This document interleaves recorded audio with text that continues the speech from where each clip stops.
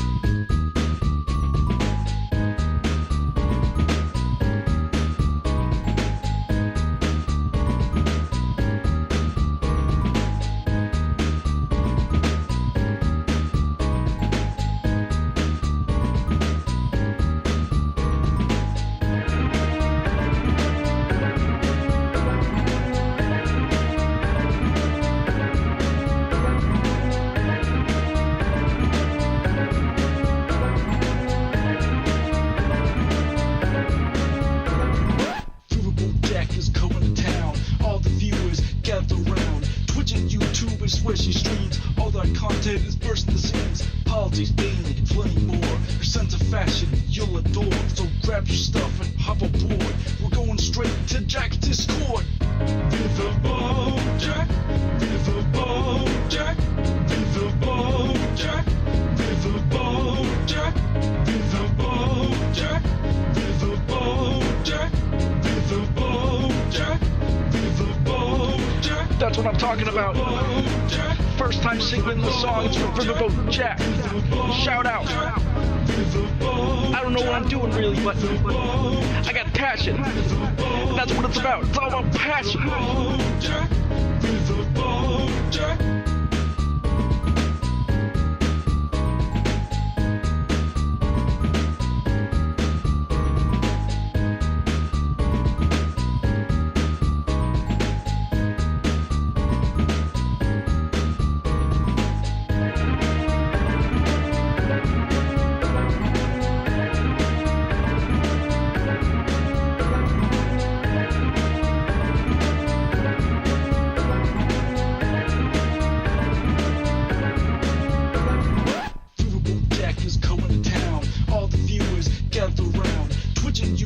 Swishy streams, all that content is bursting the seams. Politics, daily, and plenty more. Your sense of fashion, you'll adore. So grab your stuff and hop aboard. We're going straight to Jack's Discord.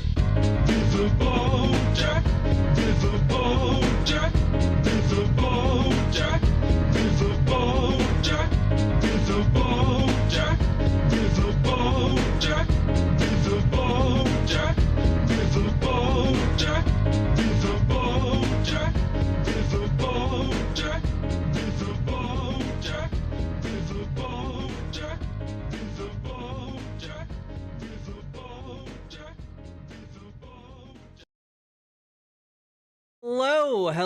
Hello, everyone. How we doing, folks? How are we doing? How y'all?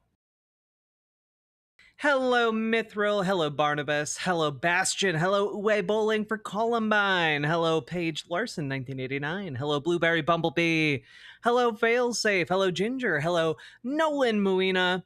Hello, One-Eyed Heathen. Hello, Tyrion the Himalayan Salt Dragon. Hello, Cyrus Mob Hunter 445. Hello, Erica. Hello, Cute Dark Arts. Hello, Liz Galahad. Hello, Paladin Lost. You have now been subscribed for 4 years. Guess we're stuck with this until the end of fascism. I mean, look, you guys are stuck with me until the end of whatever comes after fascism. You know? Hello, Veronica B. Hello, Mikola. I'm gonna fuck up your last name. Hello, Eddie. Hello, Mithril. Thank you for being a member for 3 months on YouTube. Vertical and with a pulse. Excellent. Hello, Depraved Ambiance. Hello, Echoplex Media. Welcome. Yo, you were the first commenter over on Twitch. I'm impressed. Hello, Webmage 101. Hello, Louise. Hello. Hello, Josh. Hello, Simric. Hello, the all-seeing dude. Hello, Will Kale. Hello, Jazz Dog, the jazziest dog I know. Hello, Punky Gal. Hello, Gamer G. Remember the rule, chat. No dying, indeed. Hello, Cannabo Brex. Hello. Also, I just put together that maybe your name is not Cannabo Brex, but is instead Cannabob Rex. And it's really throwing me. Hello, Hit the Mat. Hello, Nine-Tailed Witch. Hello, Lady Raincloud. It is raining today, but after the rain comes rainbows. I saw a rainbow today. It was lovely. Hello, Metal Kitty Mom. Feeling tired but good. Talking the importance of therapy and medications at the church grief support I'm in. Hell yeah. Also, I managed to, out of stress, not be able to sleep, and I watched season 1 of The Bear. And I'm not gonna lie, I thought of you, Metal Kitty Mom. I thought of you while watching that show, and it is That show is stressful as fuck. But in like a weirdly cathartic way. I don't know. Canna Bob Rex? I've been saying it the wrong way? Ah, damn it. Hello, Tea Leaf. Thank you for being a member, Tea Leaf. Yeah, I'm watching less content, but this is still good. I'm really burned out on Debate Bro content. Not good for my mental health. Yeah, I mean, like, Debate Bro content was really good when it felt like it meant something, like when it felt like it was meaningfully moving the needle, you know, for some people. But then, like, it became so bloody apparent and obvious that, like, people just didn't give a shit about the things they were talking about, you know? In some good news, the people that massively outbid me on a condo ghosted the seller, and I at 34 finally have a place of my own. Hell yeah, Buffalo guy! Look at you! Mandaquarian, hello! Hello! One and all. Erica, I don't know if we got an Echoplex media raid. I don't see it on my end. Echoplex might have just been here. Accidentally made your brain Chernobyl. I hope it's not radioactive. Hello, Rachel P.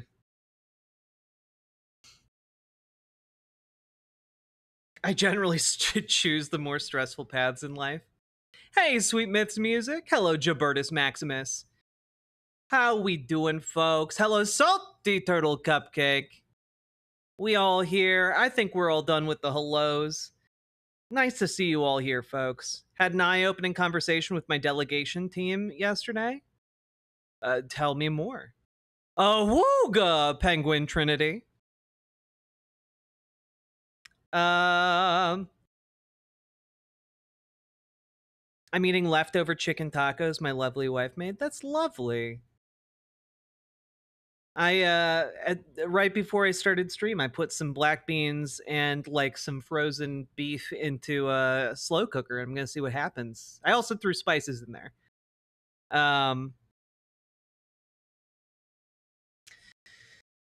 Let's see. Have some leftover rice. Might live big after this. We'll see. John Bogardus, hello. Hello, Odd Spectre. So we have a little peek behind the curtain today, folks. I would have started so much earlier, but there was like a weird police thing that happened near where I live, and it required some temporary hunkering down, which delayed plans, which in turn delayed stream. And I'm not gonna be able to go into a huge thing about this, but yeah, apologies for starting a full 3 hours later than I was hoping today.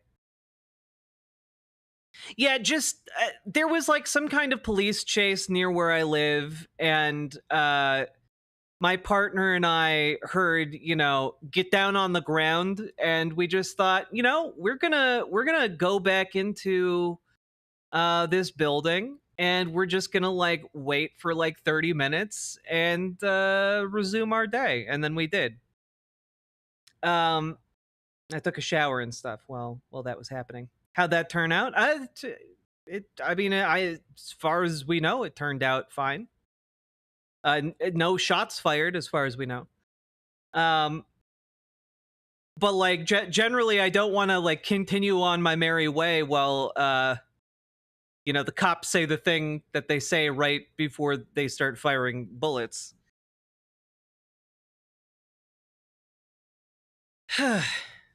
What is this? Did you link me some delicious recipe? Beef and potato, you say? I do like beef and I do like potato. I will absolutely make this. That looks delicious.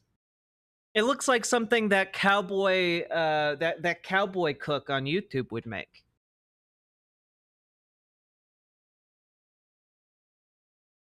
Okay. So we have so much to talk about. An additional peek behind the curtain. I need to put out a bunch of segments because I literally every second of today since I woke up, I have been spending like putting stuff into boxes. You might notice there's just less shit behind me at the moment. You like there's just noticeably less shit. Um and that's because it is being transferred to a different location where my partner lives, and that's very exciting, but it's also hugely stressful.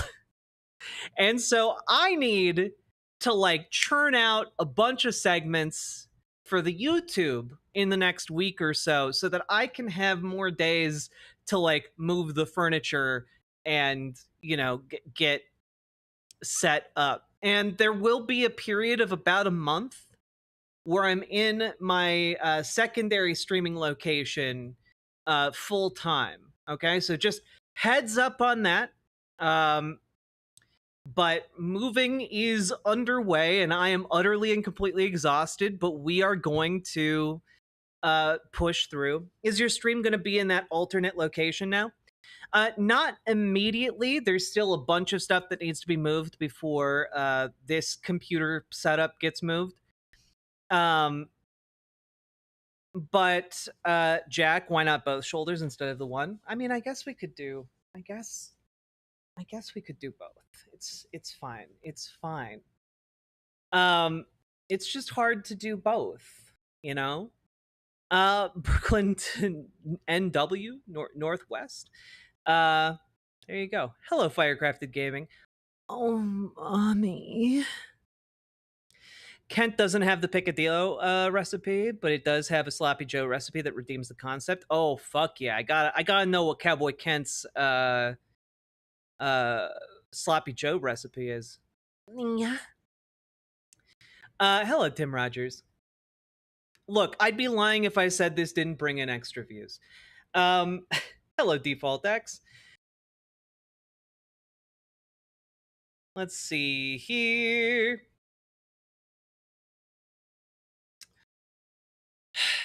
Hey, the dreaded blur. So there will be like probably starting in about 2 or 3 weeks, maybe last week of July, I'll probably be streaming from my alternate location full time. And then my studio will be done maybe mid-August or towards the end of August. And once we hit that, I'll be in a new office space that will be mine, and not just a corner of my partner's workshop. Liberal Dan gotta bring them in anyway. They'll come. That poor cricket jumper. The secret is adding the hatch chilies and chipotles in adobo. You know, chipotles in adobo sauce, it really does make a colossal difference. I do have to say.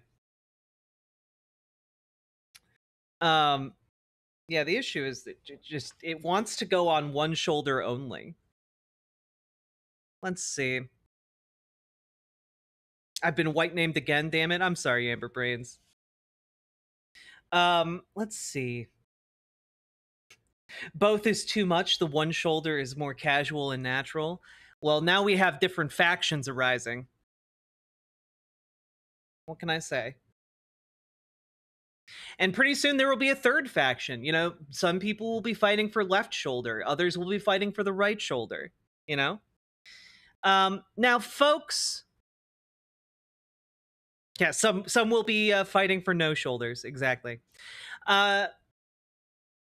So, I demand all 3 shoulders. That was only seen once in the film Running Man. No, the film. Fuck. The not Running Man one. You guys know which one. The one where he goes to Mars. Fuck. What's it called?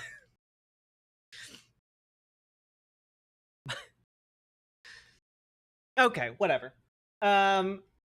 We have to talk about so many different things.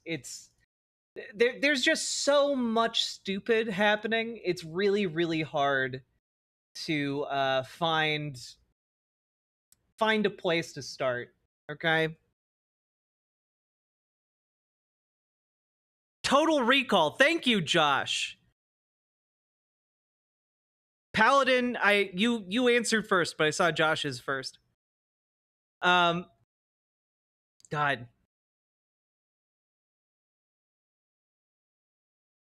Now, okay, folks. Because I'm going to be missing some streaming days in the next month, hashtag like, comment, and subscribe, and drop those subs, donos, memberships, super chats, etc. if you are able to. I need to bulk up on the content that I'm going to be, kind of banking, right? Yo, Tea Leaf, thank you for the $50 Canadian. I very much appreciate that. Take my money. Hell yeah. I apologize in advance. We're going to have an unusual amount of dipshittery and brain rot this week in particular, and I've bulked up on quite a lot of it.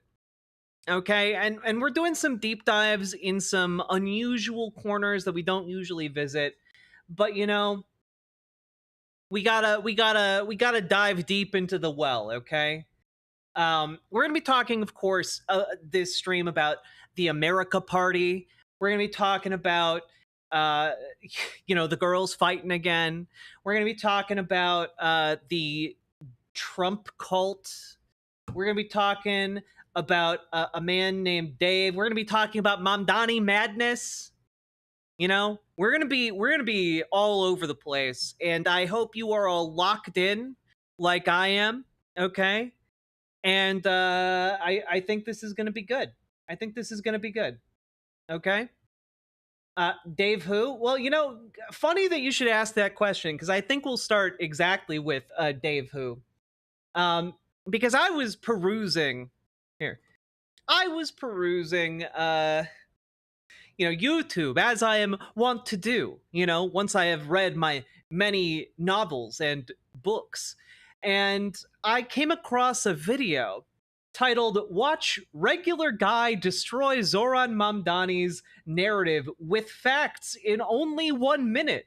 And I thought to myself, wowee, I would really love to see a serious challenge to Zoran Mamdani's policies in only 1 minute. That's quite intriguing. Who could have the mental fortitude and, frankly, the mental horsepower? I am very proud of the mental horsepower you have To actually destroy policy positions in only a minute. And so obviously I clicked it, and here's what I found. Tell me an instance where the federal government has ran a business or done something better than an American citizen. Anyway, here's a random guy on buses.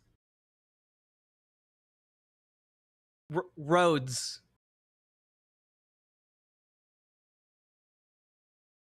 Space. We put men on the moon. Scientific innovation. The postal service. Your clean drinkable water.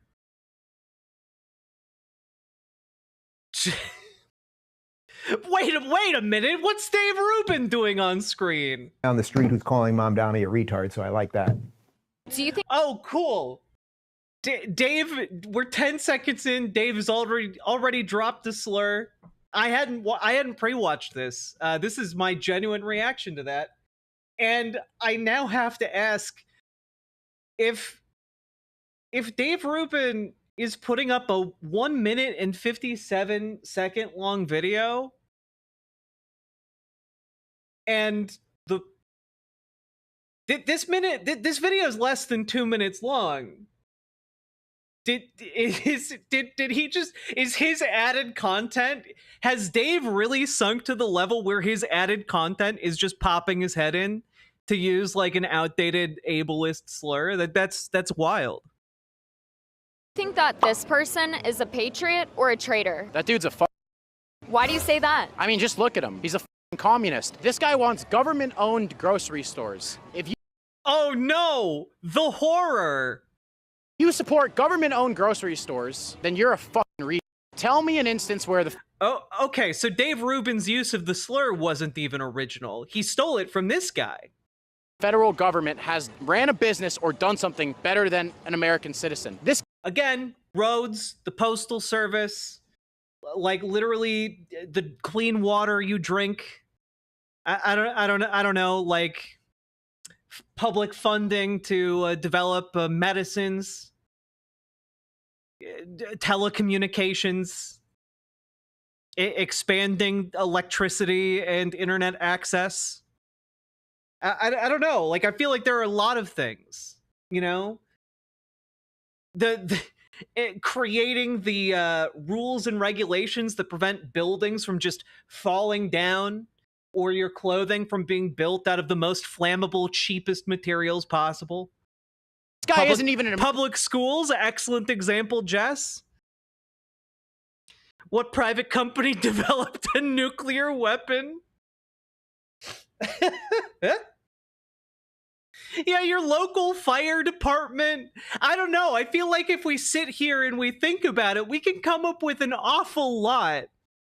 You know, like, oh man.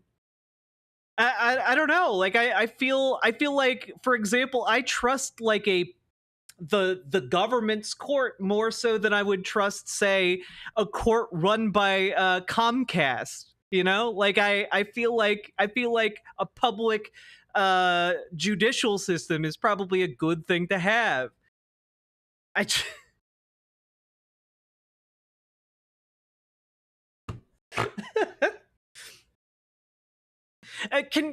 the way, what about like rest stops? Just one example, rest stops. You know what's lovely? Being able to just like stop at like a place in the middle of nowhere that has a functional bathroom and sink in order to like clean yourself up and take a shit. If we lived in a privatized society, we would not have those. Because you wouldn't have the interstate highway system.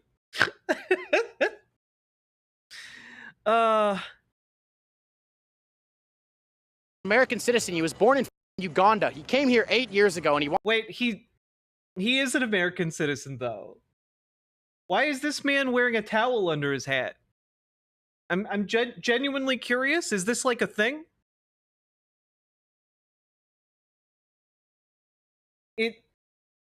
Can someone explain the headgear on this individual? That's his hair? No, it's to absorb the chemtrails. He got a massive head wound right before this. Oh, fuck. I just like, what? This is the guy. This is your strongest intellectual warrior against Zoran Mamdani.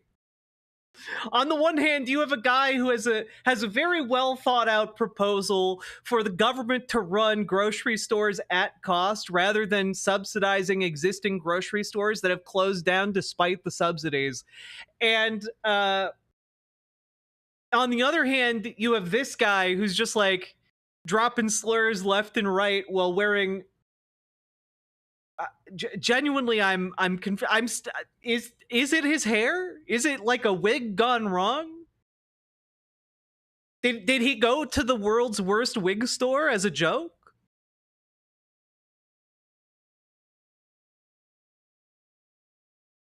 I just like, dude looks like he's doing the worst towel heist from like a Hilton hotel that you've ever seen in your life.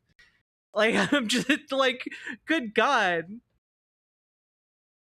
Wants to be the mayor, and he wants government-owned grocery stores. If you walk into a CVS, yeah, it'd be government-owned grocery stores in food deserts where other grocery stores have closed up shop because it's not profitable for them. You would want a government-owned store in there so that it can run at cost to provide goods as cheaply as possible to the public in that area where there aren't any other grocery stores, because people still need food in those areas. yes, you have to ring a bell to unlock the toothbrushes. If this guy becomes mayor, you're going to have to ring a bell to unlock the Tic Tacs, to What does that mean? So he's like, yeah, in CVS, you have to ring a bell to get them to unlock the toothbrushes, and it's like, you actually don't. I don't know if people know this, but you can go to stores, specifically CVS stores in America, and get toothbrushes that aren't locked behind plastic.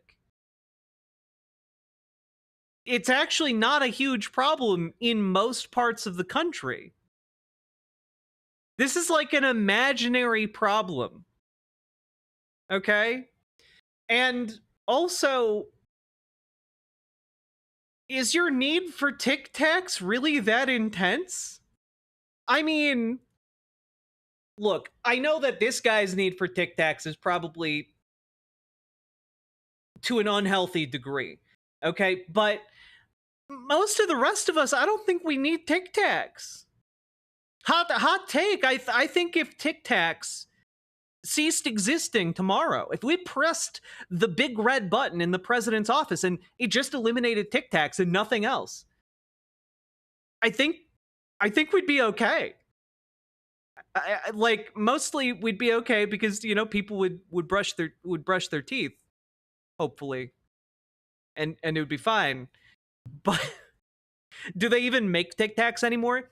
Literally, the last time I talked about Tic Tacs on this channel, and there was a last time I talked about Tic Tacs on this channel, by the way, it was because Donald Trump was going on a weird Tic Tac related rant. It was, I shit you guys not. Donald Trump is obsessed with Tic Tacs, and I think it really it's like a through line of his presidency, like one of the weirdest ones. Where, like, you guys remember in that original, like, grab him by the pussy tape? He talks about Tic Tacs in that tape. And ever since, like, every year, he gives, like, one bizarre speech where he mentions Tic Tacs. And it's gotten to the degree where I'm, like, just kind of passively interested as to whether or not he has, like, a branding deal with Tic Tacs where he gets paid X number of millions of dollars to say and mention Tic Tacs once a year during his presidency. I don't know. Like, that's my mini conspiracy, okay? And it's only as a joke. Don't take it seriously. But this guy, I think, would be the only human being to suffer if Tic Tacs stopped existing. Unlock the Coca-Cola. Everything's going to get stolen. Everyone's going to go out of business. The country's already ruined, but it's going to be. Oh, okay. So I guess we forgot the ancient art of argumentation. You know, the subclass where you just make up bad things that are unrelated to the actual policy you're arguing against. That's cool. You know, I forgot. I thought people forgot about this ancient argumentation affect, and yet here he goes, resurfacing the rhetoric. I think Ptolemy used this. Be even more ruined if this slimy little rat wins. I say vote Eric Adams, deport this guy back to wherever the he came from, and he's a fucking. Wait, did Dave Rubin is so cooked? Dave Rubin is, look at him. Look at him go. Okay, look at that weird ass affected smile he has. Yeah, I don't care if the guy in that video is like a regular guy or not. I don't think he's a regular guy.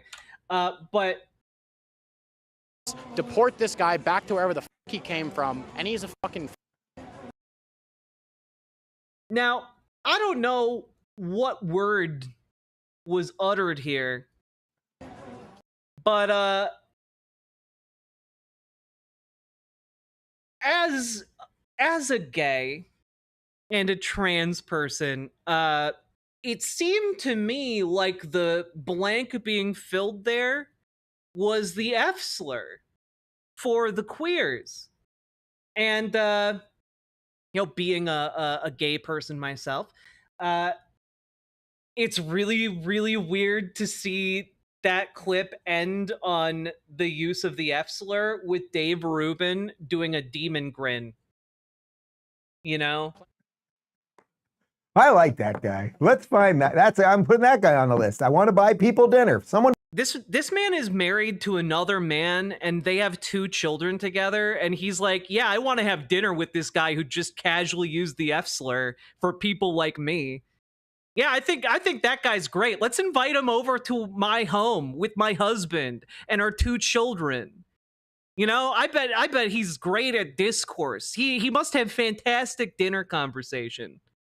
Dave Rubin is literally one of like the slimiest, most cowardly individuals I've ever seen in online spaces. It's like, it's not even really close. He's so obsequious. Like, you could literally kick him in the balls and he would thank you for it. Like, if you're a Republican donor and you kick this man in the balls, he will ask you for more and will just he'll just keep getting kicked in the balls. It doesn't matter. You know? Why isn't Dave's husband left him? Presumably because they like money. You know? Dave is just a little pain picky. Find that guy. I'll buy him dinner. What's the deal with the? Wait. Correction. Rolling it back because Dave Rubin. You know, maybe Dave Rubin's just really lonely. You know, maybe Dave Rubin is just really a man who wants companionship. You know, he's just looking for a friend. He just wants somebody to lean on, you know? And, you know, someone who would, I don't know, bake him a cake for his gay wedding. Maybe he, in this person who's casually dropping the F slur, he actually saw the spirit of a baker. Someone who would be willing to bake him a cake. Could be. Rag on the head with the hat on top. Is that a heat issue? Let's see, you put like some cold water on there. It's probably a heat Even Dave is confused. issue. And then you just walk around with that. But obviously, it's keeping the brain nice and moist because that guy gets it. Yes. It's keeping the brain nice and moist? What does that mean, Dave? When I think of the things a brain needs, I don't think moist. What? What's wrong with you? Mamdani wants to socialize and How hard is it to say a man's name? You literally have it written in the title of the video. nice and moist because that guy gets it. Yes, Mamdani wants to Mamdami mommy. Like, what is wrong with these people? socialize and communize everything. And once that happens, competition will disappear, services will be worse. All of the people that produce and Citation or any kind of argument needed. Like, these people use the word like government owned, like the phrase, as if it just means bad. And like that should be self-evident. That's actually not self-evident. You have to make the argument against that. And a lot of people, I guess, in conservative circles just completely forgot the need for an argument for things, a need for a reason for things, other than that bad, must hit with rock. have money will get the high hell out of there, whether it's the people who are working on Wall Street, because by the way, they're also going to like at the Batman with Bane, they're going to rampage through there. And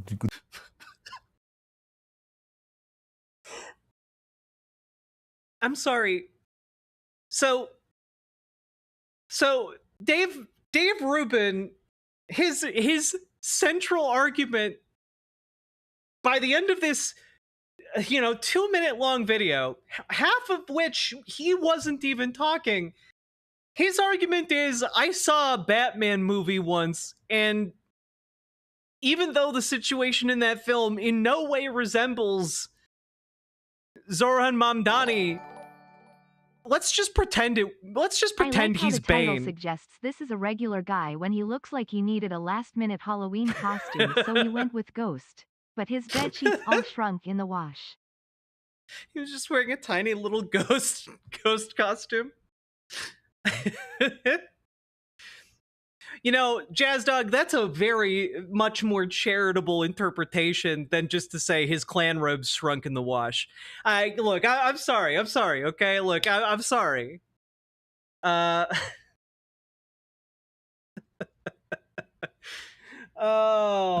fuck, we live in the dumbest timeline. We live in the dumbest timeline. Batman though. Have you guys seen Batman? It'll be like Batman. Do all that kind of stuff. But then they will not have people who will build things properly and all of the rest of it. What are you talking about? Conservatives are the ones who don't want to build things properly. That's why they want to get rid of the building regulations. What's wrong with you? How is Dave wealthy and popular again? Well, he used to work for a little-known online news outlet called The Young Turks. And then he decided to make a video for PragerU titled Why I Left the Left that became a huge meme and now has a bunch of backing from various conservative groups. Supposedly took a lot of money from Russia, unbeknownst to him. And, you know, that's how he has a lot of money. He's not even like a token gay, though, Crochet Whimsy, because, like, they don't like to, like, conservatives don't like to be reminded that Dave Rubin is gay.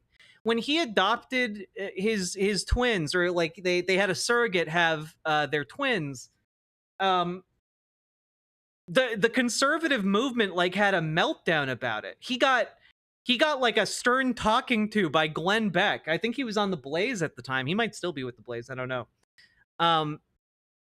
About how like being gay and having like surrogate children is wrong. You know, it's nuts.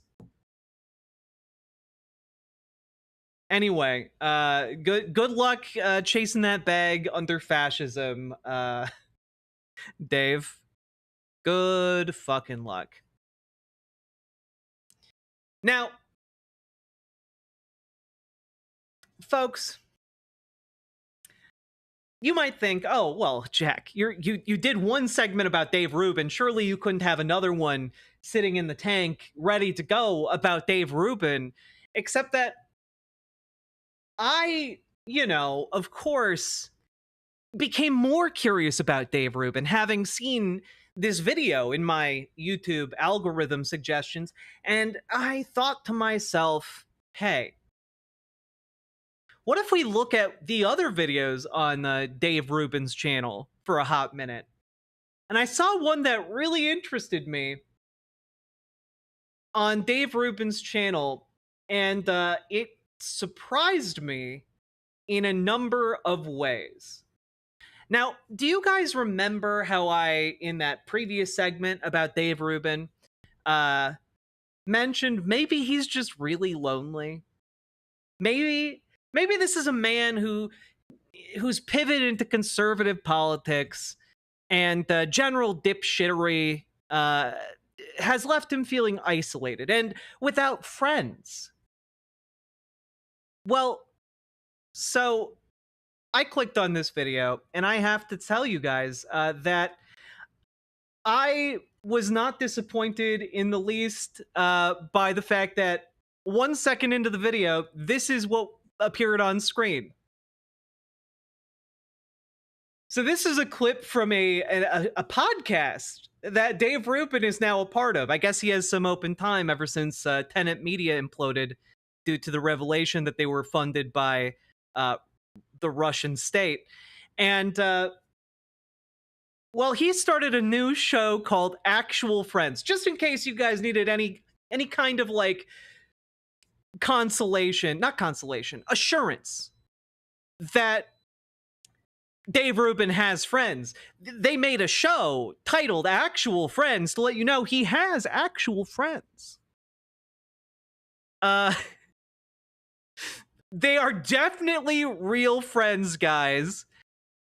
And we're gonna dive into this clip. It's only like 5.5 minutes long, okay? It's titled Sage Steele Stunned by Dave Rubin's Brutally Honest Warning on Zoran Mamdani. And I was just so intrigued by his last description of Zoran Mamdani's politics and his brutal takedown of Zoran Mamdani's politics, which include,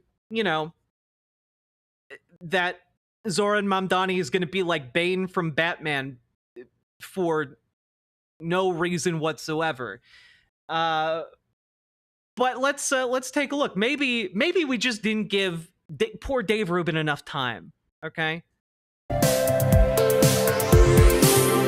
Trump obviously is the populist movement on the right, and whether we like he's not it or not, the old school Dems, whether they were good, bad, indifferent, or whatever, they've been completely obliterated by the populist version of the left, which is this socialist, woke, Marxist, whatever you want to call it thing. That doesn't mean I like it. Yeah, socialist, woke, Marxist, all of those mean the same thing. Somehow, if you squint and ignore any of the context or meaning of words. But I can also acknowledge reality. There's a couple of things here. I mean, one is that I think the future of the world, or the Western world, is that cities and rural areas are just going to keep going in different directions. Big cities, people that live in big cities. Oh yeah, Russell Brand is on this show. As he's going through his, I think he's now like going through his actual legal, prosecution. Like he's being prosecuted for sexual assault. So Dave Rubin, just no compunction whatsoever about getting involved in a show like this. That you can make an argument, actually, that in general, if you live in a big city, you need more government, meaning you have more people that literally live on top of you in a big building. Also, there's no one who knows the rural populace like Sage Steele and Dave Rubin and Russell Brand. All of these are obviously people of the land. People who get their hands dirty in the fields. People who go out there and know how to speak to another farmer, talk about crop yields and when it's going to rain next. These are people in tune with the soil of America. Or maybe they're all hopelessly out of touch rich assholes.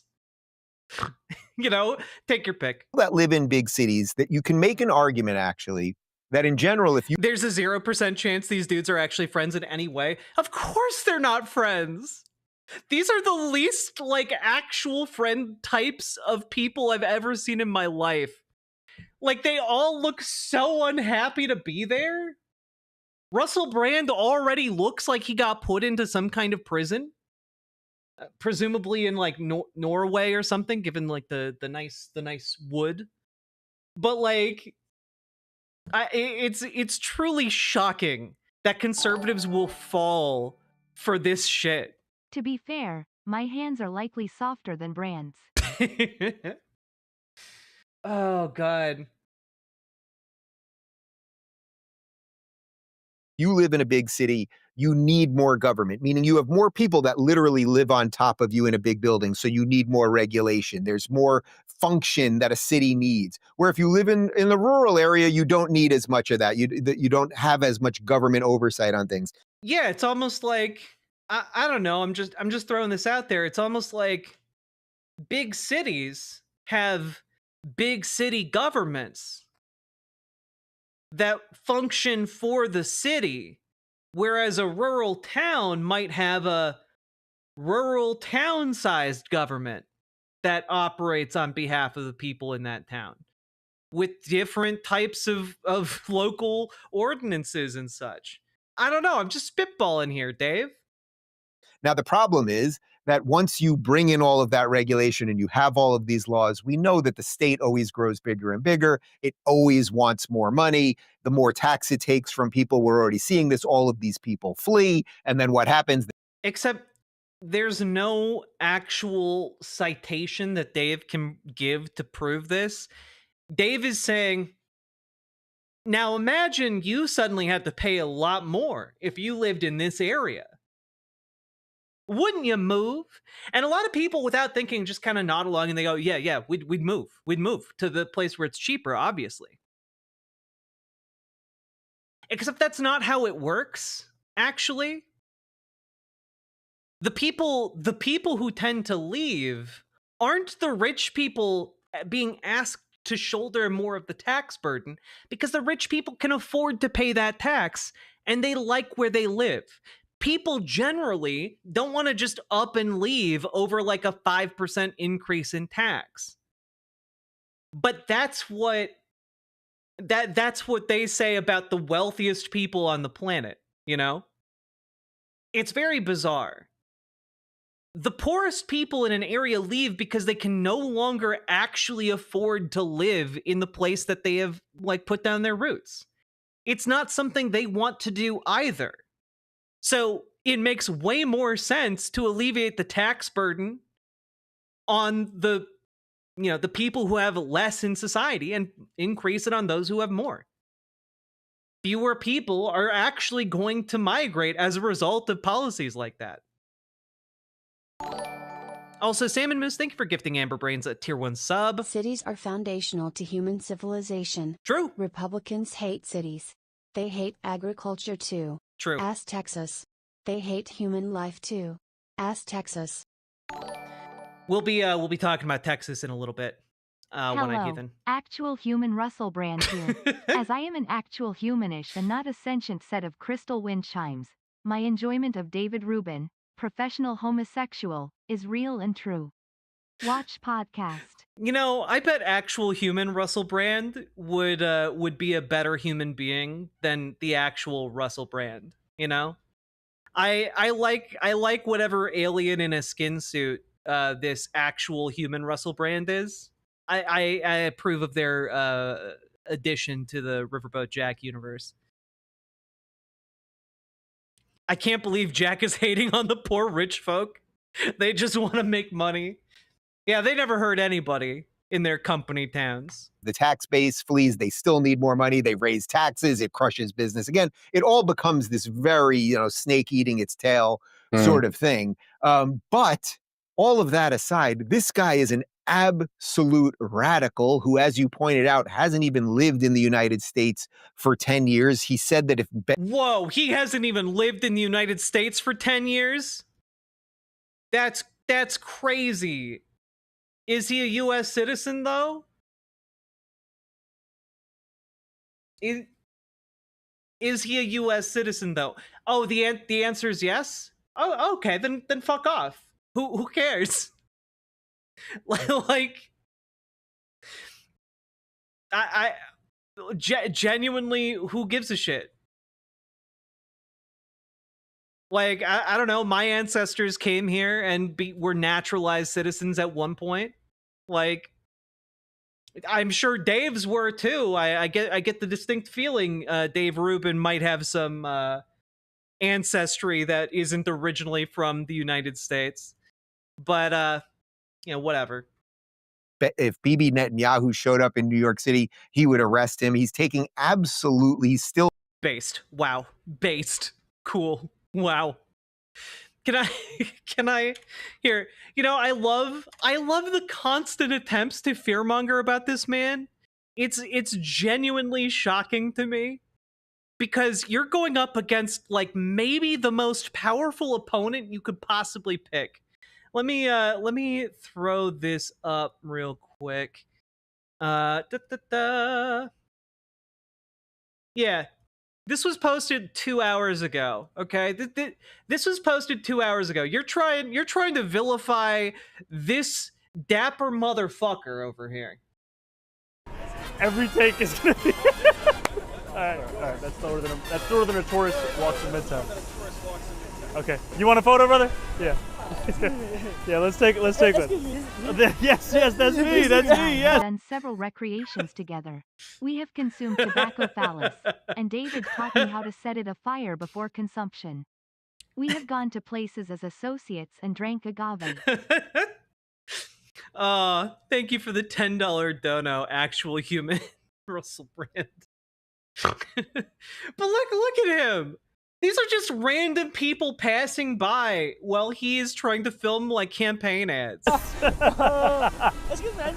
Yeah, we can take one. Thank you. I appreciate you. I voted somebody that won. Thank something. you. Congratulations. Thank you so much.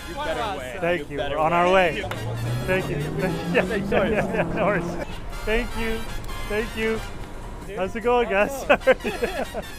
Thank you. You gotta catch up to me over here. How you doing, brother? Thank you, guys. Thank you. Like, the one thing I haven't seen this guy do is like do the most politician thing imaginable and kiss a baby. But like, out of all the politicians that currently exist, if I saw this man like kiss a baby on the forehead in like while going about trying to film like an ad, like I would just be like, yeah, that makes sense. That's actually not weird. Thank you, my man. I appreciate you. Thank you. Just what is dapper, finely dressed, good looking, you know, clean cut. Yeah, for sure. Hi, Assalamu alaikum. How are you? Ready? Okay. I think she's coming. Hey. I love it. Look at her come. Look at it's so good. Ready? Okay. I think she's coming.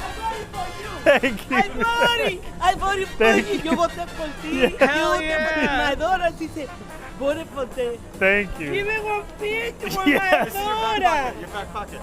Madonna. Thank you. Thank you, brother. I appreciate it. No. Let's go. The pure charisma you are trying to battle against is just unbeatable. I'm sorry. This man is like the antithesis of like the Republican vision of America. You know, like this man is like, you can't beat him. Sorry. This is why, by the way, Republicans have to like threaten to like, you know, comb through his naturalization papers and try and like get him on a technicality so they can deport him. Like, it's because he's too powerful. I'll do it for you. Yeah, Zoriz Mamdani, exactly. I'll do it for you. Okay. I got you. Camera. Like it's incredible. Like, I cannot imagine a more losing fight for these people to pick. So I welcome their hatred. You know? It's incredible. Now, we go from, you know, Zoriz Mamdani over to a bunch of actual friends. Still chanting to the river to the sea, all of this stuff. I've said it on my show for weeks with this guy. If he wins in the fall, if you are Jewish, you leave New York City, period. It's incredible. Yeah, if you're Jewish, you have to leave the city immediately. Because this man is going to... This Zoran Mamdani fellow, you know what he's going to do? You know what Zoran Mamdani is going to do if he wins to all of you Jewish people in New York? He's going to increase anti-hate crime funding. That's right. He's going to boost it to record levels to track down the people perpetrating hate crimes against Jewish New Yorkers. And that's apparently terrifying to Dave Rubin. And you really have to ask yourself why that is, I think. You know? Also, yeah, can we, like, take a moment and, like, this guy, this Zoran Mamdani guy who is repeatedly, over and over on television when asked about Jewish New Yorkers, like, stood up for them, defended them. He's made appearances with, like, one of the most popular Jewish candidates.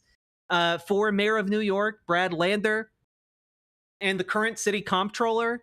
Like, but no, you have to get out if you're Jewish and in New York, because this really swell guy is going to try and make your life better. Meanwhile, Dave Rubin, Donald Trump's a swell guy. Just ignore the fact that he's dropping anti-Semitic slurs in his speeches these days.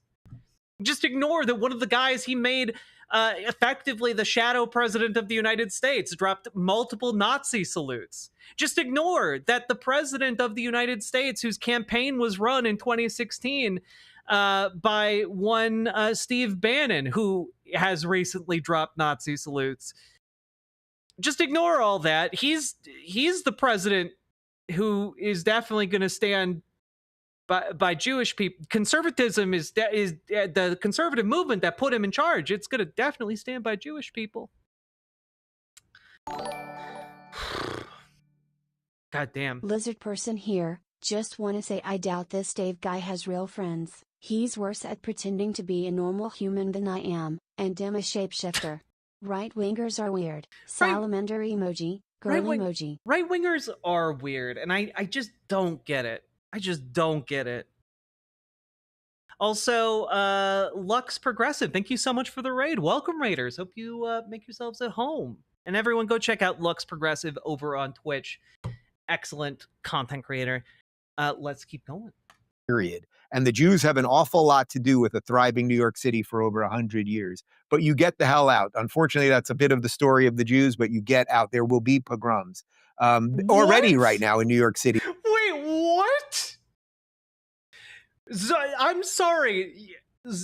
Based on literally nothing, Dave Rubin is claiming Zoran Mamdani is going to do pogroms. Is going to conduct like purges of the Jews from New York City. Are you kidding me? I didn't think even Dave was this stupid.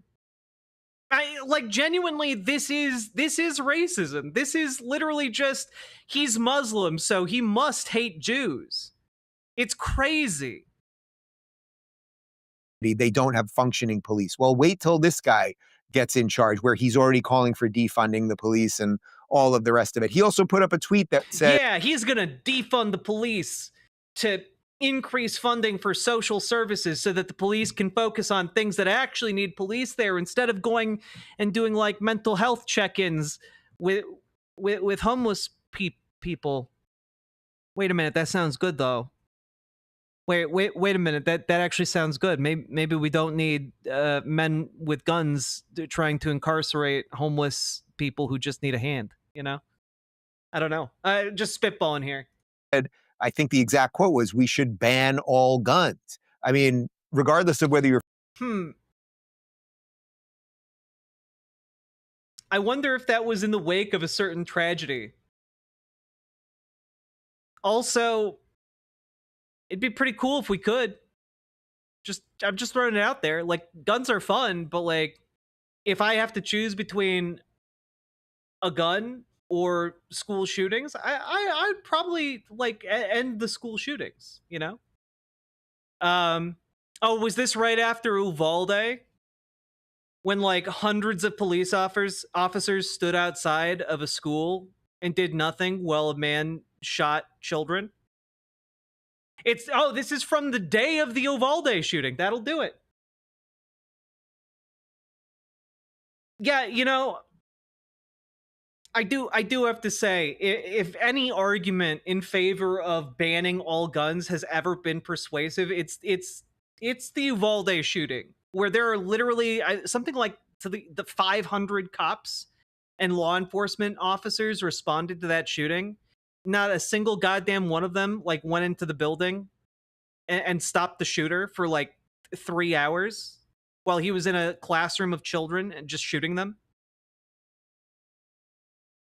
I think that's a pretty reasonable take. I think banning all guns is a pretty reasonable response to the massacre of children. what your feelings are on guns or the difference between, a semi-automatic and a handheld or whatever.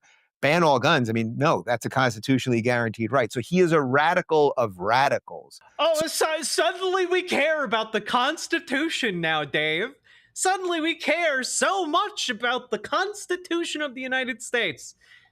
Not when the president does anything in violation of the Constitution, mind you, but, when a New York State assemblyman tweets something in the wake of a massacre of children, that's when we clutch our pearls. Okay, gotcha.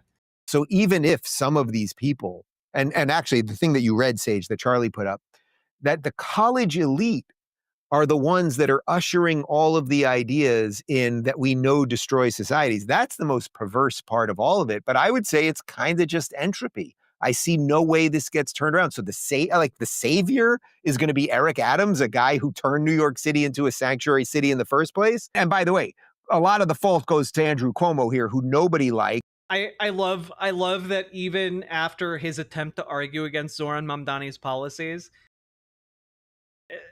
he's still like, I don't see any way Eric Adams is gonna win. This Zoran Mamdani guy has it on lock, which is honestly great. I love that for us.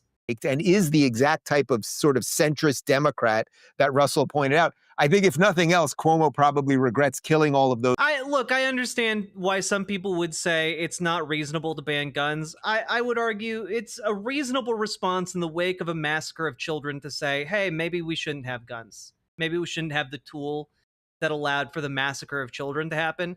I find that to be a reasonable human reaction. I can understand the arguments against that, but I also think that that is a very reasonable, incredibly human reaction to a tragedy. And like that, I think we all need to understand that as a reasonable reaction to a tragedy. Whether or not you agree with that, with like the stance. Those old people, sending them back into the homes during COVID because old people vote. So he killed his own voters. He did. It's brilliant. And Russell, can I just chime in there? Because you said something. I don't want it to ever come across that I or any of you are unsympathetic to people who are in need, because that is the exact opposite. Is just that you got to be educated about what people like this are saying when they say free school lunches, free this, free that. You have to understand what they mean when they say free school lunches. It's not a difficult concept to wrap your head around.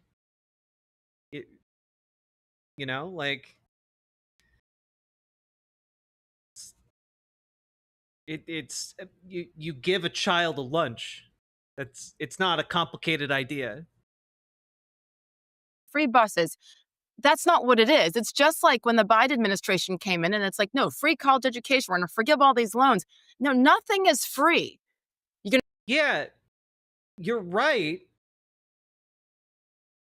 In the sense that it still costs money to produce that thing. It's just that we as a society recognize that there is an inherent good to providing these things at point of service for free because certain people can't afford them otherwise. Or the enforcement mechanism of that, of like, enforcing a cost on a certain thing is just not worth it. You make it free as a result of that. Or the benefits to society at large are just so great that, yeah, you provide it for free. Kind of like how the fire department doesn't come and respond to your house being on fire and then presents you with a bill. Or even worse, shows up and waits for you to pay your bill before they start fighting the fire. Yeah, it does still cost money to pay those firemen, to build and maintain the fire trucks, to have the infrastructure in place to allow them to fight fires. That does all cost money, but we pay that money as a society because we recognize the benefit is there. The same way we should recognize that there is a benefit to people being able to easily get to work. The same way we should be able to recognize the benefit of children not starving. Like, children need to grow up and need to have the food necessary to fuel their brains and build their bodies. This isn't rocket science. You are investing in like the ability of your population to work and thrive. You'd think with such subterranean takes, their heads would all be level. I know, right? Sake Tanuki, thank you for the 5 tier 1 subs. Oh yeah, Lady Raincloud, that's Russell Brand, the noted sex pest. Are the professors working for free with college education? Of course not. The money comes. Yeah, of course not. The government owns the debt. Like, the government issued the debt. It can also just stop collecting it and cancel the debt. Like, we recognize that it is a huge burden on like the educated people of America to pay off those loans, especially when they are, you know, sometimes ballooned astronomically by various like interest rates. And when you forgive those loans, it stops the money from being tied up in paying the loans, meaning that there's an entire class of people that can then spend their money elsewhere within their communities, strengthening the local economy. It is a net benefit to do this. Comes from somewhere, and that's the problem, is people believe this and don't understand that it's going to hit them in other ways. And also, if there's anyone who knows a thing or two about nothing being free, it's Dave Rubin, the man who received hundreds of thousands of dollars for incredibly bad content. There's a video somewhere on my channel where I went over some of the content he was putting out on Tenet Media. I think I put out a video, something like Dave Rubin's like hit rock bottom. And it was him doing a video for Tenet Media, the Russian state op. And in it's just him reacting to like a YouTube short with like another person and like talking about like going to like cocktail parties. And it was some of the most banal, toothless, insipid pieces of content I've ever seen in my life. It was truly boring and mediocre, and this man was getting paid hundreds of thousands of dollars for it. And I don't know if he recognizes that there's no such thing as a free lunch. Maybe he should have been more suspicious about where that money was coming from, but I digress. And by the way, also show me one program. Again, this is where the left, they're really good at fake empathy. They have show me where the money's coming from. Show me one program. Empathy, as long as it doesn't come at a cost to them. So you know that someone can check the numbers on this, but conservatives donate something like 20 times more time and money than Democrats do or than lefties do, because conservatives don't always think the state can magically do things. But you know what's really interesting about that number, that figure, by the way? The reason it is padded and phrased exactly like that is, as conservatives donate more money, it's largely because conservatives tend to be really wealthy. Conservatives tend to have a lot more money.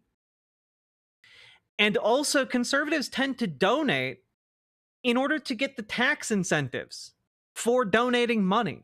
And if you are ultra super wealthy, like say a Bill Gates type, you donate your money to your own charitable organization and then like get the massive tax write-off, but then that charitable organization like goes and invests in essentially your business projects.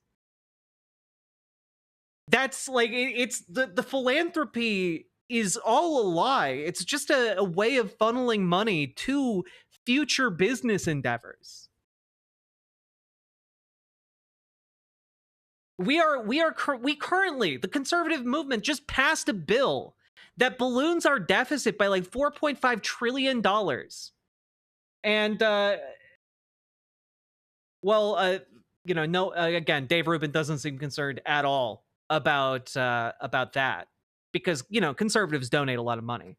How are you all gonna like pay for any of these free food for children? How are you gonna pay for it? when it comes to ballooning the deficit of America by trillions of dollars, as long as it goes to the wealthiest, most powerful people on the planet. Oh, well, that's just how we do things. But show me a government program that really is successful when it comes to getting people off food stamps or out of the cycle of poverty or all of those things. I mean, all you have to do. The child tax credit. The child tax credit is one of the most successful programs in U.S. history of getting people out of poverty. Something it like cut like the rate of child poverty by like 60%. Like like to an absolutely colossal degree. Like you can look at other countries, free college education. You can look at our own country, our own results with like free school lunch, free school breakfast programs. These things meaningfully and materially improve the lives and well-being of people in communities and help them to break the cycle of poverty and get out of their dire economic constraints.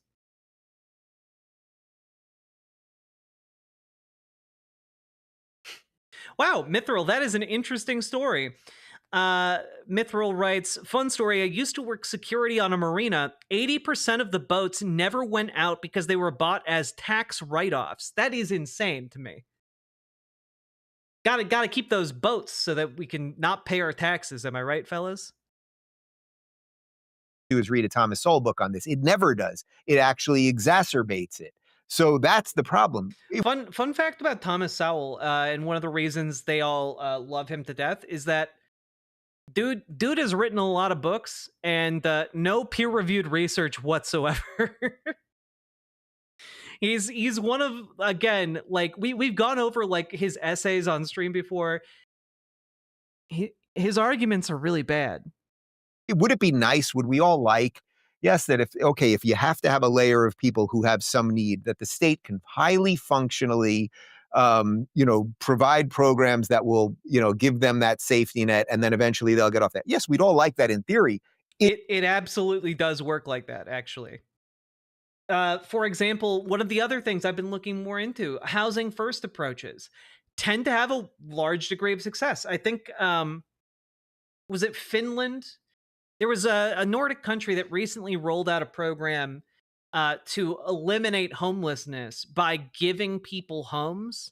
And something like within like the first year of the program, something like, it might have been like 65-70% of the people like had gotten on their feet and were like now functioning, working members of society. Like the success rate of these programs is indisputable. The only reason people like Dave and people like these conservative think tanks don't like these programs is because they would need to increase the tax burden on the wealthiest members of society. And people like Dave and these conservative think tanks operate at the behest of the wealthiest people on the planet. Simple as. It simply never works. You get bad programs that keep people in a cycle of poverty. And that's the twisted part about his thing about rent controls. Yeah. Think about what that's going to do. If you're a developer in New York City, I don't know, Donald Trump was a developer. If you're a developer in New York City, you want to come in and then you want the market to dictate what you can sell apartments for. And that's how you innovate and build better things and build actually cooler things. And that's how you get buildings in places like half of the Gulf states right now that are flourishing because they've started to bring in capitalist ideas and there's competition. Then you can actually build new things versus, you know what you get? Yeah, don't... In socialist communist states, you get buildings with linoleum floors and green lighting like they have in Russia.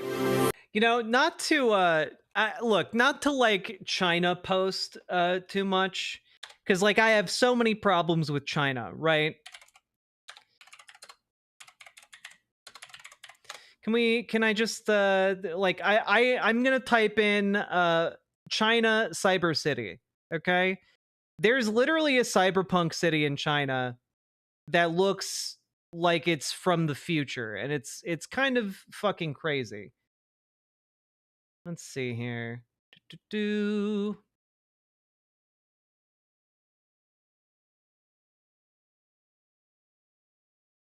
I just need a good picture of this city.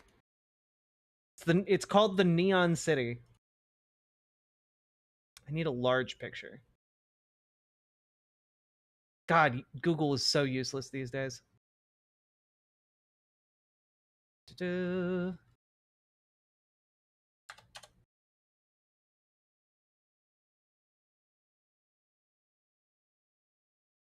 we go. Here, yeah, you know, what can like, I don't know, government policies do to build buildings? Who can say? You couldn't build a city like this without the glories of. Wait a minute. Wait a minute.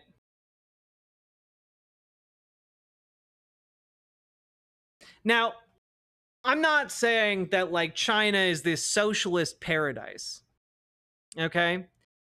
All I'm saying is that Dave Rubin's argument here that like, oh, well, you can't get things built with like government subsidies and like government programs and like you can't you can actually build an awful lot of things with government subsidies. Okay? And turns out Zoran Mamdani has a plan to do that. He has plans to build something like 200,000 new affordable housing units. He also has plans to work with the various construction companies of New York City in order to build those, while also addressing zoning laws to allow more places to be built on top of. And yeah, you can in fact build with government subsidies.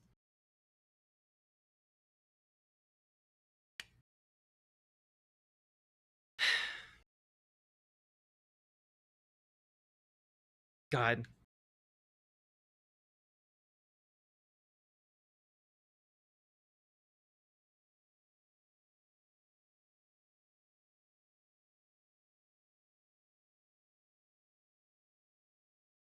I don't know. Like it's hard for me to wrap my head around the size of the bubble of unreality you need to live within and strive to create in order to not understand how like a government might be able to build an effective social program that actually benefits people, or an effective program that builds like low income housing. I struggle with that. It's difficult for me. And like again, we have examples of major government projects being created not just here, not just in like other countries that like, you know, nominally call themselves like communist, like China. We all know state capitalism when we see it. But also in the United States. We're using it right now. It's called the internet. It's one of the most successful like government projects of all time. Hey, do you have one of these? Made with government subsidies to create telecommunications. Congrats. Like, it's not like you have to look that far. Around your home, every single day, you use technology created by government subsidies, if not outright government research programs. Okay? It's nuts. Literally, one of our moderators helped to build the internet for the US government. You can watch my interview with her on the channel. You know, just gotta get the plugs in. Okay, thank you, Ashley. Thank you for helping to invent the internet. But it's genuinely shocking to see this level of delusion. Okay, wait, really? Who? Ashley. Ashley, our moderators. You can look. We have an interview on the channel which I encourage everyone to check out. Very fascinating person, wonderful woman, and highly recommend that interview. But Dave Rubin and his friends, just absolutely unhinged from reality. There we go. We did another segment, baby. We're churning them out today. Hey, Dead Domain, thank you so much for the raid. Welcome, welcome, welcome. How we doing? Howdy. How we all doing, folks? We're having ourselves a late stream tonight. Buckle in. We're covering content. We're dunking on conservatives. And we're racking up the segments to put out on YouTube, okay? Because I'm moving, I need your help to put out content and also to be able to take time off of doing streams so I can move heavy objects. Hello, everyone. Dead Domain. Hope you had a great stream. Everyone should go follow Dead Domain. They are a wonderful content creator, video essayist, streamer. Go check them out. Dead Domain, one word. We listened to Dead Domain talk about rock bands, Magic the Gathering, and other less important things. That is okay. Like, goddamn, the news has been so unabashedly terrible. Okay, it's okay to think about things that are not existential for a little bit, you know.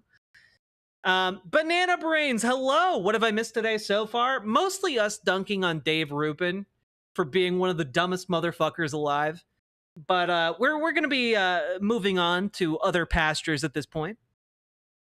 Jack, the internet may have been a mistake. I don't know. I think you guys are pretty great. Followed them? Hell yeah, Cursed Chaos. Haven't heard about Dave Rubin in a while. Oh, he's doing a podcast with his friends called Actual Friends. And of course it's him and the man accused of multiple rapes, Russell Brand, and a woman named Sage Steele, who apparently I think got fired from like ESPN for being an anti-Semite. So something like that. I don't really know much about her. We covered the terrible news, just making a joke. Ah, gotcha. We just watched a hate preacher with Dead Domain flashback to their infiltration vid. Hell yeah, people should go watch that infiltration vid. It's harrowing stuff. I have not played Deltarune yet, Mav. I would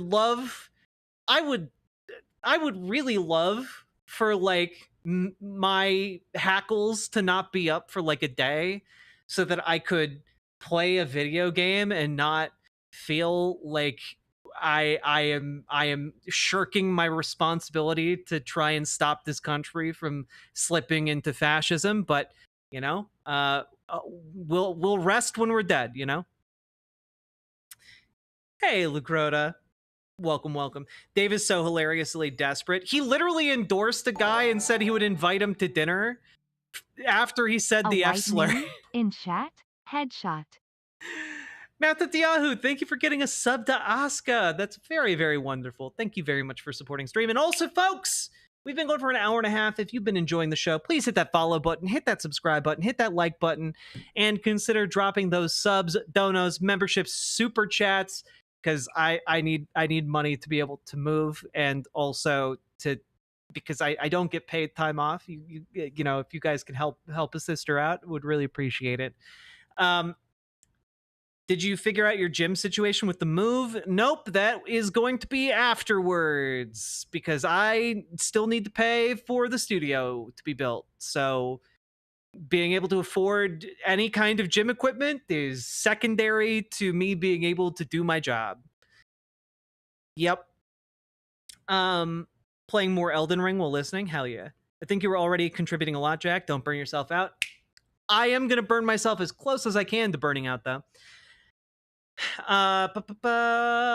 And here we go. Click the button.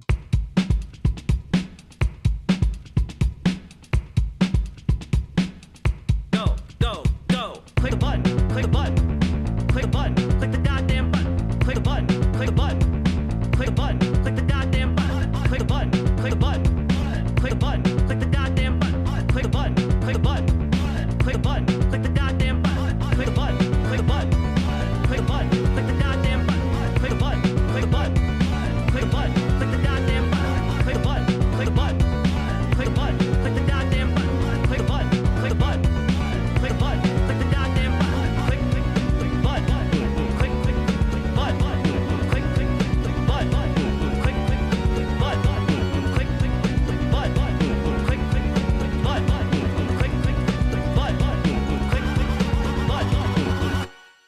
Heck yeah.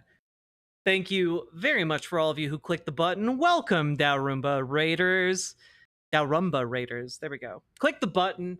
And also, folks, consider dropping those subs, donos, memberships, super chats, etc. We have to roll right in to another segment. Let's get going. You're trying to get rid of a power cage, Brutus Magnuson? That's cool as hell.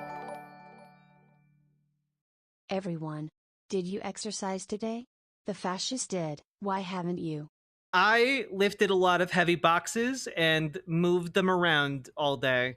So I am utterly physically exhausted, and I think that counts.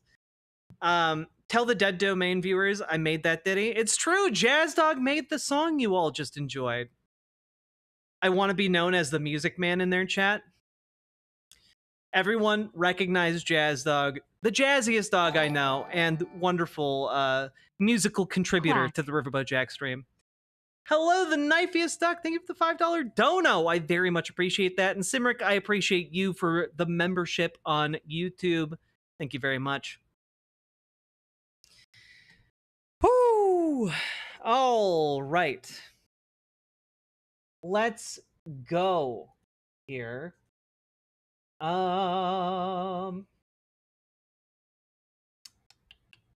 are we going here? Okay. Yeah, all right. Let's fuck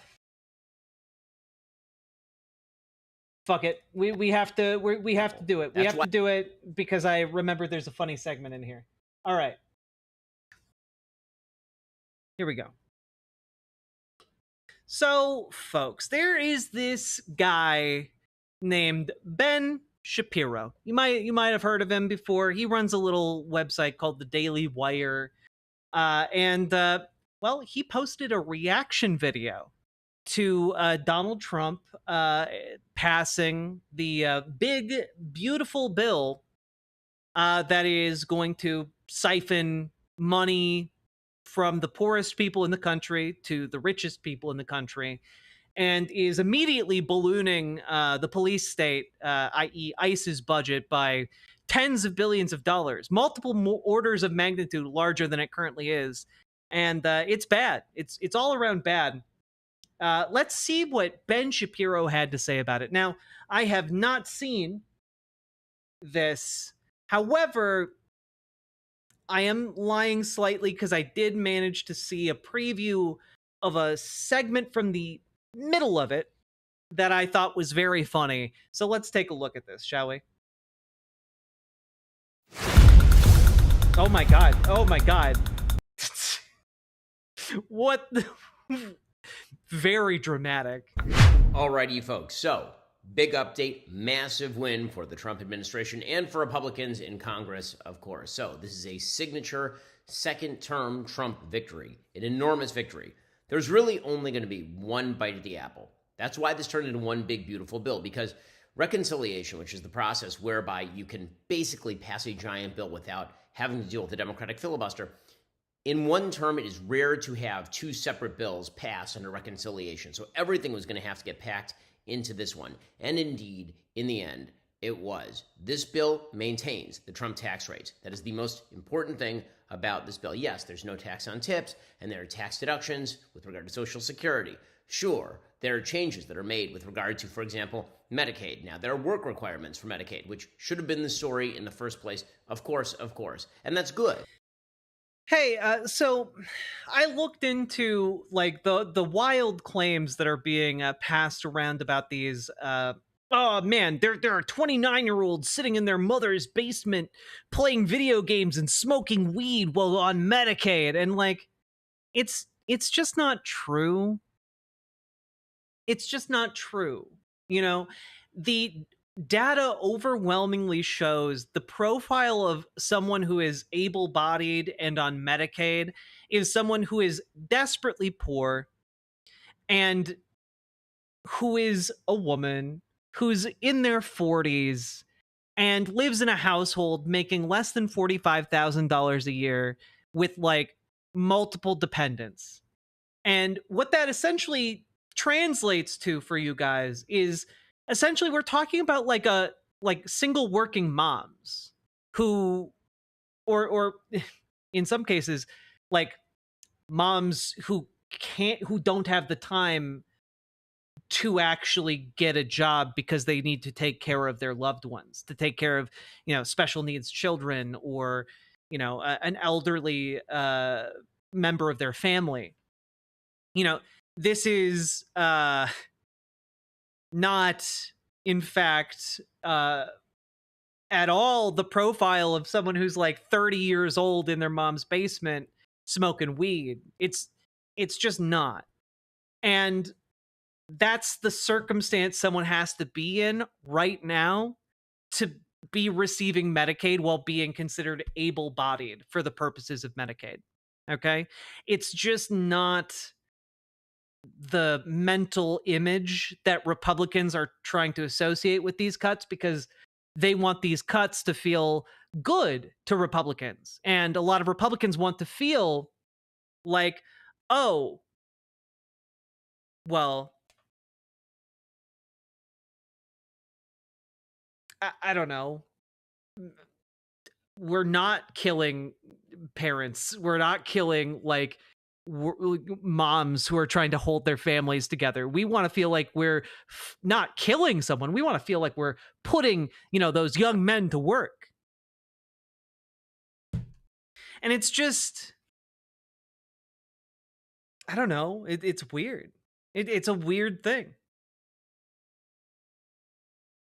And I just want y'all to know, when they talk, and when Ben looks so tired talking about these Medicaid, requirements, they are cuts.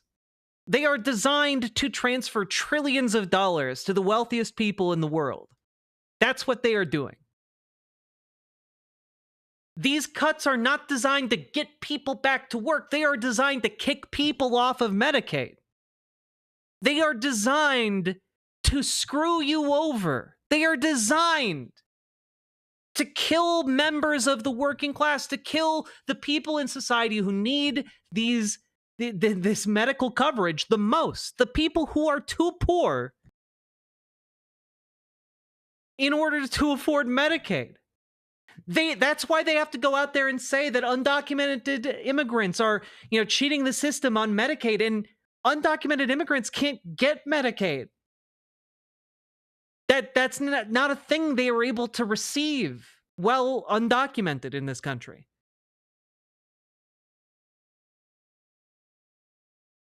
So I just, it is all hopelessly bankrupt. The robbery is being done in broad daylight. We can all see it happening. And yet I still see people, and I've been reading comments in my YouTube section. I'll cop to that. I've committed the sin of putting content on YouTube, and I've read the comments. And you know what? I've seen those Republicans talking about how, I'm being hyperbolic. It's not gonna kill anybody. It's just there to make the teenagers get to work. And it's like, it's just not what this is.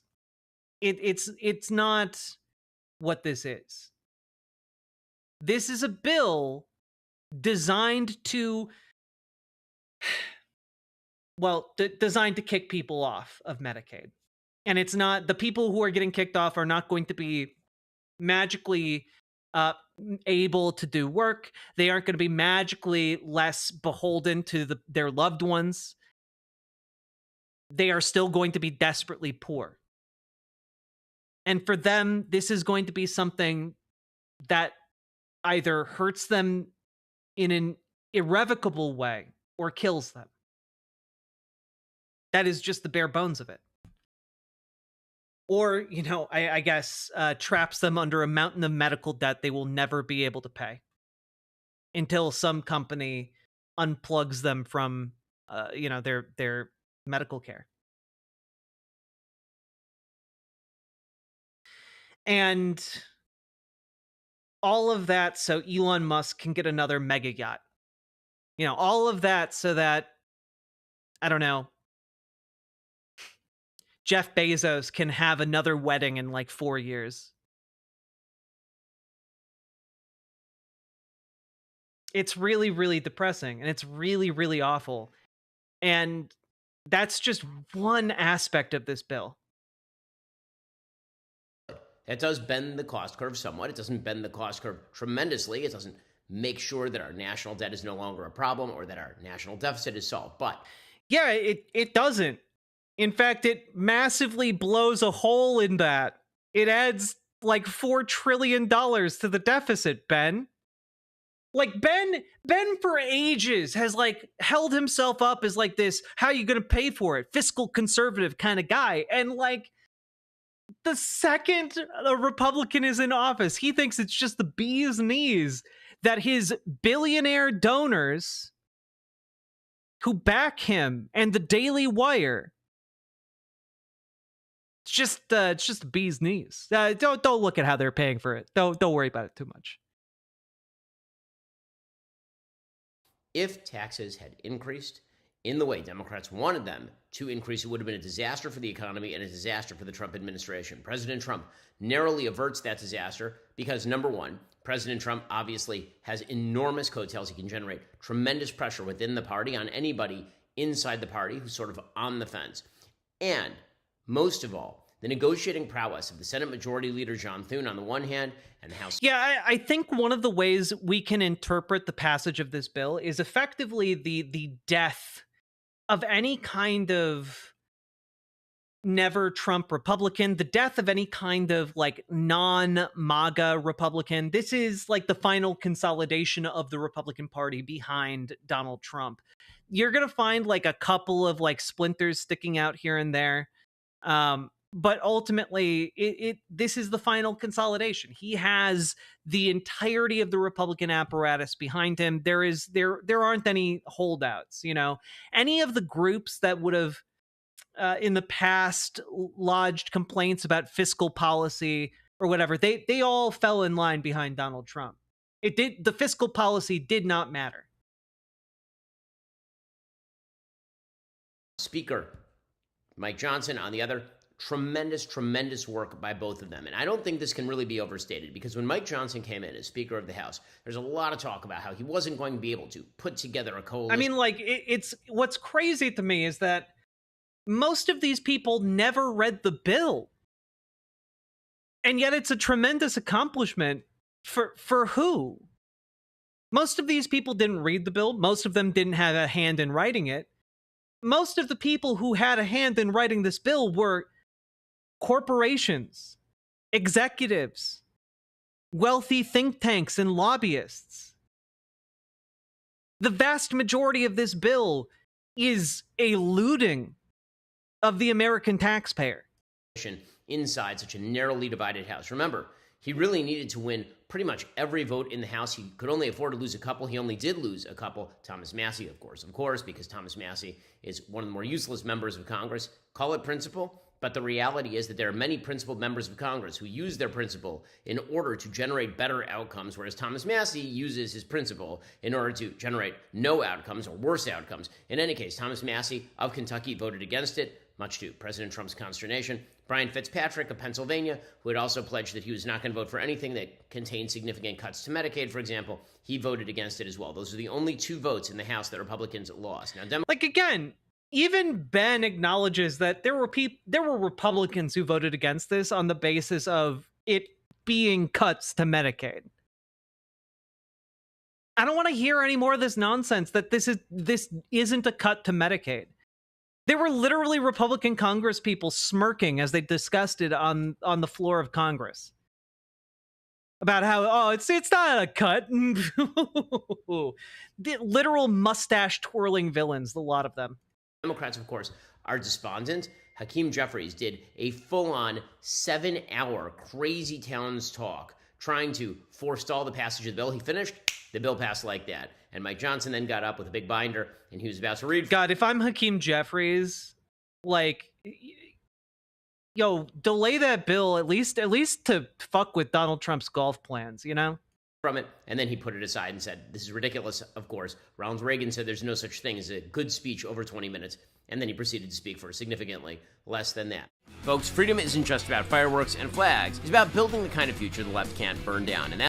Oh boy, this is what I saw. This is what I was excited for. That's why right now, during the Daily Wire Plus 4th of July sale, we're choosing to celebrate freedom by giving you 6 months for free when you become an annual member. You heard that right. That is 6 months of real journalism and I have to say, the Daily Wire clearly cannot be doing very well if they are offering a full half a year of content for free.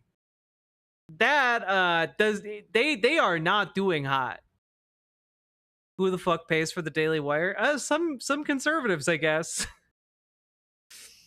I mean, how else are you going to get that sweet Chip Chilla's programming? Culture shaping entertainment at your fingertips. And yes, you get access to my newest show, Ben After Dark, for more unfiltered, unapologetic takes. You're not just joining a platform. Oh man, you mean? And yes, you get access to my newest show, Ben After Dark, for more unfiltered, You mean we're missing content like Ben Shapiro talking to Dr. Phil? The horror. How will we ever be able to live with ourselves without that in our lives? Apologetic takes. You're not just joining a platform, you're choosing sanity over chaos. You're choosing to free yourself from the left-wing monoculture in Hollywood, academia, and tech that seeks Daily to stifle Wire conservative offers real thought. Go to journalism. Daily Wire. Immediately cuts to Matt Walsh in a stupid wig. Right. God. Plus.com right now. Use code FREEDOM and get 6 months free before it's too late. Bottom line here, Speaker Johnson has been one of the more effective House speakers in living memory. He's been able to put together extraordinarily narrow majorities and hold them together. Now, I've said before, there is a logic whereby a small majority is sometimes more cohesive than a large majority. A large majority, sometimes you can put together a real movement against a bill. And because there's safety in numbers, if it's 20, 30 people standing against a bill, everybody can kind of hide. When it's a very narrow majority, then you know the names of the people who voted against the bill. However, we do have to acknowledge here that the caucus for the Republicans ranges all the way from the New York delegation, which wanted gigantic SALT deductions, state and local tax deductions, for example, How much all the way over on the right to the Freedom Ben Caucus. Say, Which, asterisk. I mean, I do like hearing someone say a good asterisk. Which didn't want any of that stuff and wanted more cuts to, for example, electric vehicle subsidies, which, by the way, are going to be cut in the final passage of the bill. And Speaker Johnson put that version of the bill together. He was able to get that together, and he was able to pass it. And then in the Senate, Senator John Thune, the Senate Majority Leader, who, again, came in on the heels of Senator McConnell, Senate Majority Leader McConnell, one of the more effective legislative strategists in modern history. Now, I know he gets a lot of flack, but the reality is you would not have a conservative Supreme Court. Ben Shapiro cannot. Like this is the first time. This is the first time he's been like, yes, I'm aroused. In years. People are aroused. I haven't seen people so aroused in a very, very long time. Meow, though, I do see you. I'm in the middle of doing something. You don't get my immediate attention. Were it not for former Senate Majority Leader McConnell, he gave way, and Senator Thune is just as adept, it appears, in terms of being able to handle the levers of power. He was somehow able to cobble together 50 votes. He was able to kind of sweeten the deal White a little bit at the very last minute for Lisa Murkowski. Australian sad face. Thank you for the $5 dono, Salmon Moose. Apologies for the blatant upside down bigotry. In Alaska, make sure that she got on board, and then Vice President J.D. Vance was able to break the tie, and now the bill has passed both the House and the Senate. President Trump is expected to. By the way, I love that, like, this bill that makes ICE one of the largest law enforcement branches in U.S. history. This bill that, like, balloons immigration enforcement funding to be the size of Russia's military. This bill that is transferring trillions of dollars to the wealthiest people to ever exist. This bill that is going to, by some estimates, kill 50,000 Americans every year through lacking healthcare. Yeah, no, it's the big thing to know is that there's no, it's basically just normal. It's all fine. It's some pretty impressive stuff. Look at all the legislative maneuvering they're doing. It's super good, actually. Just trust the process.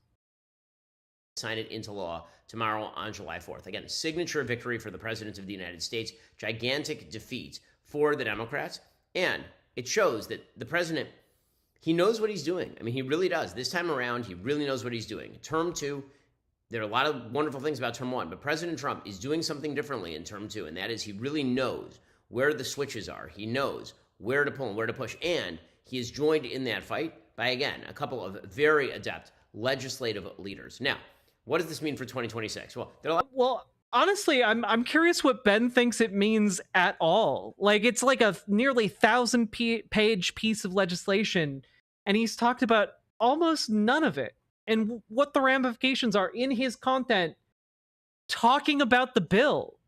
Like, it's really kind of bizarre, right? A lot of people today who are saying, well, Republicans are going to get crushed. I'm rooting for you. Oh my God. Oh my God. Matt at Yahoo, thank you for the $5 donut. 2026, because this bill is so unpopular. And again, by the polling, the bill is not particularly popular.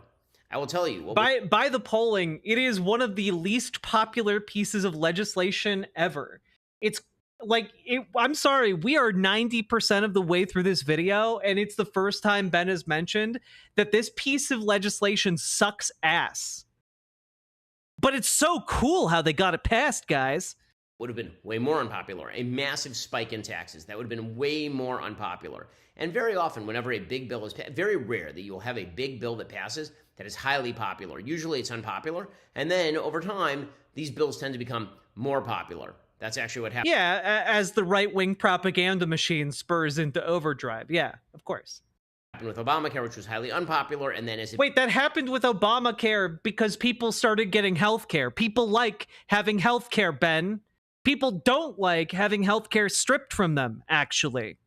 Became kind of status quo, it became more popular. The same thing is likely to happen here. Democrats, of course, will campaign against it. But remember, the alternative would have been much, much worse, and every Republican knows it.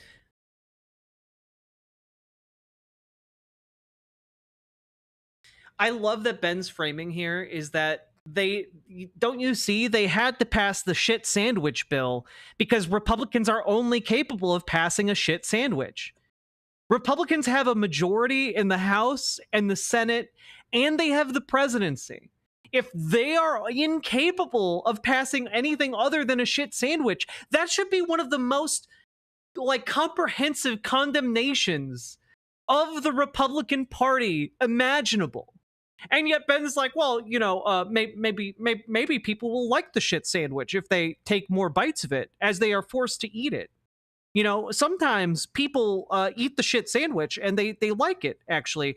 My case study is this example where someone got a peanut butter and jelly sandwich and they ate the sandwich and kind of realized it wasn't actually made out of hellions from the deepest level of hell. And I think that's pretty interesting. Exactly the same as my example with the shit sandwich. It's crazy. This is just delusion. Now, with this in the rearview mirror, with the trade war presumably winding down because Scott Bessent is going to ensure that we don't end up in a perennial trade war here, then you can expect that Jerome Powell sometime in the near future will seriously consider the possibility of lowering those interest rates, which, of course, is exactly what President Trump wants. So again, congratulations to all involved. Congratulations to President Trump. Congratulations to all involved. All of you peasants will soon come to love your new overlord in this 1,000-page bill. Trump, to Speaker Johnson, to Senate Majority Leader Thune, well done all around. Again, I don't love everything about this bill. This bill has major problems, major flaws, but it was this bill or nothing, and this bill is certainly much better. Well, wait, it's not this bill or nothing. They could have passed a better bill. The argument here is that you could actually pass a better bill with not shitty policies. Ben does feel like he has a gun pointed to his head throughout this entire thing. This does feel like someone broke into his home, gave him a camcorder, and said, record, and this is the best he could do. Then nothing would have been. Anyway, remember to subscribe to the Daily Wire. Please, for the love of God. We're in desperate straits. Please. We'll give you so much free months. Anyway. Oh, God. It's so bad. Well, yeah, of course, for people like Ben Shapiro and like others of his ilk, you know, it's not a shit sandwich, but he's also a paid propagandist. The reason the bill is unpopular is because average conservative people recognize that this is a shit sandwich. And sure, it is still like better received among Republicans than among Democrats, but a lot of Republicans know this is shit too, you know?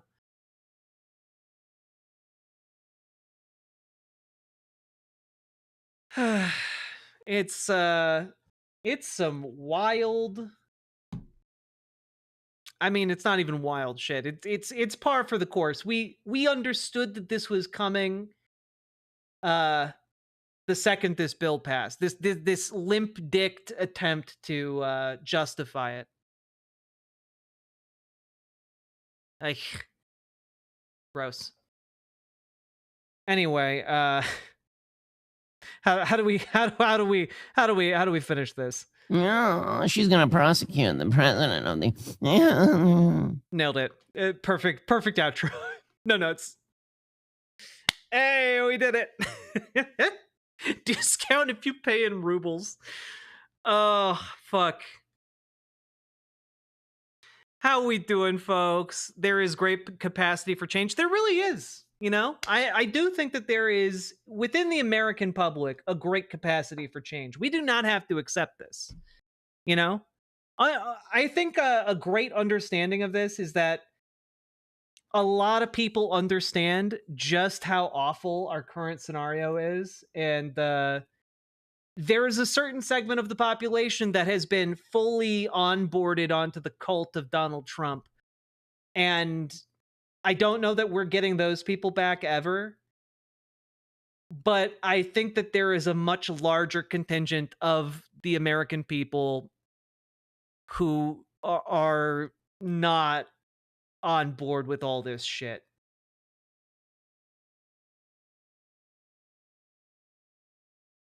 How do you do this and not want to just cease to exist? Listening to these freaks lie is unbearable. Well, one, it helps to make fun of them, you know, because I think by making fun of them, I make them appropriately small. Okay? And what the fuck was that? What the fuck was what? Oh, that was a Ben Shapiro. That was an actual like thing that he said on his show. He just got really weird about Kamala Harris. There's like a weird period where he made like orgasm sounds about Kamala Harris. It was very bizarre.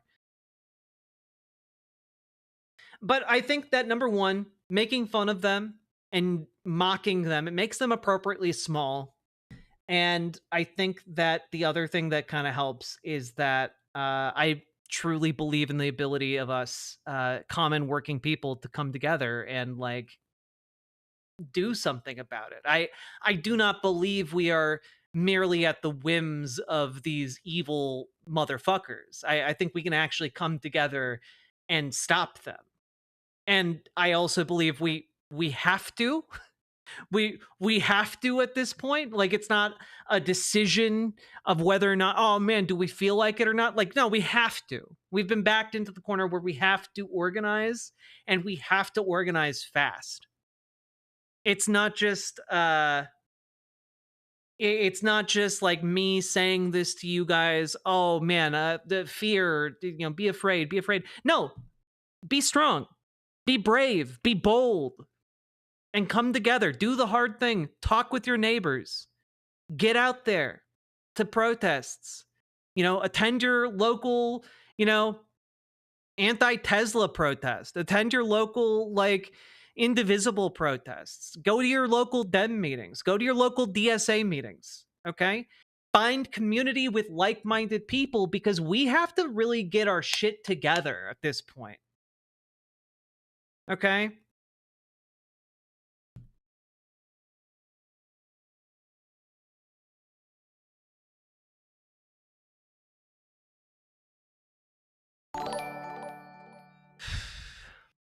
Remember, Republicans were on the back foot in 2015 and were talking the same way Dems are now, appealing to moderates, etc. Then Trump happened. Yep. Yep. Yep. I'm pumped for the 17th. Yep. The next 2 days of mobilization that I know of are the 17th of July and the 26th of July. The 17th is a general mobilization called Good Trouble Lives On. You can find out more, I believe, goodtroubleliveson.com or org. .org. goodtroubleliveson.org. I'll throw that up on screen here. Okay, you can go show up to this, look at all these protests popping up, pump this up. Get as many of your family members, your friends, your neighbors, your associates, your work colleagues out to these as possible. Okay? Start building up your people, Start building up the people you know, the people you trust, the people you love, the people you respect. Start getting them out to these protests. Okay? Link, please? Absolutely. goodtroubleliveson.org. There you go. There you go. There you go. And there is a second protest on the 26th, and it is dedicated to protesting against the Medicaid cuts. I don't have a hub website for that. Let me pull it up real quick if I can.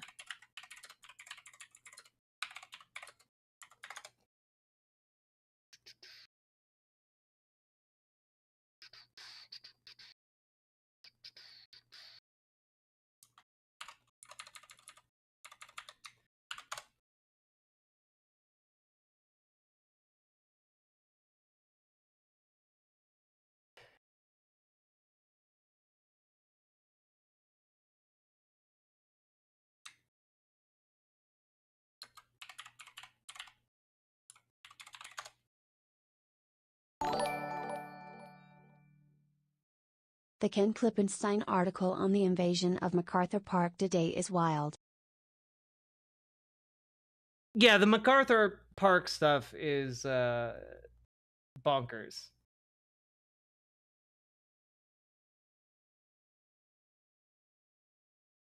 I know that Mobilize is doing stuff with Indivisible. I'm trying to find...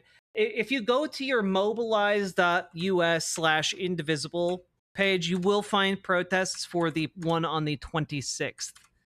So you can RSVP to that if you'd like. Who/what is MacArthur Park? There's basically a gigantic ice photo op with like all of the National Guard and like ICE people like going out to basically just a place where homeless people congregate and like doing their best to look like they were doing something for the cameras.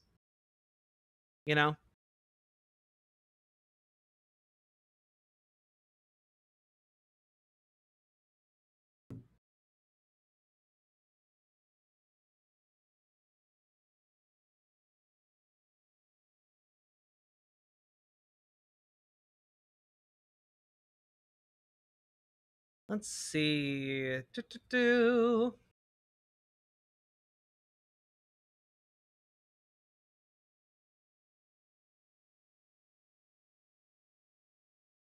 All right, folks, we've been going for over 2 hours now. Hit the follow button on Twitch, hit the subscribe button on YouTube, like the goddamn YouTube stream, and please consider dropping those subs, donos, memberships, super chats, etc., so that I can take some time off to move to my new location. Would be very much appreciated. I've been going since 9 o'clock this morning. It is currently 1 a.m. Let's go.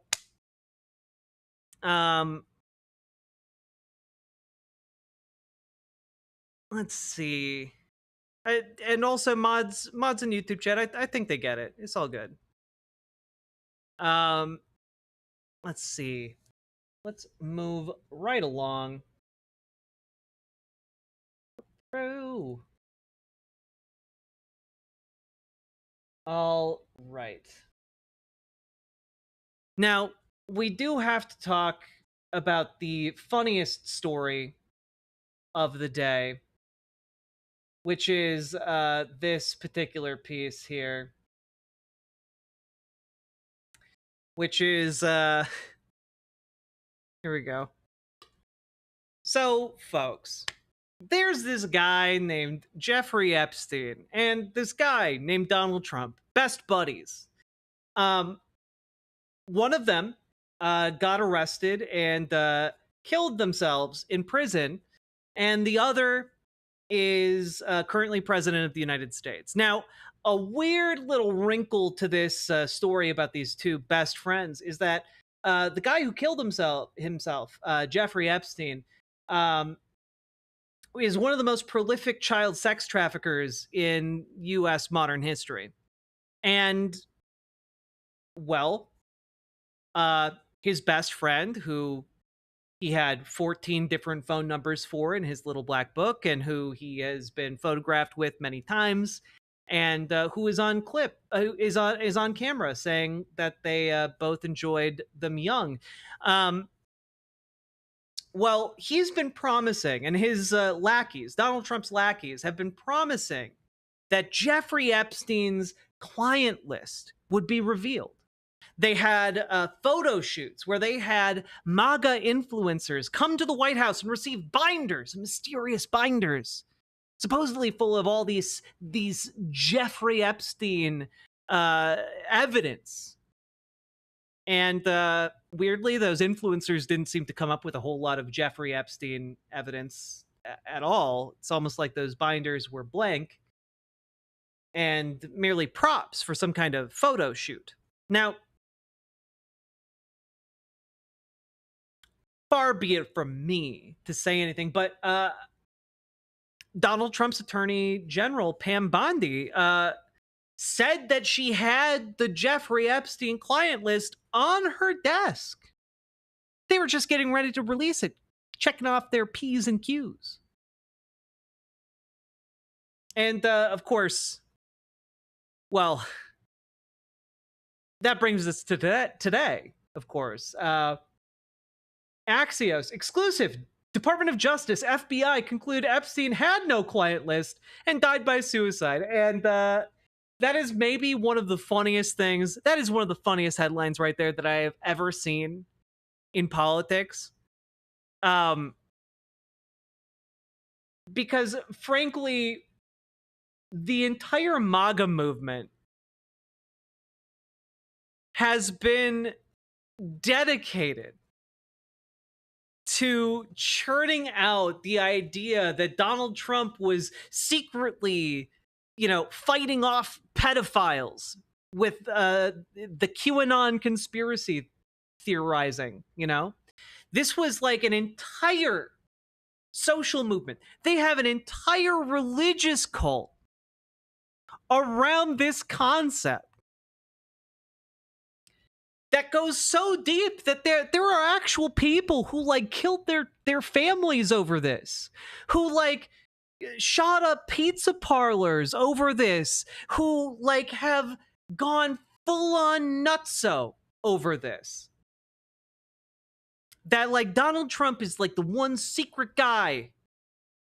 He's working with JFK Jr., who's secretly alive, in order to take down the pedophiles. And, the holy grail for these people, and they're not an insignificant number of Republican MAGA supporters. QAnon is freakishly prevalent among the MAGA movement. And they are not going to be super happy about the fact that every single person in the Trump administration that was promising for months that big revelations about Jeffrey Epstein were on the way, they are not going to be super happy that oh, well, guess that was all bullshit.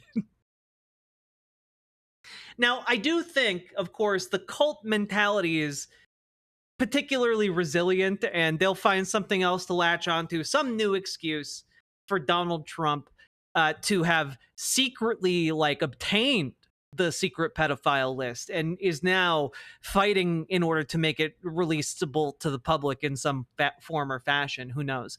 But it is so fascinating to see. It is so fascinating to see. And I just don't really know where this is going to go. Ultimately, I think it's probably going to go nowhere because Republicans just don't care about reality anymore. So who gives a shit? They'll take the empty like binders of their MAGA influencers over actual evidence any day. But it is wild to see unfold this. It's like an actual visual manifestation of cognitive dissonance where these people just don't,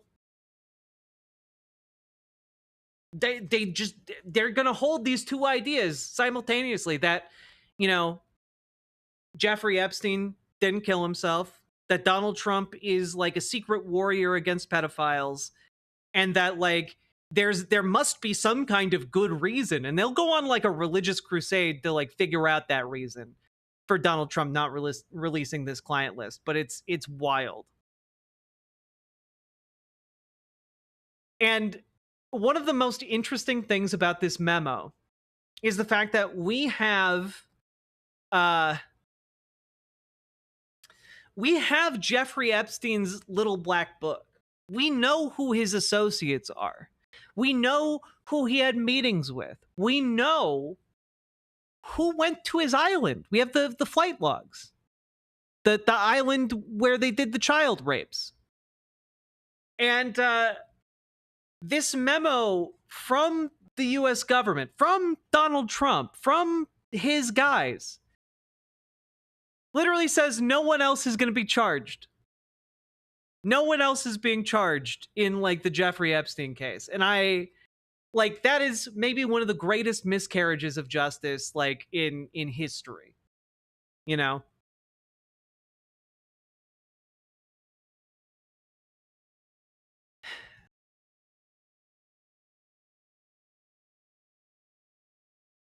It's I like there's not really any other way around it. This is absolutely a cover up in some capacity. And like I'm not even being like super conspiratorial about it. I don't ultimately care whether or not Jeffrey Epstein killed himself or not. I find it highly suspicious that maybe one of the men in the world that has the most dirt on the most powerful people in the world would just kill himself. But that being said, what I find fascinating is just this refusal to actually go after the people we know were associated with this.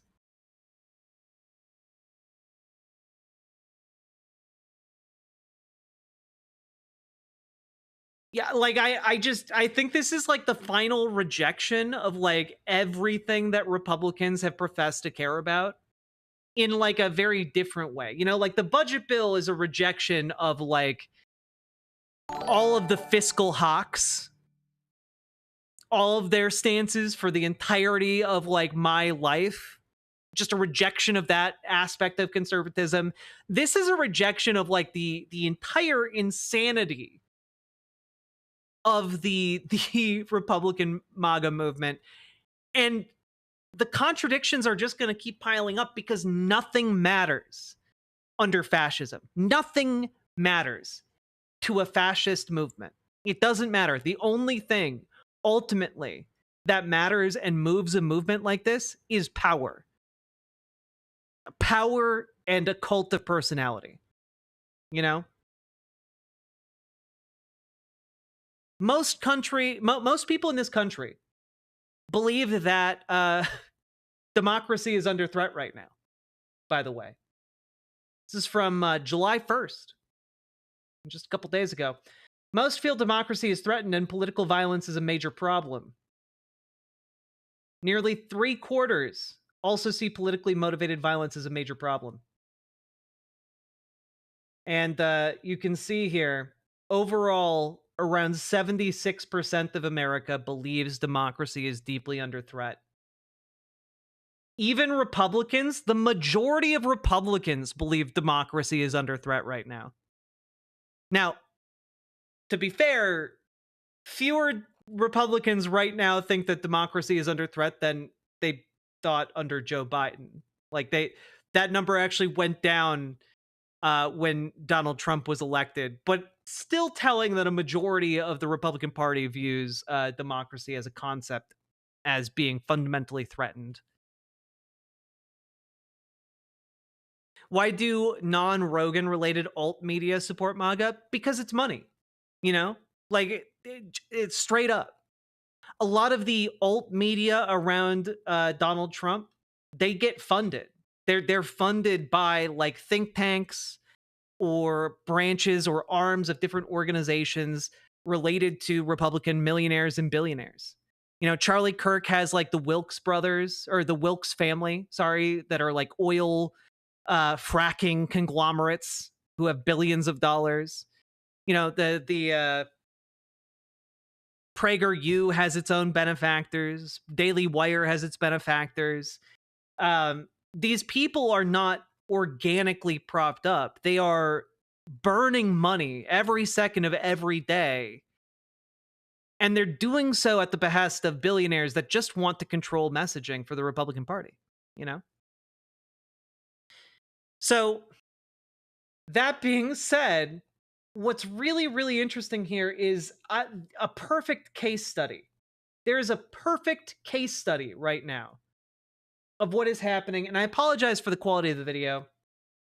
I should have done my due diligence and found the original. But this is a local news report about a man whose wife was seized by ICE. Let's take a look at it to really reveal the cult mentality of these people. Those Trump flags staying up tonight. Yeah, those flags staying up. This family still supports Donald Trump despite their mom being detained. The final moments home for an Iranian woman detained by immigration agents. Thank you. Like, it's nuts. Right? A mother Monday going inside to say bye to her 4 kids. She came and kissed the kids and that was it. That's the last time I saw her. A proud President Trump supporting family in Diamond Bar. The election time was here. I had a full 3-4 flags out. Even while their mom faces immigration questions. Has your opinion changed on this? That's a good question. Somewhat it has. Just because I'm going through it. I was very selfish before. But what I see right now is, okay, there's a reason for it. Arthur Sahakian's wife, Arpaneh, was born in Iran and moved to the United States when she was 3 as a refugee. She cashed a check, I believe it was less than $200, and this is all where it started. Then, about 15 years ago, her green card was revoked over a conviction related to theft. It's all misdemeanor stuff. Arthur says they've been going through the legal process towards regaining citizenship with check-ins every 6 months or so. She just went in April, and they said, okay, you're fine. You know, have a good day. We'll see you back in September or October. Then last week, the United States bombed 3 nuclear sites in Iran, increasing tensions and concerns of Iranian sleeper cells retaliating in the U.S. I need to really hammer home here. There is no evidence that this woman is in any way related to an Iranian sleeper cell, other than the fact that at 3 years old, she came from Iran with her parents. Like, that's not what a sleeper agent does, actually. Just as an FYI. I'm very for of them seeing the Iranian nationals because of the sleeper cells. I understand that. Federal sources tell Fox News that more than 130 Iranian nationals were detained in the U.S. this last week. I think it will resolve a lot of issues because we will know exactly who's in here for what reasons. Even though I miss her dearly, but I think we could do a better job of you catch someone, you see they're a national, and do a background real quick and see if they have ties to the community and ties to families over here, and let them go. What do you think's going to happen? I'm on the list to be going to a different facility. Arpanay speaking with us on the phone, uncertain about her future. Any regrets with your vote? None. Still supporting him. While her family continues showing support for President Trump, hoping their mom comes home soon. Trump is not trying to do anything bad. We understand what he's doing, and he wants the best for the country. Those Trump flags staying. This is what I mean, right? Like the levels of just mental dissonance are stacking up. They're piling high. And like these people in a way, like, yes, they are they empowering a fascist movement? Absolutely. But in another way, they are victims of like this deep propaganda and deep, I mean, brainwashing into a cult. You know, like it's nuts. There's no other way I can really understand the mentality one has to have to see the love of their life ripped from them and their children, and you still support the person who did this to you. You know, like the only way I can conceptualize it is in like the context of you have been brainwashed by a cult. You've been like online love bombed by this cult. And like you just cannot get out of it, even when it starts to take from you and to take from you and to take from you and to take from you. And the issue here is that a fascist movement is effectively a political cult. It is a political cult that only knows how to take. And the ultimate form of the fascist cult is what we call a death cult. Is that ultimately what fascism aims to take from you is your life and the life of the people around you. You know, it is to make you ultimately disposable and usable for the state to perpetuate its own power at the cost of your life. It is effectively kind of a grinder, a human meat grinder that will kill you. And even as it does so, you will love it. And that's, I feel like I've seen nothing else that demonstrates so perfectly what I mean when I say that. Because it does genuinely feel sometimes when I say that without an example, like people think maybe I'm being hyperbolic. People think like, oh, well, how could that possibly even come about? But like, that's what we're seeing here, right?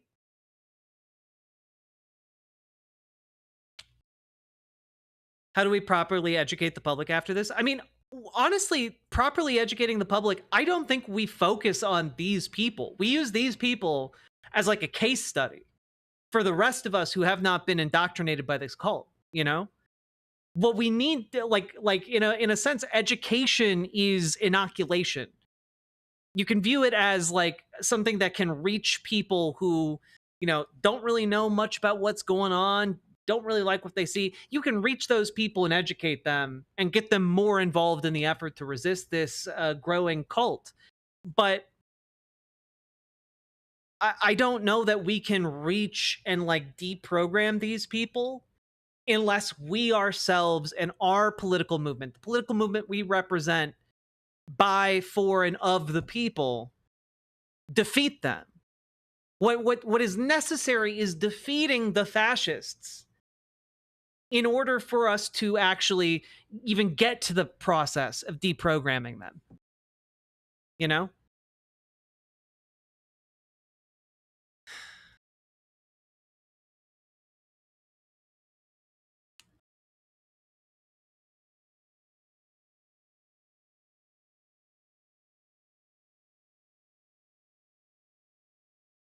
If I vote for a law to pass and my family member is arrested for breaking that law, it would be hypocritical to get mad at that. Except nobody in this situation voted for that law. No one in this country voted for like Iranians to be detained by ICE summarily without a trial. Sorry, like nobody voted for that. It's not a good analogy. This is armed men showing up at somebody's home to detain them without trial, without due process, purely on the basis of the fact that when they were 3 years old, they came to America. So I just I reject that comparison.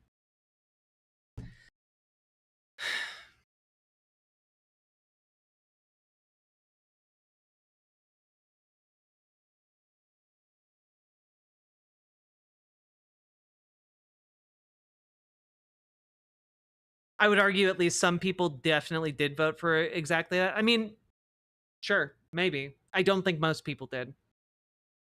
Although the one upside to this, I guess, and if comedy is legal now, like I guess it gives new weight to the "take my wife, please" joke that stand-up comedians used to do in like the 70s. God damn.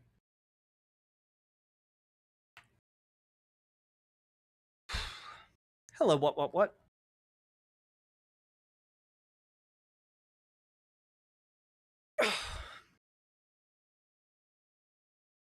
What?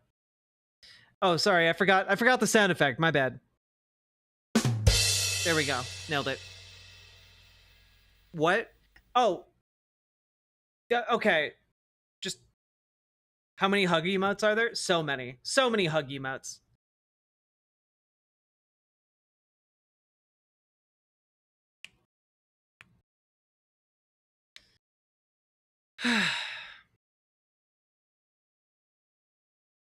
If they didn't, there wouldn't be these leopards ate my face videos. I don't even think that this man recognizes that the leopards ate his face.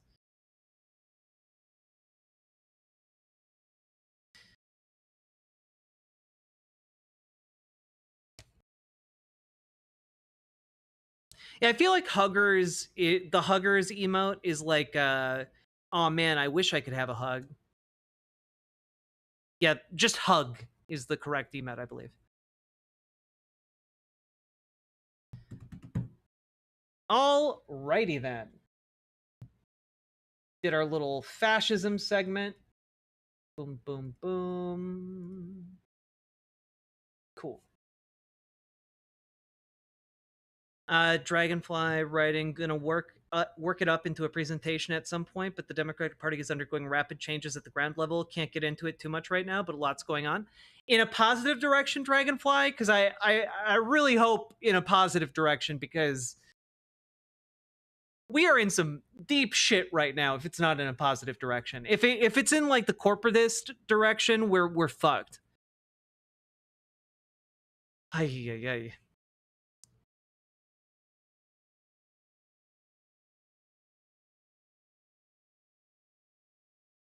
These are the same people who will say trust the process as the leopard is eating their face. True.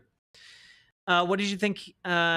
What do you think he thinks happened other than leopards eating his face? I think he thinks that there are other bad Iranians that deserve to be like detained, but not his wife, you know? If I may just say that sweater is definitely working for you tonight, Jack. Thanks. Respectfully. On an unrelated note, I am suddenly very thirsty. Thank you very much, Knifey is stuck. And also, thank you for the $5 dono. Appreciate it. And folks, we've been going for 2.5 hours. Been enjoying the show. Hit that follow button, hit that subscribe button, hit the like button, and consider dropping those subs, donos, memberships, super chats, etc. Because you guys are the ones that allow me to live and not die. And I like doing living and not dying. Let me take a look at something real quick. How we doing on the like ratio? Let's see here. We have over 300 people watching and only 182 likes. I think you guys can hit 200 likes easy in like 10 seconds. Let's see here.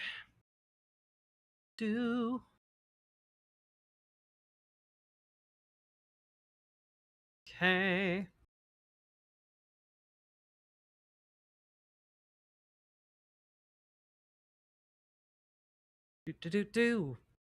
Do.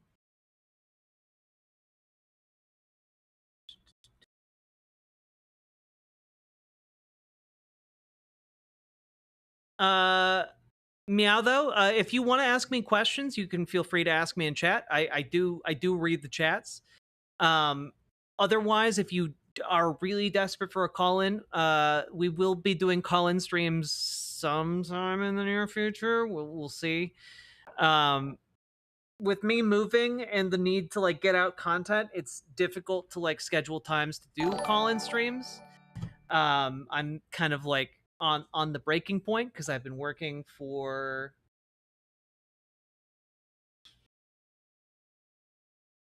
16 hours right now. Yeah, a little bit stretched thin right now. Would not be a great conversational partner. Let's see here.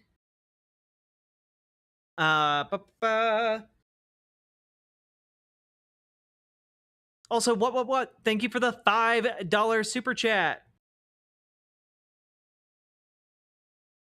It's all good, Meow, though. Donations, not necessary. Very much appreciated. Let's see. Giving a little tidbit of hopium, my county party up until this year, run by and for old centrists, is retooling itself, focusing on young people, on addressing their needs, providing a space for them, and making sure they are included. This is not an isolated incident.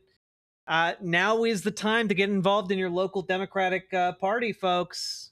Join your local Dems. If you need help, join the Discord. Reach out to Dragonfly. She will helpfully get you involved in your local Dems. And also, while you're in our Discord, reach out to Gamergy in the Discord, and she will helpfully get you in touch with your local DSA or help you create a DSA in your region of the country if you do not have one locally. And we need more people doing both of those things. So please get more involved. We need to organize now. It is no longer optional.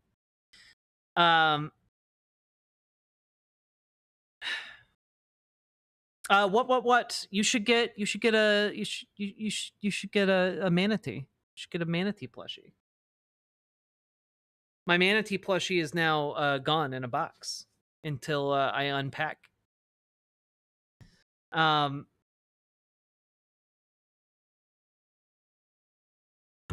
Okay, let's go on. Remember that feminism is. Whoa. Okay.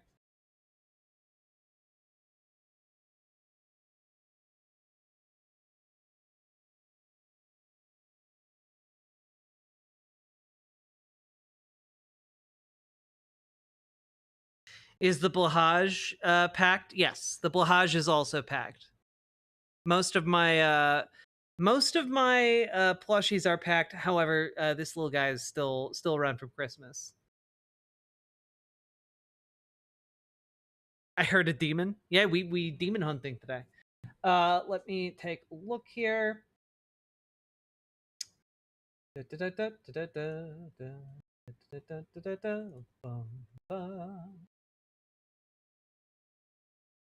Okay.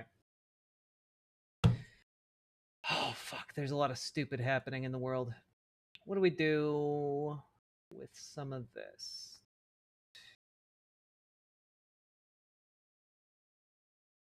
Okay. I'm going to cut.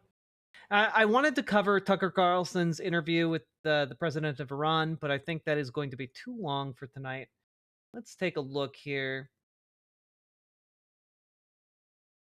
All right. Maybe I want to watch this one off stream and take a look.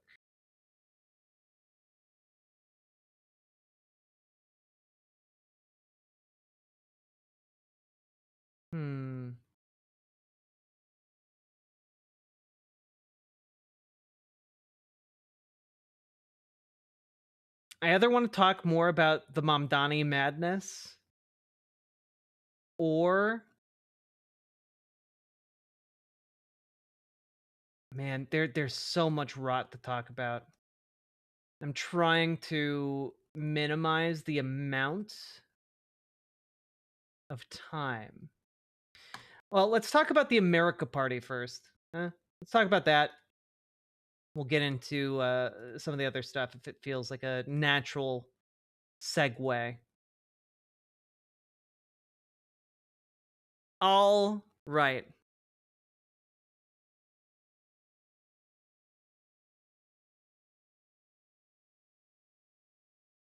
Whew. Didn't Tucker also interview Putin? Yeah, it was some of the most like cloying shit imaginable. Stop the world. I want to get off here. Sorry. All right, folks.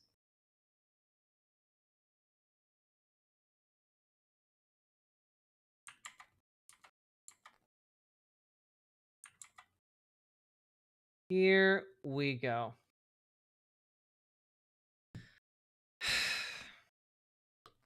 So, folks, there's this guy named Elon Musk. And he has been fighting with the current president of the United States and has decided, in his great wisdom that he bought with billions of dollars, that he is going to create a new political party called the America Party. And it is really, really stupid. It's just really stupid. And I don't know that there's any way to really describe it other than stupid. Insofar as Elon Musk ran a poll on Twitter and asked, should we make a new political party in America? People voted yes. And so he's saying, okay, new political party, the America Party, let's go. Literally, that is what is happening.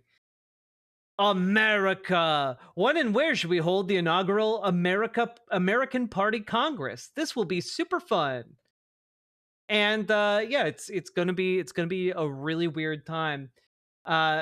Here we go. Independence Day is the perfect time to ask if you want independence from the two party, some would say uniparty system. Should we create the American Party? By a factor of 2 to 1, you want a new political party and you shall have it. When it comes to bankrupting our country with waste and graft, we live in a one-party system, not a democracy. Today, the American Party is formed to give you back your freedom. The replies to this announcement are comedy gold. And like that's like to him it's all just a joke. He's like delusional. He's crazy. You know? Like and already it's just nonsense. It's just unrepentant nonsense. And like pro crypto, all of the crypto grifters on Twitter are now getting in on this. It's wild as fuck. All right. And Donald Trump is not super happy. I'm saddened to watch Elon Musk go completely off the rails, essentially becoming a train wreck over the past 5 weeks. He even wants to start a third political party, despite the fact that they have never succeeded in the United States. The system seems not designed for them. The one thing third parties are good for is the creation of complete and total disruption and chaos. And we have enough of that with the radical left Democrats, who've lost their confidence and their minds. Republicans, on the other hand, are a smooth-running machine that just passed the biggest bill of its kind in the history of our country. It is a great bill, but unfortunately for Elon, it eliminates the ridiculous electric vehicles mandate, which would have forced everyone to buy an electric car in a short period of time. I have been strongly opposed to that from the very beginning. People are now allowed to buy whatever they want, gasoline-powered hybrids, which are doing very well, or new technologies as they come about. No more EV mandate. I've campaigned on this for 2 years, and quite honestly, when Elon gave me his total and unquestioned endorsement, I asked him whether or not he knew that I was going to terminate the EV mandate. It was in every speech I made, in every conversation I had. He said he had no problems with that. I was very surprised. Additionally, Elon asked that one of his close friends run NASA, and while I thought his friend was very good, I was surprised to learn that he was a blue-blooded Democrat. who had never contributed to a Republican before. Elon probably was also. I also thought it inappropriate that a very close friend of Elon, who's in the space business, run NASA when NASA is such a big part of Elon's corporate life.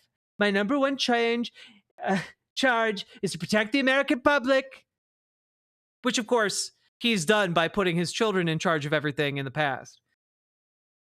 And, yeah, Elon, I ain't reading all that. Happy for you, though, or sorry that happened. And this is, of course, being shared by Tesla Holder. You know, these people are all just drinking the Kool-Aid, man. It's nuts. Also, worth pointing out, a good indicator of when someone is not doing very okay mentally is when they repost something from Scott Adams.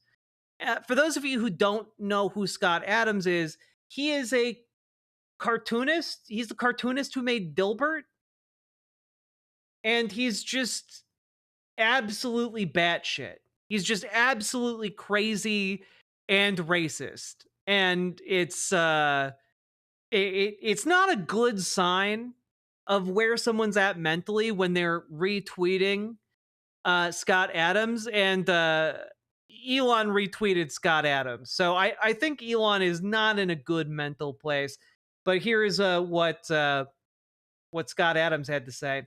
If you're an analogy thinker, you compare Musk's New America Party to Ross Perot's third-party run and conclude it's bad for Republicans. But that would only be the case if Musk someday backs an American Party candidate for president, and I don't see that in his plan. If Musk only backs individual senators and representatives for his new party, as he has hinted, all he does is give Republicans a new way to get past politics to solutions the country wants and needs, such as deficit reduction. The beta version might be buggy, so expect bumps. And so, like, again, the argument that the America Party is it's not a real political party. It's just a different way to fund Republicans. I mean, I guess that's interesting, except you are specifically running certain kinds of Republicans. But guys, it gets dumber. It gets dumber. Okay? It gets more dumb. Here's Elon Musk 2 days ago retweeting and quote tweeting 100% a post that says America Party could soak up a lot of the existing Dem base that feels politically homeless / hate extremism. And I'm sorry, the guy who flashed multiple Nazi salutes, the guy who kicked hundreds of thousands of people out of their jobs, the guy who is literally going to be responsible for the deaths of hundreds of millions of people around the globe as a result of slashing U.S. aid. The guy who is, for all intents and purposes, like one of the biggest morons on the planet who tried to buy an election in Wisconsin and was soundly defeated despite all the money in the world,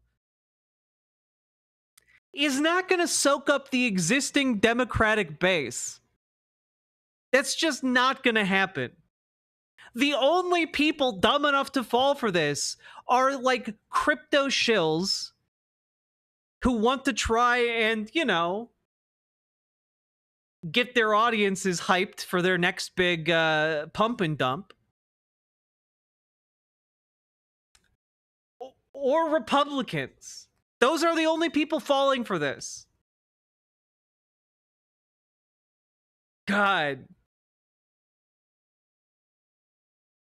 Like, Elon Musk. I'm just gonna check something real quick.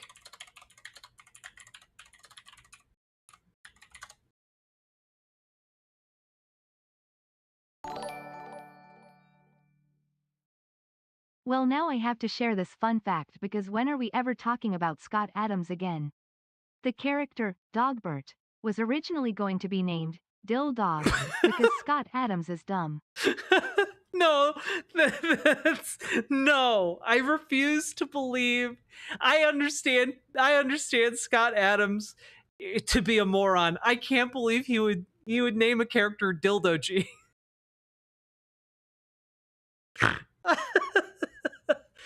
Oh, god damn it. Now, understand that, like, not only is Elon all of these awful, awful things, but if you've, like, paid attention to the news at all over the last, like, couple of days, you may have heard about massive, severe flooding in Texas and the fact that over 100 people now are confirmed dead as a result of this horrible disaster. And part of this disaster's, like, massive death toll is due in no small part to, like, the cutting that Elon I choose to led. believe in Dildog. Charlie Jinmir, thank you for the $5 dono. Well-timed Texas speech. But like the cuts to the National Weather Service were made by Elon and Doge. He's already killing Americans. The idea that, like, Democrats, like, I know the Democratic Party is relatively cooked, but, like, the idea that they're so cooked that they would vote for, like, an Elon Musk-backed candidate, absolutely the fuck not. God.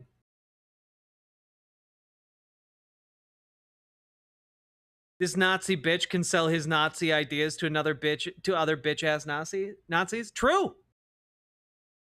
God, fucking hate Nazis. Now, I do have to say, a potentially very funny outcome is possible out of all of this, and then I encourage you all to continue going to your Tesla takedown protests, okay? I encourage you all, go to your Tesla takedown protests, okay? Specifically, because there is a real possibility at play. And it is that the board of Tesla's directors literally begged Elon to stop interfering in politics because it was so bad for Tesla's brand and stock valuation. And,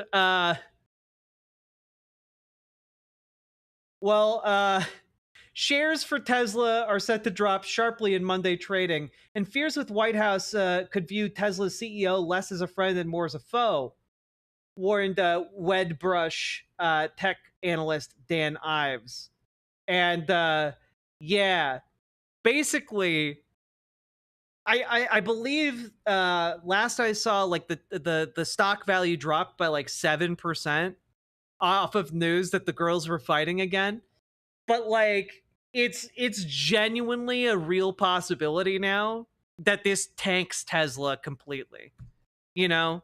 Like, if he's like just throwing money into political projects again, LARPing as the head of the America Party, like, keep going to those Tesla takedown protests, folks, because God, there's a real chance that Tesla could oust him, and that would be maybe one of the funniest possible things to happen, okay? Will they still remove him? I mean, if he tanks the company's stock sufficiently, absolutely. God.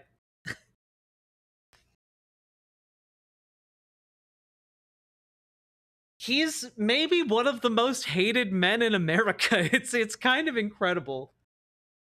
He, like, laid low for like 2 weeks and thought everyone forgot about him. It's crazy. Anyway, I do think that this is a funny outcome because I don't think there's any way for this to end well for Republicans.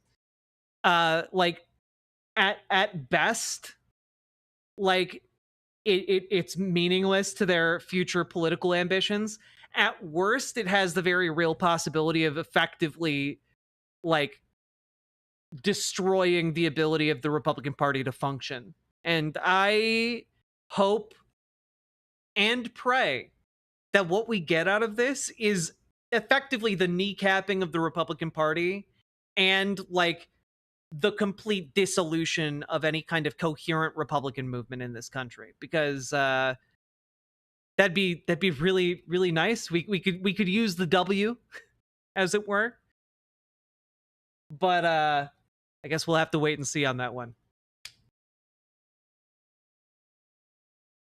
Also, shout out to Knifeiest Duck for introducing us to the beloved character we all know and love, Dildog. Just honestly, top tier character name. It's why they couldn't make Dogbert taller in the original design. Oh, God. Would that mean we have to be grateful for him to him for saving us? Oh, God, no.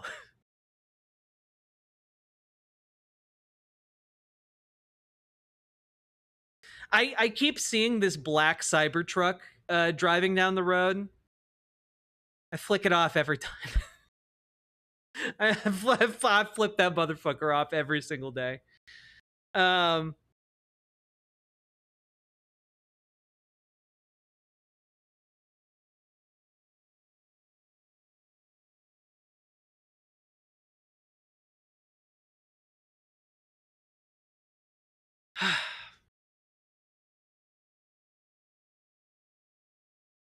Funnily enough, Dildog was a rejected name idea for Bad Dragon. Hey, let's go.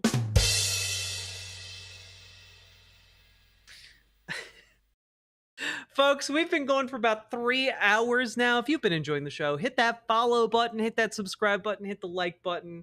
Consider dropping those subs, donos, memberships, super chats, etc. because I gotta move and also pay my rent. You know, the last month of rent. So let's go. And remember, folks, hit the goddamn button. Click the like button. Click the subscribe button. Click the follow button. Do the things. You're the man now, Dildog. Go. Click the button. Click the button. Click the button. Click the goddamn button. Click the button. Click the button. Click the button. Click the goddamn button. Click the button. Click the button. Click the button. Click the goddamn button. Click the button. Click the button. Click the button. Click the goddamn button. Click the button. Click the button. Click the button. Click the goddamn button. Click the button. Click the button. Click the button. Click the goddamn button. Click the button. Click the button. Click the button. Click the goddamn button. Click the button. Click the button. Click the button. Click the goddamn button. Click button. Click button. Click button. Click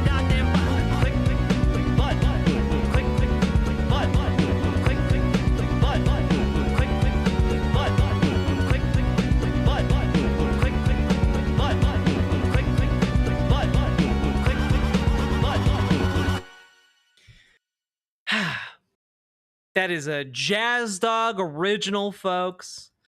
Gotta shout out to Jazz Dog, the jazziest dog I know.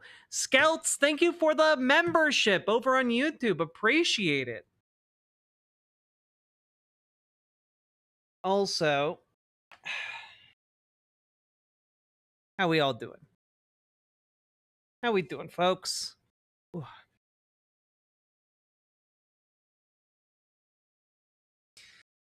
Whew. My last month in my spot too. Granted, moving back into my car, but change is at least interesting. Well, I hope that changes real soon. Not great. I'm sorry to hear that, Archangel.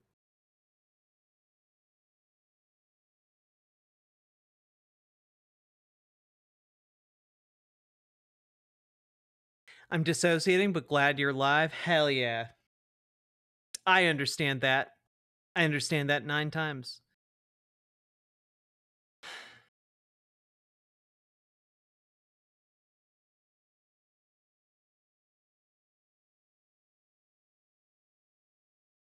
Okay. Now, I think I need to take a break to use the bathroom. We have been going for 3 hours after all. But I will be back in a couple minutes And when I do return, we'll talk a bit about ICE. We may go over. We'll go over the Mamdani madness. We'll talk about ICE. Maybe we'll go over a really stupid article that I saw that made me really mad. And then we'll jump into a couple of other topics that are just real real doozies. Maybe we'll even dip into the brain rot pile for a second. Believe it or not, we haven't actually dipped into that yet. BRB, folks. BRB. Don't go anywhere.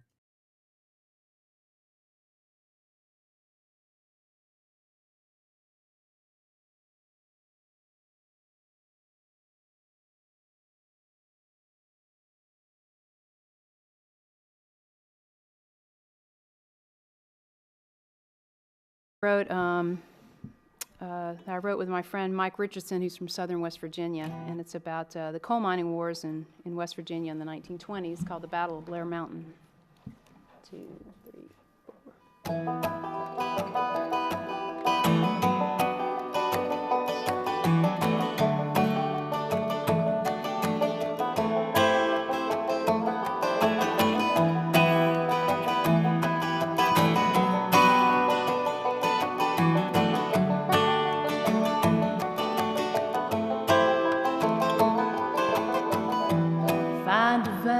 Drain the black gold, hoping to God that the timbers hold. Like my father before me, it's all I know. We live only to harvest the coal, harvest the coal.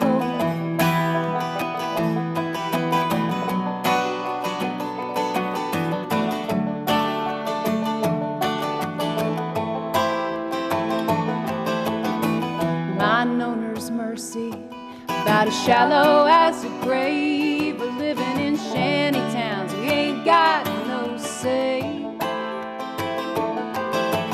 14-hour shifts, such a meager wage. And Mother Jones can't help us now anyway.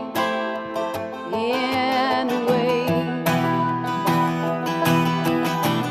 we'll take the roads, we'll take the trains by force. Oh, deliver us alone from the gathering stores. Lay down your Bibles, take up your guns. Blair Mountain, here we come. Oh, here we come.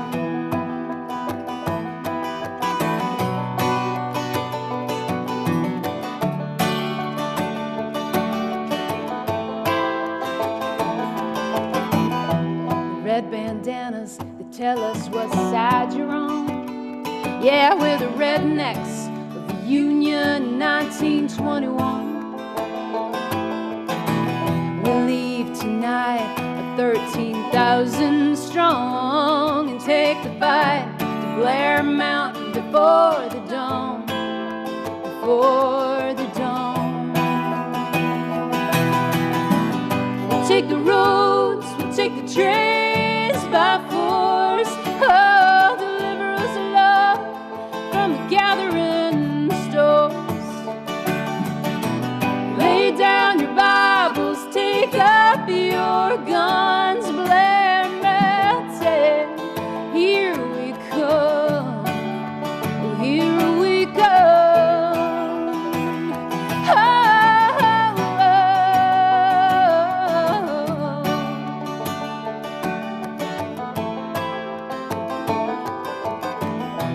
Fight for my father, still buried in the mine. I fight for my son, so he'll have a better life. We're soldiers of a great war, and it don't seem right to treat a man like a dog just to make a dime, just to make a dime. We'll take the roads, we'll take the trains by force. Oh, deliver us alone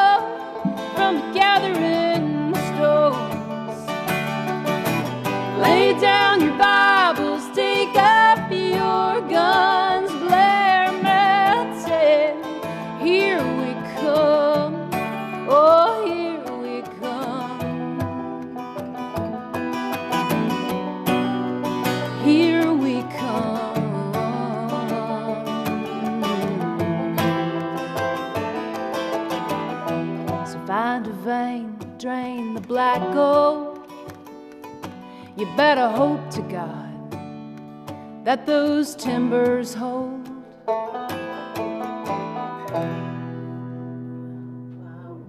Yeah, wonderful. Wonderful. I'm not a coal miner, as you well know, but I'm as close as I could be not to be one. My father was a coal miner who was killed in the mines, and my husband is slowly dying with black lung. And my husband and me was in the strike in the 30s in bloody Harlan County, and I do mean it is bloody too. And they tell me, these miners say, we're going to stick it out unless Duke Power signs a contract till hell freezes over.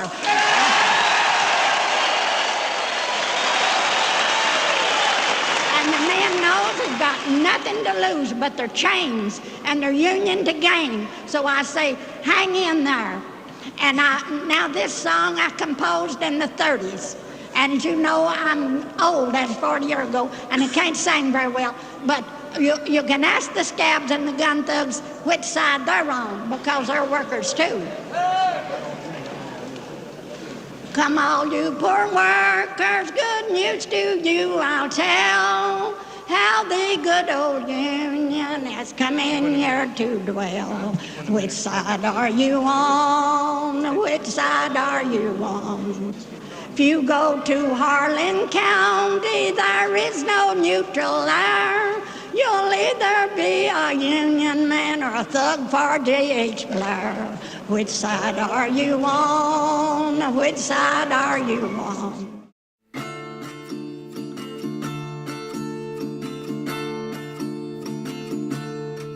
Oh, which side are you on? Which side are you on? Oh, which side are you on? Which side are you on? Come all of you good workers, good news to you I'll tell of how the good old Union has come in here to dwell. Oh, which side are you on? Which side are you on?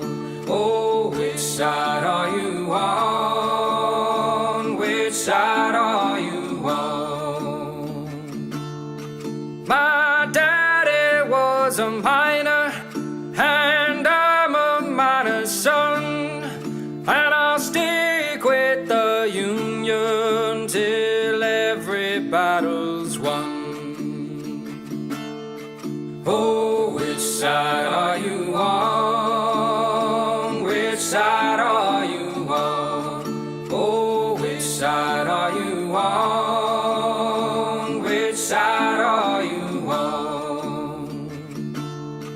They say in LA County there are no neutrals there.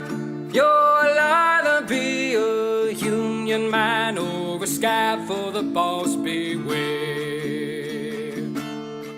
Oh, which side are you on? Which side are you on? Oh, which side are you on? Which side are you on? Oh, workers, can you stand it?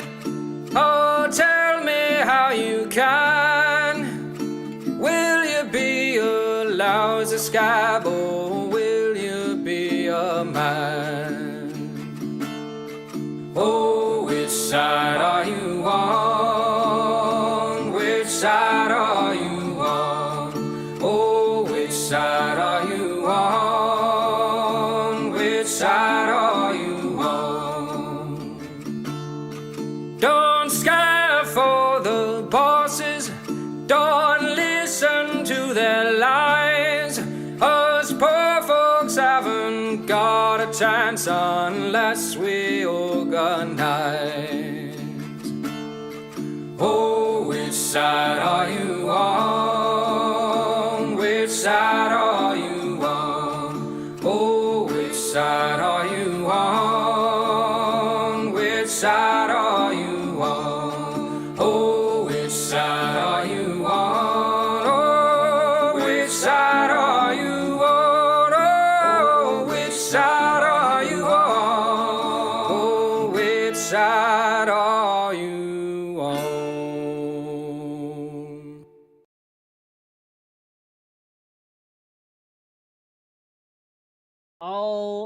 right, folks.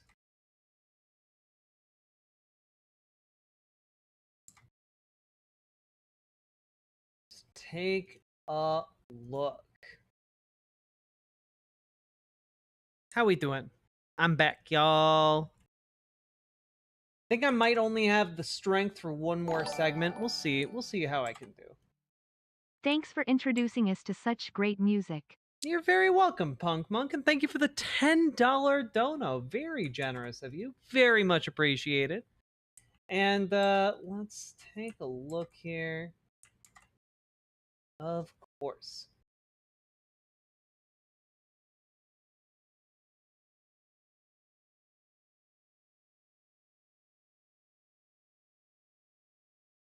What is up, chat?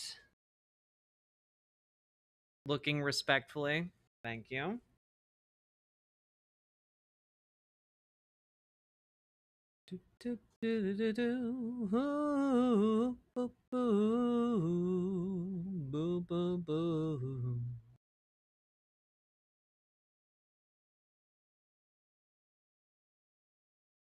Left Reckoning or the Vanguard won't let Digby or Spacco speak? I don't know what you are talking about. I do like Heather Digby, though.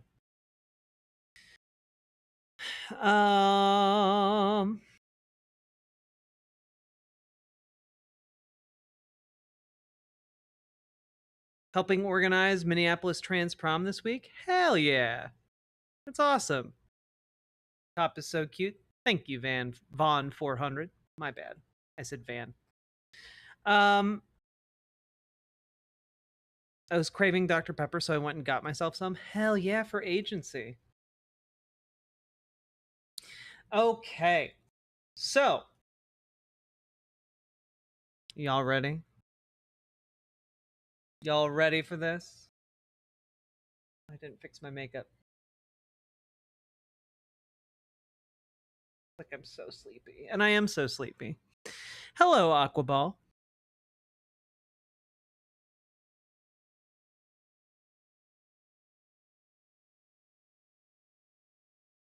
It's fine. It's fine, it's fine, it's fine. Stop worrying about it, Jay. I like Dr. Pepper. We all do. Okay, folks. I'm sure I've seen the same truck a few times around Roseville. I bet whoever they are is a huge asshole. All right.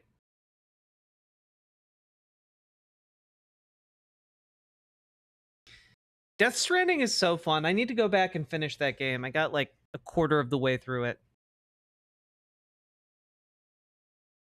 Here we go.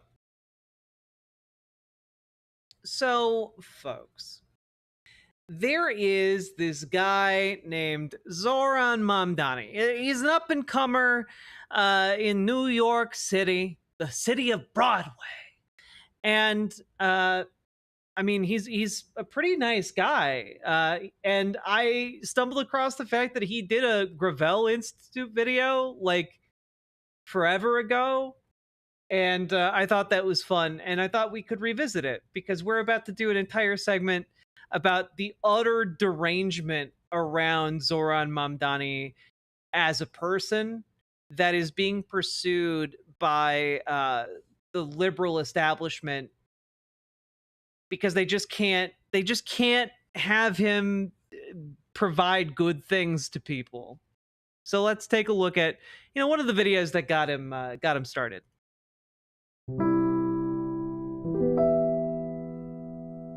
American housing is in crisis. Right now, up to 12 million Americans are behind an average of $5,800 on rent and risk eviction. With eviction moratoriums soon to expire, we're facing an unprecedented wave of evictions and foreclosures that will crash straight into millions of struggling families across the country. But the truth is, this crisis didn't begin with the pandemic. Also, his hair got better. Good job, Zoran. In fact, housing has been in crisis for a very long time. Even before the pandemic, in places like New York or Los Angeles or San Francisco, median rents for even one-bedroom apartments could approach $2,500 a month or more. About a third of people in Los Angeles spend a majority of their income on housing. In New York City, about 20% of all renters pay most of their income to their landlord. And in my district, Astoria, about a quarter of residents have to spend most of their paycheck on rent. And the crisis isn't just in big cities. In 95% of all US counties, workers making the minimum don't make enough to afford a one-bedroom rental on their own. The Harvard Center for Housing Studies warns of a new normal for housing in the United States, in which nearly half of all renter households spend almost a third of their income on rent. That's why even... Yeah, I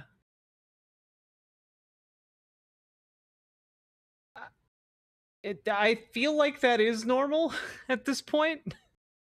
This video came out 4 years ago. I feel like that is the new normal at this point. Before the fallout from the coronavirus started to hit, more than 500,000 Americans nationwide were already homeless, millions more on the brink of losing their housing, and countless families struggling every month to make ends meet. At the root of all of this suffering is the fact that in this country, housing is treated as a commodity, not a right. It's a consumer product, just like clothes or cars, that private businesses can sell on the market to make a profit. And if someone isn't able to pay, either because their landlord raised their rent or because they can't work for one reason or another, they're not able to stay in their homes. If they're lucky, they can live with friends or family, or maybe in transitional housing for a bit. But for a lot of people, they have nowhere else to go, and they end up sleeping on the streets. In December 2019, the number of people sleeping in homeless shelters in New York reached 19,000 people, an all-time high. 100,000 New York City students are homeless. That's more than 10% of the entire student population. Why do so many people end up homeless? It's not because there aren't enough homes to go around. There are plenty of empty homes. No, it's because housing people is not the primary goal of developers or landlords. Their goal, simply put, is to make a profit. And it's much more profitable to build luxury apartments for the rich than decent homes for the poor. This gives us a big shortage of homes for ordinary working people. For every 100 households that are extremely low income, there are only 36 affordable and available homes. As a result, we have plenty of housing for the rich, but poor and working class people don't have nearly enough on the market. So we have people scrounging to make ends meet or sleeping on the streets right below luxury condos and uninhabited apartments. This is a terrible way to organize a housing market. It might be profitable for landlords and developers, but it's not efficient or beneficial for the rest of society. In fact, housing doesn't have to be seen as a market at all. In other countries, housing is considered a fundamental right, like education or healthcare. That means the government goes to significant lengths to guarantee everyone has a home, and the market plays a much smaller role in the construction and distribution of housing. And like the great thing about this video is that, yeah, the reason we prioritize housing for the rich in this country is because it is more profitable to do so. We need a counterbalance that makes it more profitable to provide housing to working class people, because honestly, what ends up happening, and I know almost all of you must be familiar with this unless you live truly in the middle of nowhere, but like a fancy new apartment building gets built and most of the units sit empty and vacant because ultimately that fancy apartment building only needs to rent out to like a handful of people to make a profit. It doesn't need to rent out all of its units to make a profit if it's for the rich. You know? Doesn't need to utilize all that space if it's for the rich. And we could instead prioritize and incentivize a different system that prioritizes affordable housing for, you know, working people. That is possible. It is within our reach. We can do that. Here's a sub to subsidize your housing heart. Crystal Hazer, thank you for subscribing with Prime over on Twitch. Very appreciated. So let's hop across the pond and about 100 years back in time to take a look at just one example of how an alternative housing model got started in beautiful red Vienna. At the end of the First World War, the Austro-Hungarian Empire collapsed, leaving behind a number of successor states, including modern-day Austria, home to the former imperial capital of Vienna, the 5th largest city in the world. Despite being the seat of an empire, the chaos of the war and decades of neglect had left the working class of Vienna in desperate circumstances. Inflation was rampant, jobs were scarce, social services were non-existent, and hundreds of thousands of people were crammed into decaying tenements where overcrowding, disease, and violence were rampant. So it's no surprise that in 1919, at the first elections ever held in Austria where all adult citizens could vote, the Social Democratic Party swept into power at the municipal level on the promise of dramatic social and economic reform. And they delivered. The new government of Vienna implemented a huge range of services, including public health care and public child care. They built high-quality hospitals, schools, and recreational facilities. But their crowning achievement was an ambitious program of social housing, what Americans call public housing, that began in 1923 and saw 60,000 new apartments constructed in the first year of its existence, built by the government and financed by taxes on the rich. But these weren't the kinds of apartments you might picture when you think of public housing in the United States. Drab high-rises plagued by chronic neglect and underinvestment. Residents could enjoy leafy courtyards, wide-open spaces, and plenty of natural light. They had shared laundries, state-of-the-art kitchens, food co-ops, bathhouses, pharmacies, lecture halls, schools, and swimming pools. These apartments were designed to be both beautiful to look at and beautiful to live in, fostering a sense of shared community among the people who lived there. And the best part was that because the city didn't have to worry about making a profit, just about paying off their maintenance costs, these homes were both much nicer and much cheaper than what workers had previously known. In 1926, the average rent in Viennese social housing was about just 4% of a monthly wage. The first 15 years after Austrian independence saw its capital transform from a symbol of urban blight. I'm sorry. The average rent in Viennese social housing was 4% of a monthly wage. 4%.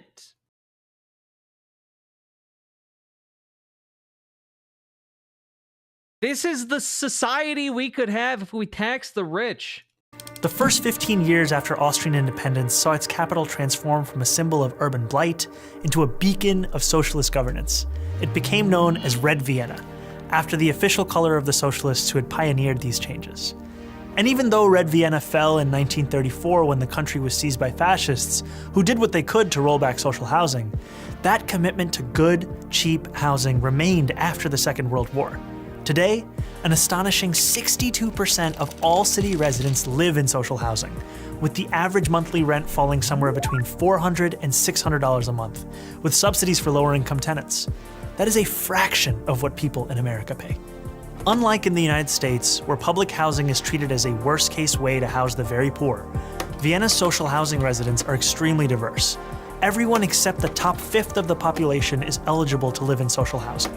This means there's broad appeal across many segments of society, which creates the foundation for its political popularity.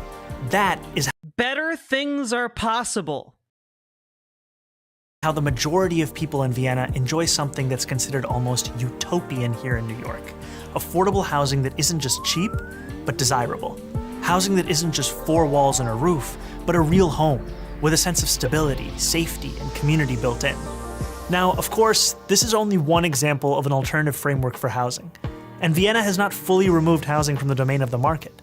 Residents still pay part of their earnings in rent to cover operational costs, and a sizable chunk of the population lives in private housing. But it's an actually existing alternative that shows us what a step toward a better world could look like. If we want to end the housing crisis, the solution has to be moving toward the full decommodification of housing. In other words, moving away from the status quo, in which most people access housing by purchasing it on the market, and toward a future where we guarantee high-quality housing to all as a human right. So how can we do it? We can start by making sure people who access housing on the private market have ironclad protections against abuse and exploitation. But to go further, toward the Vienna model, we'll have to go beyond the market. We can establish community land trusts to gradually buy up housing on the private market and convert it to community ownership. We can give tenants a right of first refusal to buy out their landlords when buildings go up for sale. Hell yeah. And we can do you have any idea how cool that would be? Do you have any idea how cool that would be? It just like one of those reforms happened in New York City. fully commit to a new era of social housing, ending Uncle Gumbald, Republicans are, and some people who work at the New York Times are acting like he is suggesting guillotines when he calls for like affordable housing. They do act like that. I don't blame you. Subsidies for luxury housing development and using our wealth to build beautiful, high-quality social housing projects that offer good homes and strong communities to everyone. We won't decommodify housing overnight, but we know what we have to do, and we have history to guide us. And we know how we'll get there, through a movement of the multiracial working class organizing for the better world we know is possible. And we've already begun. I'm Zohran Mamdani, Assemblyman for New York's 36th Assembly District in Astoria, Queens, for the Gravel Institute. Hell yeah. A cool video. A cool video, for sure. Absolutely. I will also point out, maybe, I mean, clearly this socialist utopia in Vienna must have collapsed by now, because no free lunches, am I right, folks?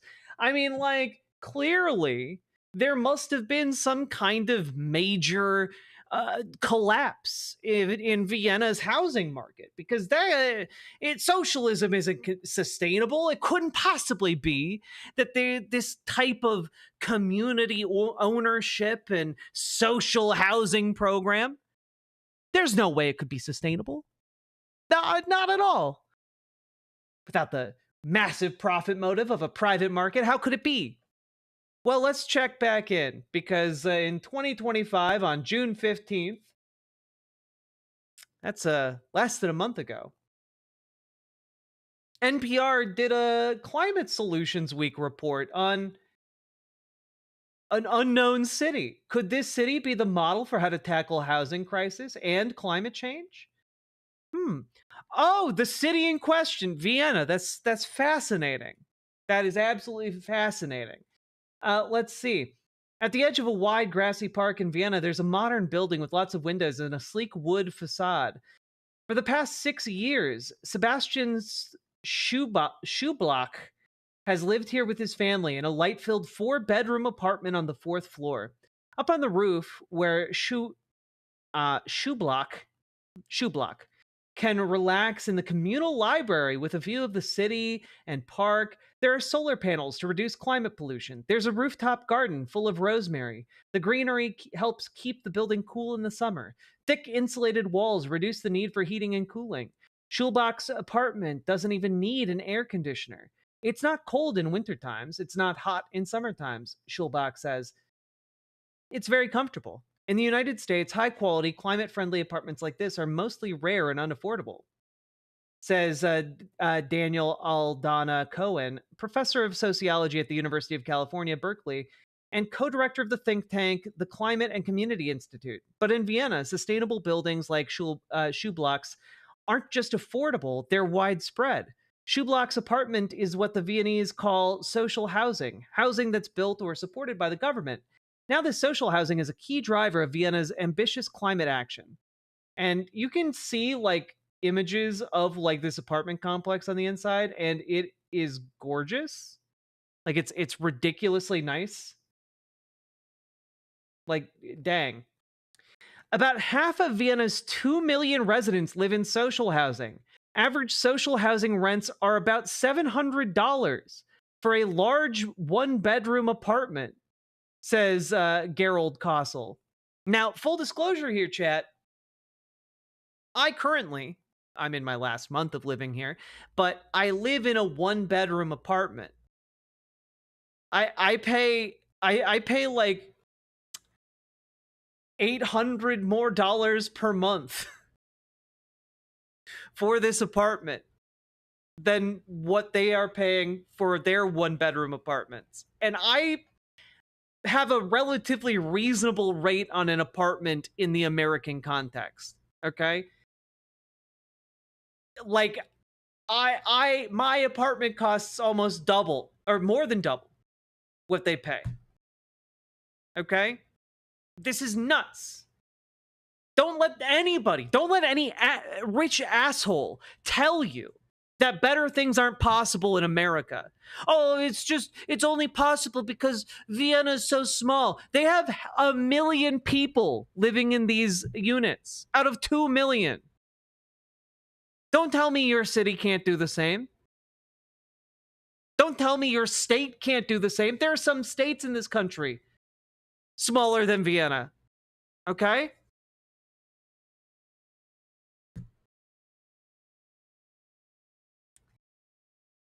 But listen to this. Shoeblock pays more for his 4-bedroom with utilities. It's around $1,700 per month. Now, I need to pause right there because with utilities, he's paying for his entire family to live in a 4-bedroom apartment for about the same as I pay for my 1-bedroom. That's nuts. That's crazy to me.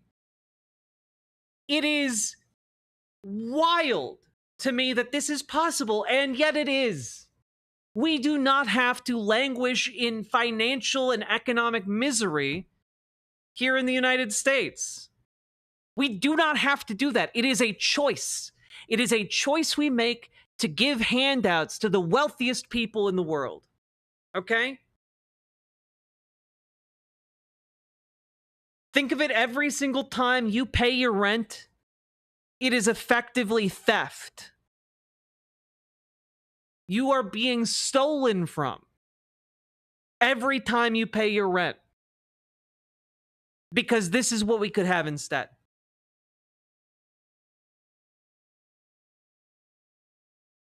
I'm going to link this article in chat so y'all can read the full thing because we're not going through all of it right now. But understand here that, like, the fundamental premise that Zoran Mamdani is running on in New York City to be mayor is that we can have good things. Things can, in fact, be a damn sight better than they are now. And we need to fight for it. Now, let's take a quick look here. How are Democrats doing with this? Politicians, especially in my party, Democrats, me, we have to do a better job of communicating that we see you, we hear you, and we're going to try and do things with industrial policy in America, with the manufacturing policy, with all the tariff stuff, taxes, everything else. What are we going to do to build more housing that's affordable for you to make your life better? Politics. Just in case you missed the chyron here, this is he wrote an article for the Wall Street Journal titled, "For Democrats, Mamdani is a wake-up call and a bad example." And he's arguing that the response Democrats need to have is, we see you, we hear you. No, that's not the response Democrats want. That's not the response voters want.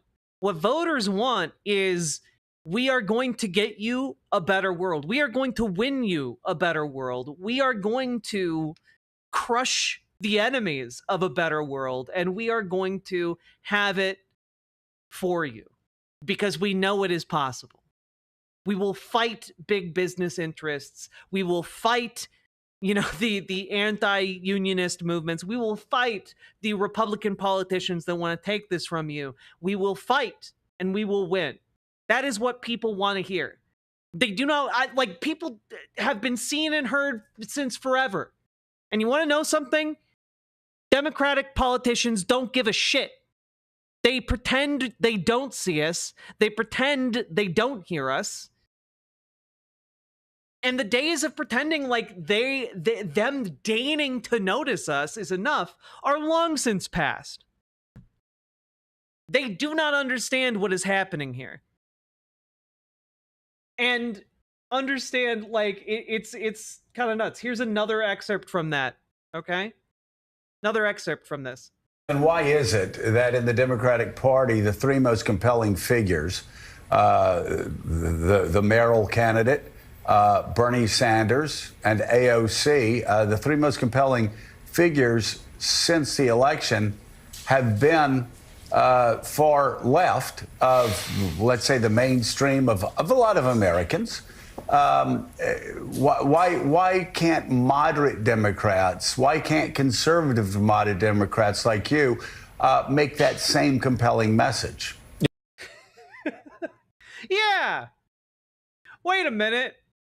Why do the people who want to do good things instead of hopelessly flail around pretending like they're doing good things? Why do the people who actually want to do good things do better than you? So close, Morning Joe. So fucking close. God.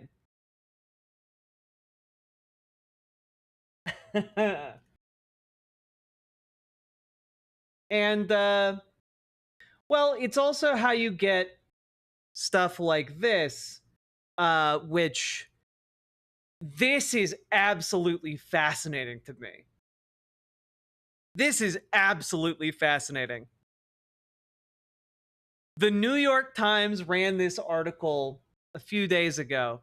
Mamdani identified as Asian and African American on college application. Zoran Mamdani, the Democrat running for mayor of New York City, was born in Uganda. He doesn't consider himself black, but said the application didn't allow for the complexity of his background. And like, this is, understand, this is their attempt at a gotcha. This is the liberal establishment, or maybe neoliberal establishment might be more accurate, trying to come for him. They saw this man advocating for like more affordable housing and they said, we must try and destroy him. What do we got? Well, he's not white. And that's what we've got. It's literally that meme we watched the other day. We saw the other day, right? And understand that like this is even worse than you are thinking from just like the splash header, okay? It's even worse than you're thinking. Because the main writer behind this article is one Benjamin Ryan, and if you have any awareness of trans issues in the New York Times, you are aware that Benjamin Ryan is maybe one of the most virulent transphobes working at the New York Times and in mainstream media. It's crazy. He's like absolutely obsessed with trans people to like a freakishly unhealthy degree. And well, would it surprise you that Benjamin Ryan got his information from a hack? He got his information from a source that obtained this information illegally. And well, we're gonna go deeper into this article here in a minute, but the source of the story appears to be one Jordan Lasker, who is, well, do any of you guys remember the pro-natalist content we went through not too long ago? And the pro-natalist conference we went over not too long ago, like as in several months ago? This conference, in fact, we did an entire video debunking their bullshit claims. Well, this guy was one of the speakers at that conference. And he's one of those weird natalist fucks. He's a race realist and proponent of eugenics. And that, of course, led to the prestigious Hellgate, journalistic outfit, actually doing journalism in New York City. Why did the New York Times collaborate with a eugenicist? Which is, I think, is a really interesting claim. It's a really interesting question to ask. You know? Because basically the New York Times has one of their most noted open bigots writing an article using information obtained from a eugenicist who obtained that information from a hack of a university. And the information all put together amounts to Zoran Mamdani, as a teenager, checked that he was Asian and African American because he's literally He's literally from Africa and an American, and he's also Asian.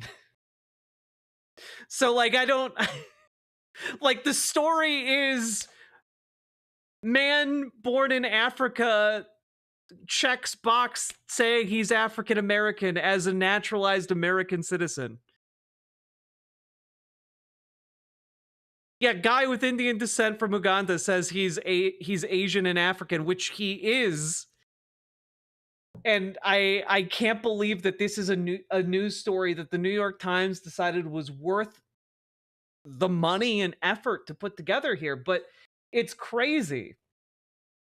As he runs for mayor of New York City, Zohran Mamdani has made his identity as a Muslim immigrant of South Asian descent a key part of his appeal.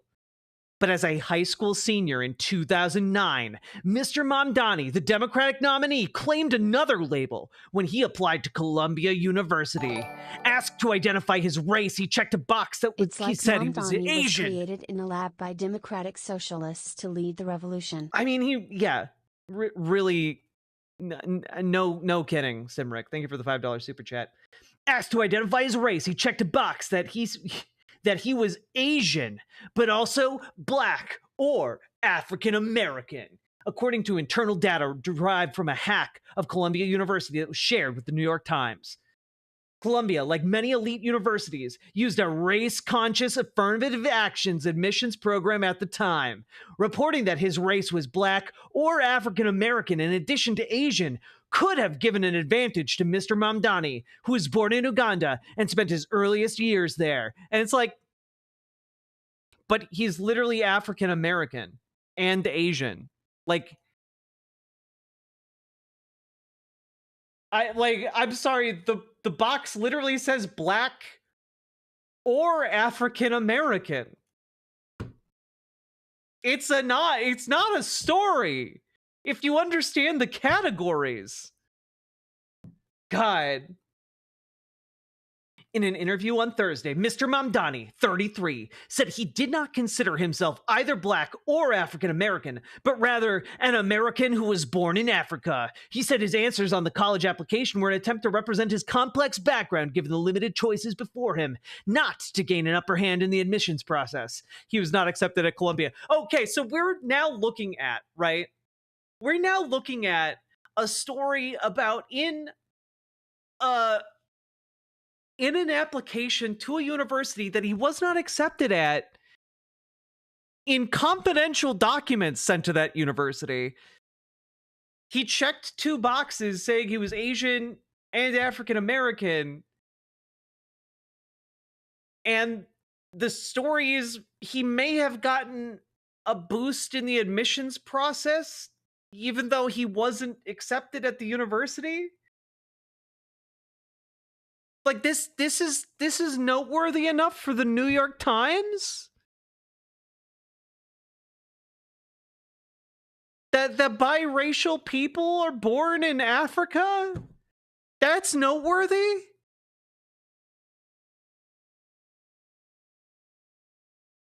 This is, understand, like, they are willing to use, like, essentially, this is the New York Times trying to break out the calipers to do some, like, you know, phrenology to try and debunk and, like, you know, render toothless Zohran Mamdani's campaign. And it's just, the ridiculousness of it is so vast.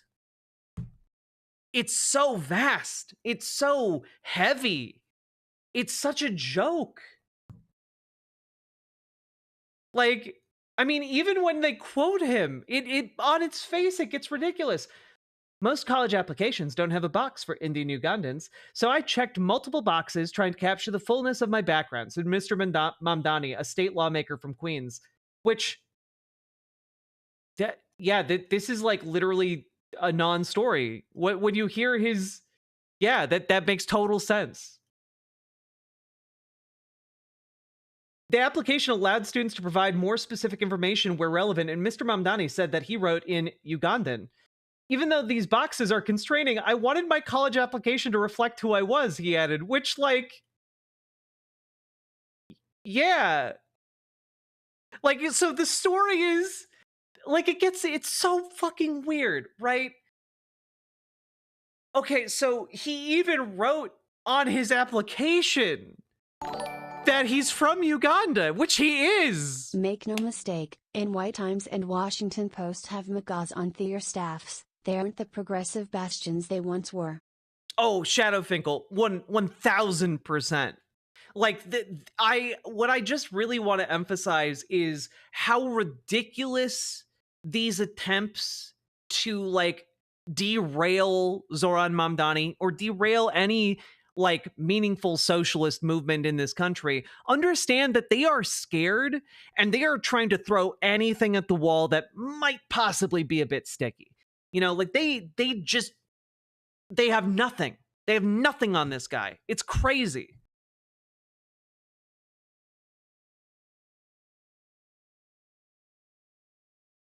What's the news on campaigning? I don't have any news on the ground game in New York City. My understanding, though, is that Zoran is continuing to do very well, and Cuomo and Adams are on track to like steal votes from each other, splitting the vote.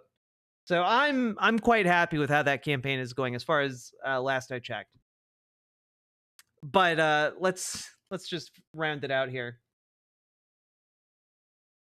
While neither Mr. Mamdani nor Columbia University could provide the template for the application form the college used at this time, a copy of it was archived online. Mr. Mamdani said he filled out all of his college applications in the same way. The Times could not find any speeches or interviews in which Mr. Mamdani referred to himself as Black or African American, and Mr. Mamdani said the college applications were the only instances where he could recall describing himself as such. And genuinely, like, I'm sorry, it would be totally fair if he described himself as African American. The reason he doesn't in a colloquial context is because a lot of people associate the label African American with somebody who is Black, right? And I think it is fair in a college admissions process when you are not Black, but you are, you know, Indian and Ugandan, to refer to yourself as African American, especially since you are a naturalized American citizen. It's all just nonsense, right? In his meteoric rise, Mr. Mamdani has proactively embraced his Muslim and South Asian ancestry to pitch to New Yorkers. On Tuesday, the Associated Press declared Mr. Mamdani the decisive winner of the Democratic primary for mayor. He now faces a general election field. Reminds me of the Hillary Clinton was mean to a guy who tried to manhandle a kitten in middle school hit piece. I do not know that hit piece, Nomi Sunrider, but that sounds nuts. Thank you for the $5 super chat. He now faces a general election playing field that includes Mayor Eric Adams, who is Black. Notice, like, they try and set up, like, the oppositional element here. It's very transparently, like, disgusting. Yeah, it's again, Shadowfinkel. Yes, it is like this conservative shock at the idea that biracial people exist. That they try and, like, stoke up this long dead ember of, like, anti-miscegenation. It is rooted in, like, some white supremacist shit, you know? They're trying to, like, stoke the flame of, it couldn't possibly be that, like, two people of different races fall in love and have babies together. That's impossible. Couldn't be. God. Also, let's see. As the first South Asian elected official, the first Muslim elected official to ever run for mayor, the turnout in those same communities has been incredible to see, Mr. Mamdani said this week in an interview with NPR. Last month's cyber attack appears to have been carried out in order to see if Columbia was still using race-conscious affirmative action in its admission policies after the Supreme Court effectively barred the practice in 2023. So, just out of nowhere in this article, they throw in Yeah, there was a cyber attack carried out against a university by white supremacists in order to see if they were, still doing things that are illegal now in this country. It's genuinely nuts. While Mr. Mamdani was not a target of the hack, the information about him was included in a database of millions of student applications to Columbia going back decades. The data was shared with the Times by an intermediary who goes by the name Cremieux on Substack and X. He provided the data under the condition of anonymity, although his identity has been made public elsewhere. He is an academic who opposes affirmative action and writes often about IQ and race, which this part was added, by the way, after this. And just because I know some people are going to be curious. I know some people are going to be curious. What kind of academic writing is done by this hip eugenicist that the New York Times is working with these days? What cool source have they found for information to try and slander and defame Zoran Mamdani? Well, you're never gonna guess. Oh.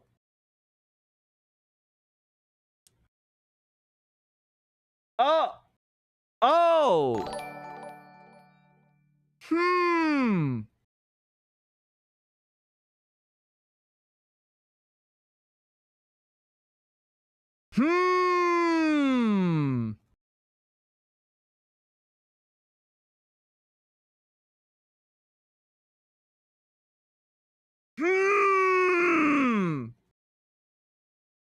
So let me get this straight. The New York Times and the liberal mainstream media will run hit piece after hit piece, interview after interview, asking if Zoran Mamdani is, anti-Semitic, etc., etc., etc. But they're all too happy to work with and actively solicit information from a guy who literally writes about Jewish IQ.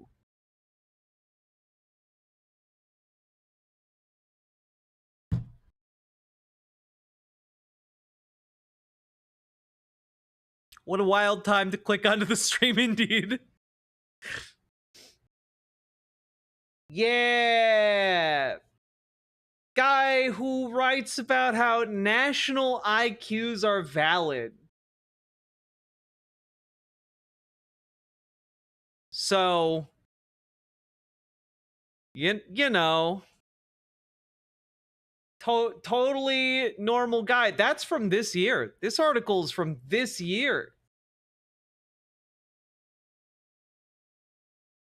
Remember when I said the New York Times is comfortable grabbing those calipers for some phrenology? I really meant it, guys.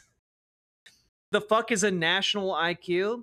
The idea that your nationality, in some sense, dictates your IQ because your nationality is tied to your genes.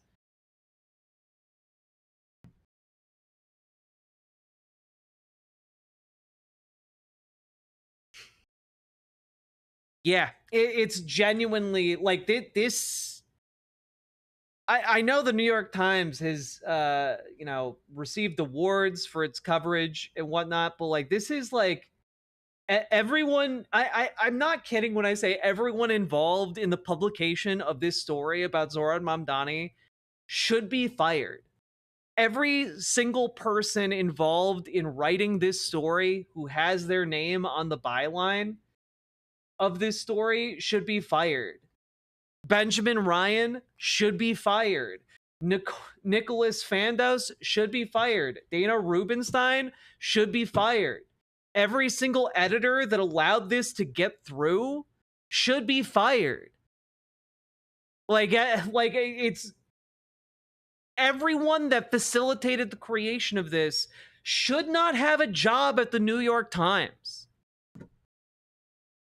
This is literally Violet Licorice, I was about to say, this would literally be something that you could find published in, like, the New York Post or, like, genuinely white nationalist outlets.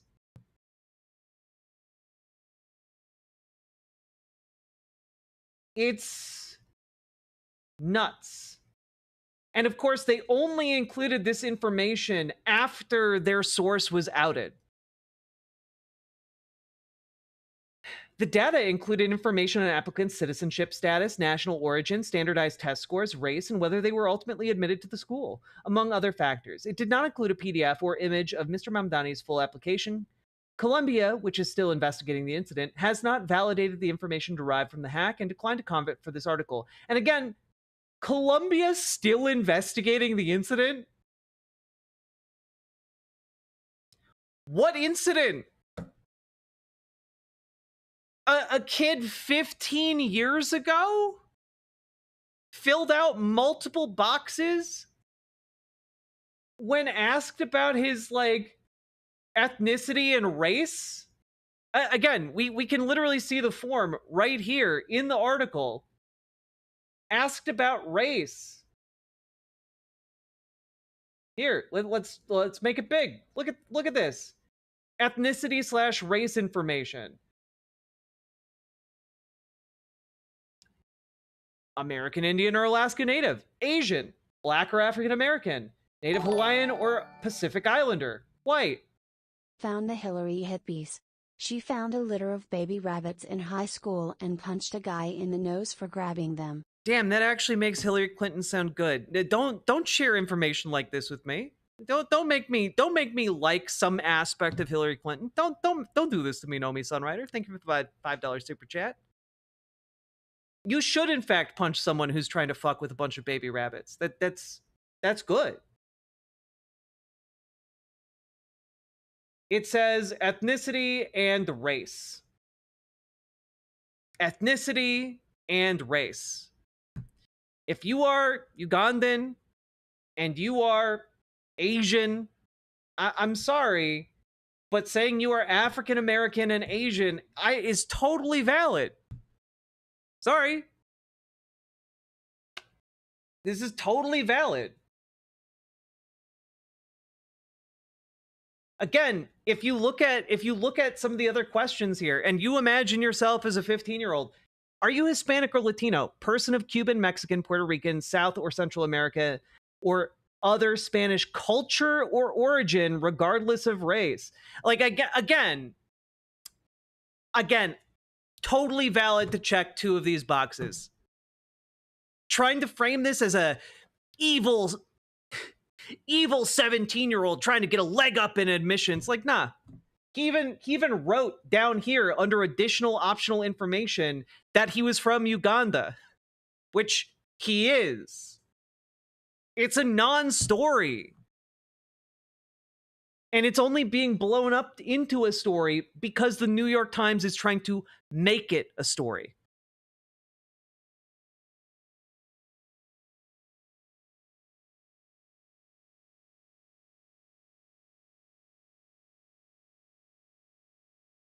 Also, again, a lot of this story is rendered moot by the fact that Columbia didn't accept him to the university. Let's not push it that far, but totally a 17-year-old mood. Like, I'm not pushing it far. This is a non-story. It's not even like a 17-year-old fucked up. It's that, like, I'm sorry, how do you get more African than being from Uganda?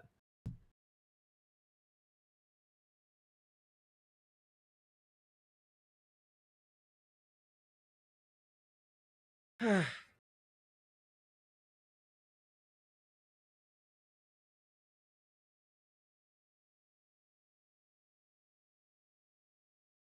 can only conclude that they're really fucking scared of Mamdani.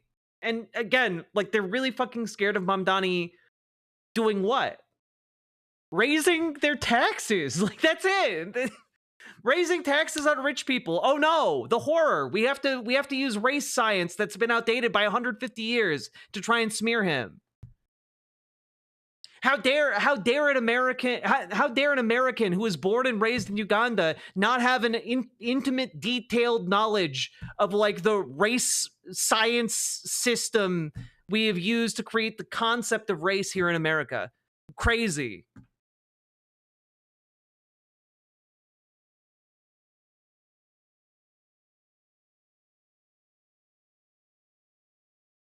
Well, if you're from Africa, how come you are South Asian?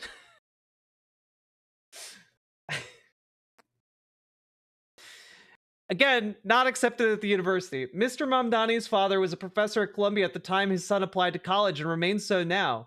Mr. Mamdani has said he never really wanted to go to a university where his father was a professor and wound up attending Bowdoin? I don't know how to pronounce that. Bowdoin College in Maine, where he majored in Africana studies. I didn't know that. That's cool. Mr. Mamdani's self-identification as both Black or African American and Asian on his application points to the heterogeneity of his background and upbringing as the child of Indian Ugandan and Indian American parents who brought him up in Uganda, South Africa, and New York City.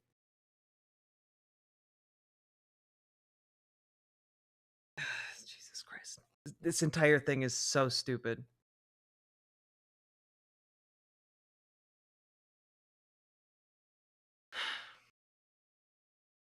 It's all so stupid. Mr. Mamdani was born in Kampala, Uganda, to Mira Nair, and an acclaimed film director who grew up in India and later emigrated to the United States, and Mahmoud Mamdani, then a college professor at Makerere, probably mispronouncing that, university. Both his parents are of Indian descent, but his father's family came to East Africa more than 100 years ago. Jesus Christ.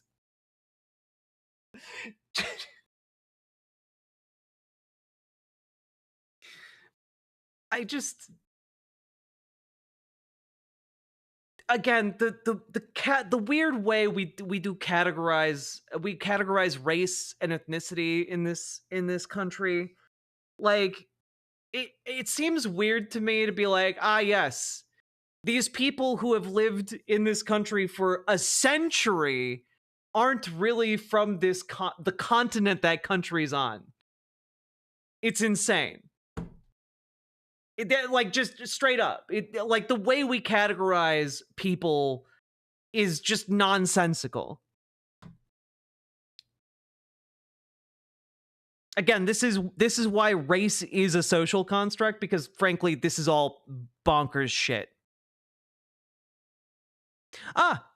Halo Thane Space Dust, our reporter on the ground in Maine. Bowdoin is pronounced Bowdwin. Super cool. He went to school in my state. That is super cool. And thank you for the information, our Maine correspondent.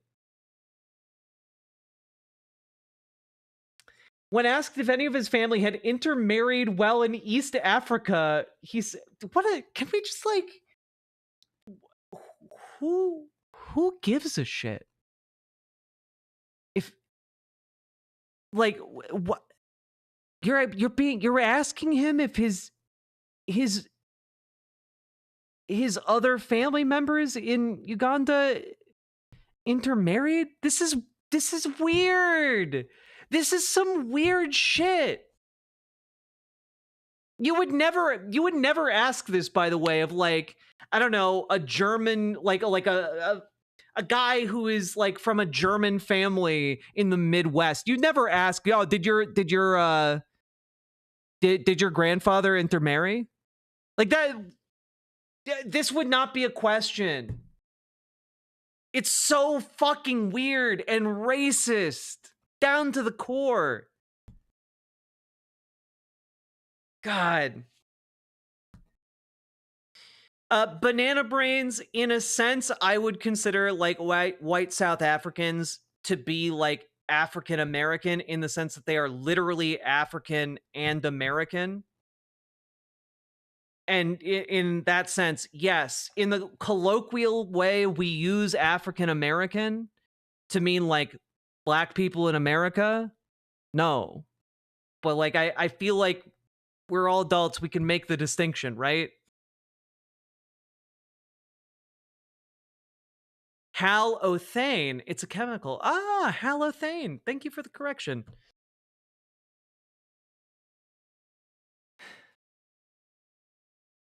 When asked if any of his family had intermarried while in East Africa, he said in the interview on Thursday, they're all of Indian origin, from Gujarat. His family moved to New York City around the time Mahmoud Mamdani joined the Columbia faculty in 1999. At the time of the move, Mr. Mamdani was 9. He was naturalized as a U.S. citizen in 2018 and is now a dual citizen of the United States and Uganda. While Mr. Mamdani foregrounded economic issues during his campaign, he took pains to court voters of South Asian background. He released campaign videos in Urdu and Bangla and occasionally appeared in a kurta, the long collarless shirt worn by South Asian men and women. On his official State Assembly webpage, he touts his status as the first South Asian man and first Ugandan to serve in the New York State Assembly. In campaign events with predominantly black audiences, Mr. Mamdani has stressed his African roots and his father's activism in the American Civil Rights Movement when he was a student. I was born in Kampala, Uganda, in East Africa, he said in June during a speech at the Reverend Al Sharpton's organization, the National Action Network. I was given my middle name Kwame by my father, who named me after the first prime minister of Ghana. And decades ago in Uganda, we won our independence from the British in 1962. During the primary, Mr. Mamdani struggled to make inroads with black voters, with former Governor Andrew M. Cuomo carrying majority black neighborhoods in the first round of voting by 18 points. Black voters represented an essential part of the coalition that Mr. Adams is trying to rebuild going into the November general election. On Thursday night, Mr. Adams characterized Mr. Mamdani's actions as an insult to every student who got into college the right way. Jesus Christ. The African American identity is not a checkbox of convenience, he said in a statement. It's a history, a struggle, and a lived experience. For someone to exploit that for personal gain is deeply offensive. And again, that is rating so much intent onto a 17-year-old checking a box when that 17-year-old literally from Africa and is American. The argument's weird, especially when the box is black or African American. You know, like that or means something there in the categorization, and I think the categorization is bullshit, but that's the bullshit category you have to work with when you're filling out college applications. God.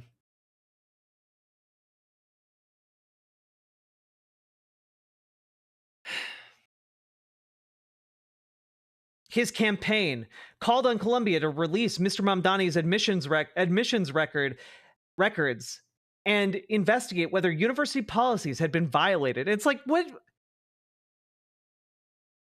He never got into the university. What policies would be violated here? Like, why are we building an entire line of questioning to empower the Eric Adams campaign based off of absolute bullshit provided by a race scientist who believes in the nationalization of IQ and believes in racialized IQ? Why are you doing this? And we all know why. It's to flatter the conservative movement in New York. But, like, it's fucking nuts.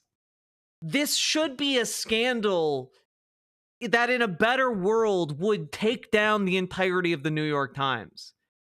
This is such a discrediting piece.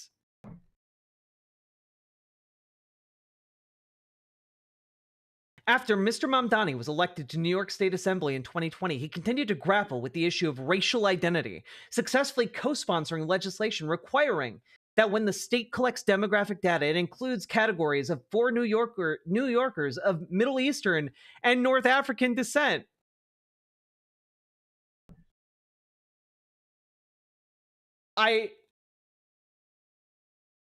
Every aspect of this sucks. Every aspect of this article is terrible, poorly written, poorly researched, and frankly, bonkers that it is even existent in the public eye.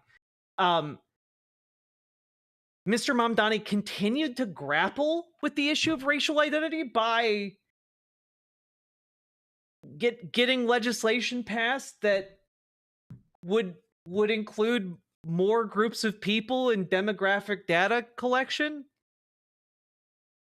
That's not grappling with racial identity. That's including more New Yorkers in demographic data collection. I'm like, what the hell, man?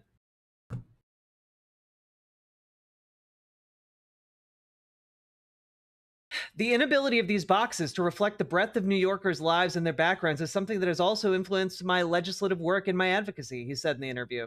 Which, yeah, those boxes are kind of bullshit, right? Right-wing Republicans, including Mr. Trump, have seized on Mr. Mamdani's Muslim faith and immigrant history to smear and attack him, and in some cases call for his deportation. Something that I guess the New York Times, presumably, given the thrust of this article, would very much support. This week, Mr. Trump repeated a baseless claim that the New York Democrat had immigrated illegally to the United States and threatened to arrest him if he impeded immigration agents pursuing other targets in New York City. During a rally on Wednesday, Mr. Mamdani, a Democratic socialist, said Mr. Trump was merely seeking to stoke the flames of division, which, oddly enough, the New York Times is also trying to do here with this piece. If this is what Donald Trump and his administration feel comfortable saying about the Democratic nominee for mayor of New York City, imagine what they feel comfortable saying and doing about immigrants whose names they don't even know, he said, which, yeah, absolutely. Just out of curiosity, because I almost never see comments on the New York Times. I never look.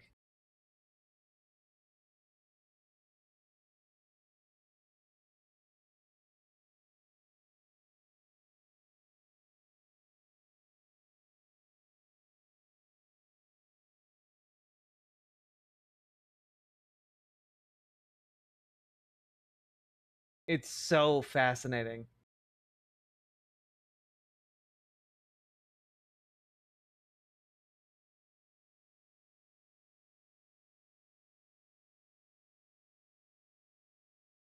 So many of these are just, who gives a shit about this? If you're digging to see if you can reach rock bottom, you're there. And I feel like that really sums up where we're at with this particular piece. I can't believe how many of the dumb conservative things I talk about on this show routinely become actually relevant. You know, when months ago, when I was covering that pro-natalist rally in Texas and was debunking those weird pro-natalists that got not exposés, but like got, you know, glowing pieces written about them in all the major papers and stuff, and they just have one of the most deranged YouTube channels I've ever seen in my life. I didn't think that we would somehow come around in the future to how the New York Times was reporting on a New York mayoral election. You know, I didn't see that coming. It's just the stupidest things are happening in America now. You know, like, again, when we talk about this conspiracy singularity, it feels like we're all being sucked into it together, and it sucks. I hate it. You know, I just...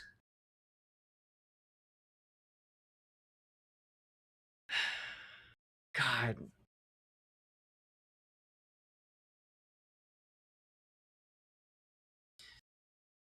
The issue, TI, is that when we talk about the pro-natalists, it's not just, oh, they want to have policies that encourage people to have more children.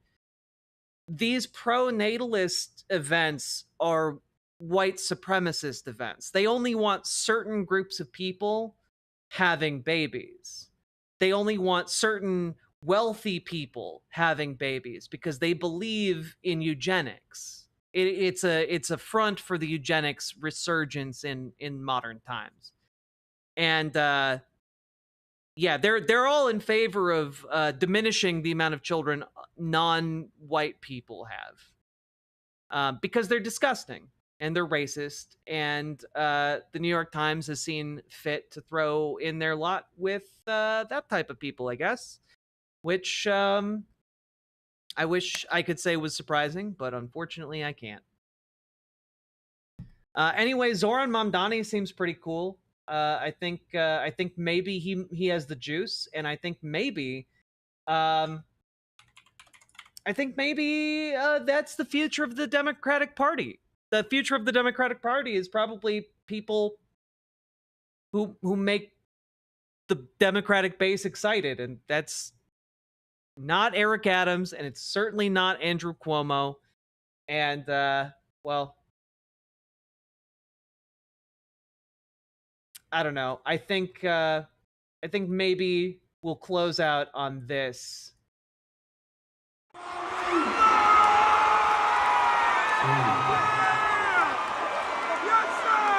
New York City! How we doing?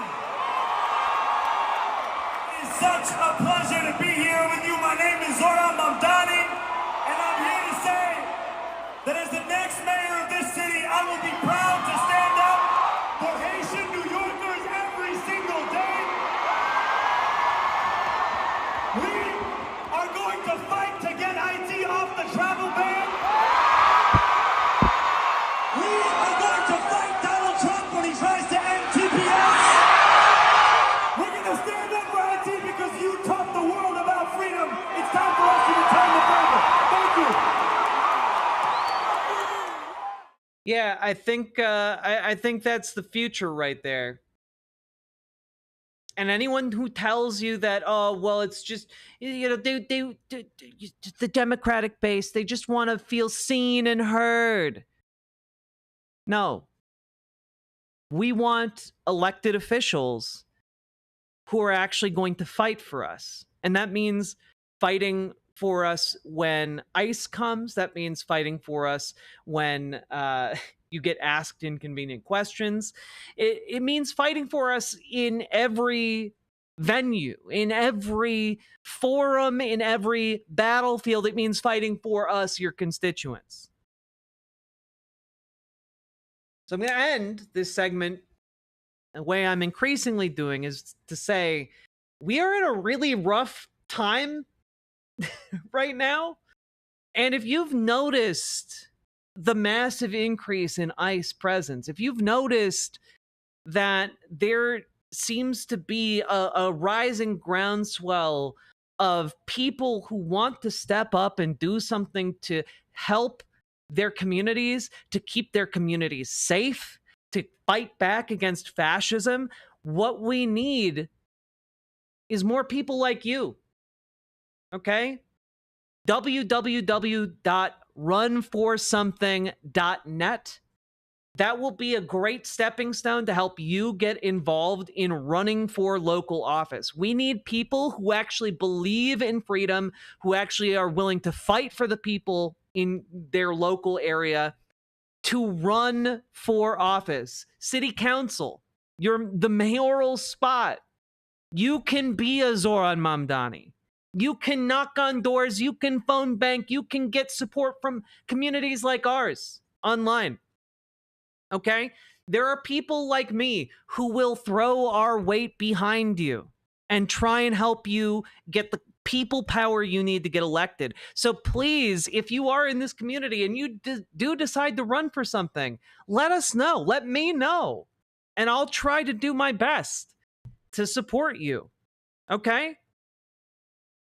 And not only that, get involved in your local Democratic Party. Get involved in your local DSA. Get involved in your local Working Families Party. Get involved in the political organizing apparatus of your local community, because right now, guys, there is some really scary shit coming down the pipeline. ICE just became the largest law enforcement, not even law enforcement, lawless enforcement agency. You can also volunteer for a county or city commission if you don't have the Riz. True. You have a lot of soft power in the commission. Absolutely, Simric. But there is a lot of really awful shit that just got passed in that big budget bill of Donald Trump's. And one of the worst is that the ICE budget is like quadrupled, more than quadrupled. It is it's been made very large, and that funding is immediate. Okay? That means tens of thousands more ICE officers. That means the ability to do what ICE has been doing in LA for weeks in many, many other places in this country. And that's really scary. But the best way to defend against that is to get involved in your local political scene, because there are things you can do. You can make sure that your local sheriff's office is not collaborating with ICE. You can make sure that your city government is not collaborating with ICE. You can make sure that you are helping to organize people against ICE. You can, in fact, do something about this. You are not powerless in the face of this oppression.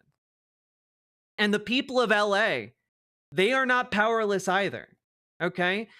The reason many of you may have been seeing ICE agents on social media today is because they effectively have been figured out by a lot of the people in the protesting scene in LA. Okay? People are watching what they do. People are monitoring their movements. They know which hotels they stay in. They know which organizations are, ICE is buying from, or, they know, and they're taking action accordingly. And one of the best ways you can position yourself to be ready for what is coming down the pipeline, and I can't sugarcoat it, it's going to be bad. One of the best ways you can position yourself is by being in local government or being connected to local government. And that is what we need to do. It is not enough for us to simply turn out to a protest once in a while. We need to become more active and more aware, because we need to fight these fuckers on every inch of ground we can. Okay? So, with that being said, if you need help connecting with your local Dems, which I know some people have found difficult, you can join our Discord, !Discord, and connect with Dragonfly on the Discord. And she will be happy to help you connect with your local Democratic Party and get involved in your local Democratic meetings. And go to the goddamn meetings. 90% of organizing is just going to the goddamn meetings. I promise you guys. Now, if you need help joining DSA, okay? Join our Discord, reach out to GamerG.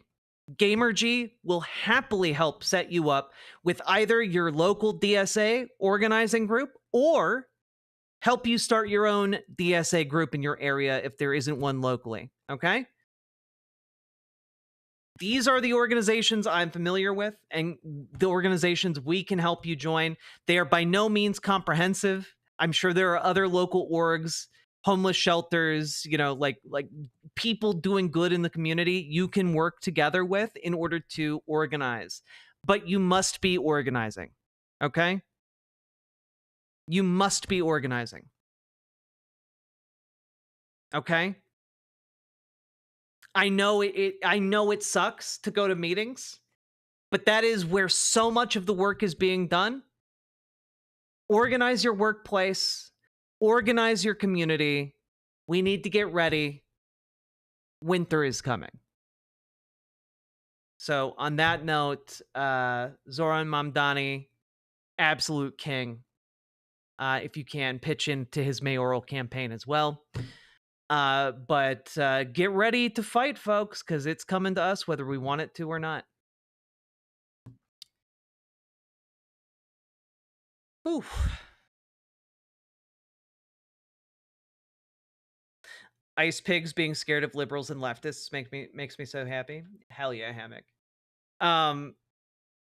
Yeah.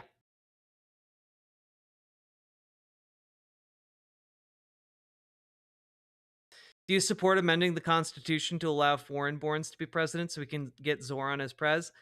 You know, I don't hate the idea of like amending the Constitution to be any American is eligible to run for president. I don't hate that idea.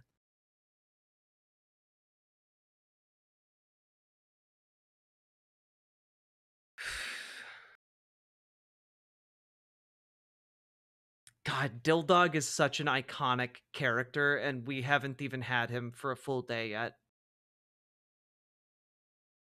Now, folks, we've been going for over 4 hours. If you've been getting anything out of today's stream, please hit the follow button. Please hit the subscribe button. And consider dropping those subs, donos, memberships, super chats, because, folks, you know, this show is only made possible thanks to viewers like you. I cannot do it without you guys. The only acceptable use of ice is when he's doing home construction and renovation.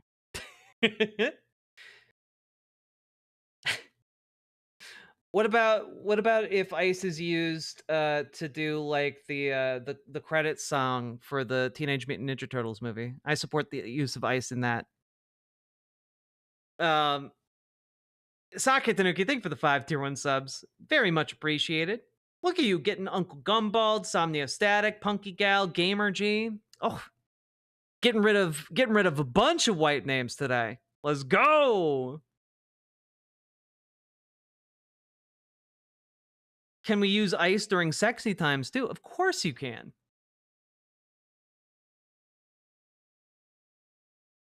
I was unsubbed. I pay for a sub.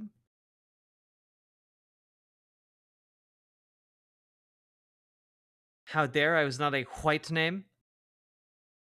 I don't know. The gifted sub said different. Love the voice. Thank you, man. Sorry.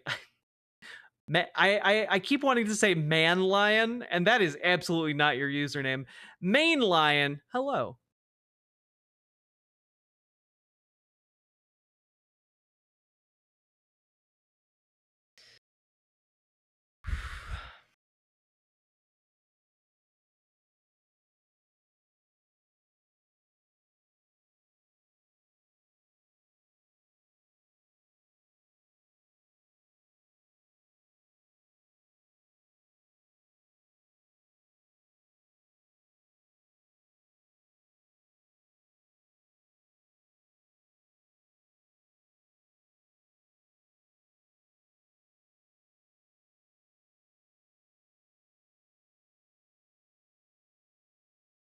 Oh no, Knifeiest Duck. It looks like you're not subbed.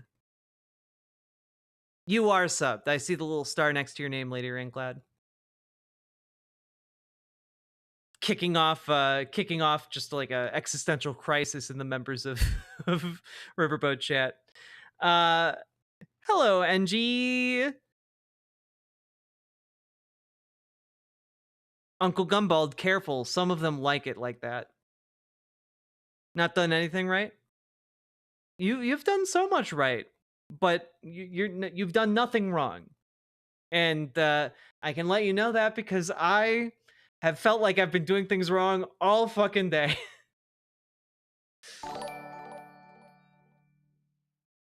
DSA Chan, it's not like I enjoy worker solidarity or anything, Baka. Oh, Sake Tanuki, that needs to be a thing. You know, DSA, I'm sure has like many talented artists. There must be like a talented animator in DSA. Can we get like a I feel like the main recruitment tool could genuinely be like a little DSA anime short series. It's not like I like you or anything. But Baka, I only want to have worker solidarity with you. Nothing more.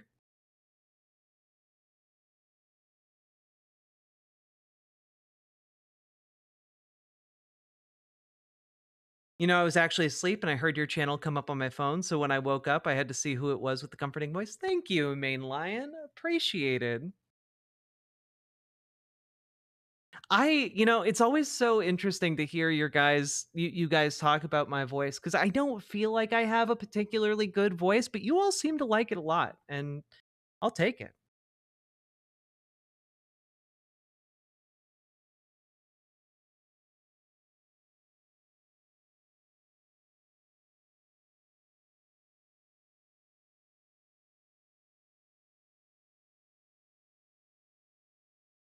Wait, this is the actual DSA mascot?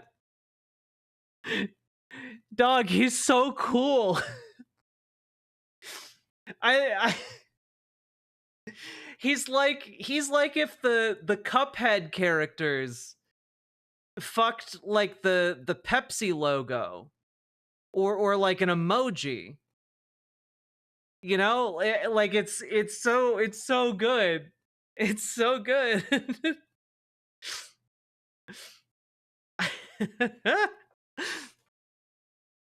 You mean Cool Spot? Yes, thank you. Yeah, like the 7-Up logo. Yes, you understood my vision. Thank you.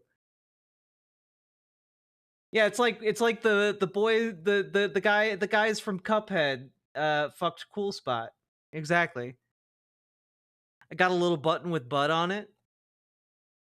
Seriously, make this like a weird anime, like the Bernie Sanders Saying anime. African American means from Africa rather than black seems like equivocation or an etymological fallacy or something. True, the name doesn't make sense, but that's how language works.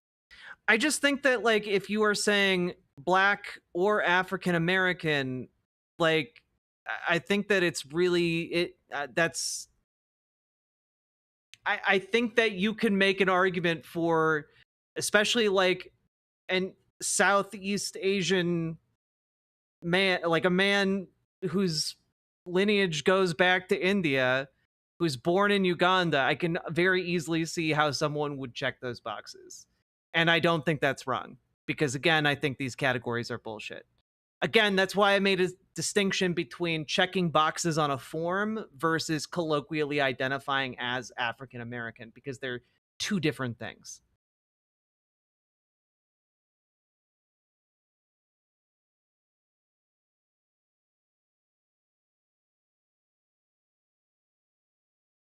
It reminds me of the little guys dancing in the movie theater. True! It just reminds me of the Venture Bros Blackula discussion.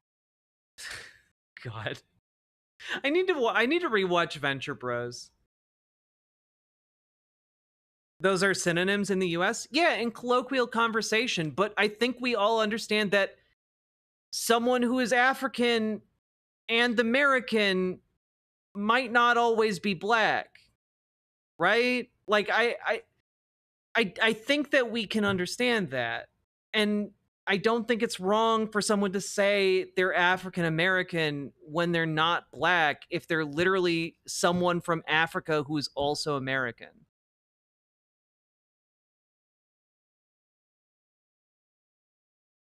Like I think that, yeah, like I don't know. Race categories are stupid and I hate them. But they exist and it's difficult to contend with. Let's go out to the lobby. Let's go out to the lobby. Let's go out to the lobby and have ourselves a strike. Also, at a certain point, at a certain point is the material question we're arguing whether or not there is a hyphen between African and American. Like, I don't know.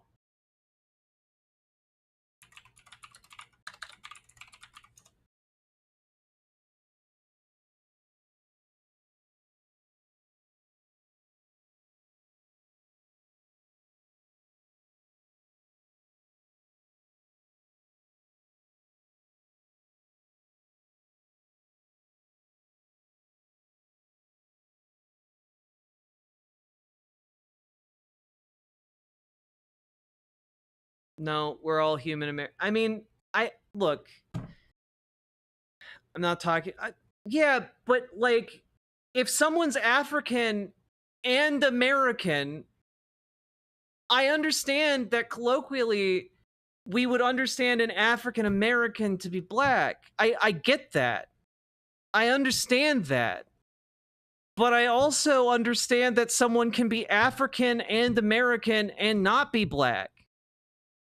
And so I don't think on a forum about ethnicity and race, if you're asked, what is it? And you only have 5 options: white, American Indian or Alaska Native, Asian, black or African American, or Native Hawaiian and other Pacific Islander. I don't think it's unreasonable for someone who was born in Uganda, who is Indian, to list Asian and African American. I don't think that's wrong.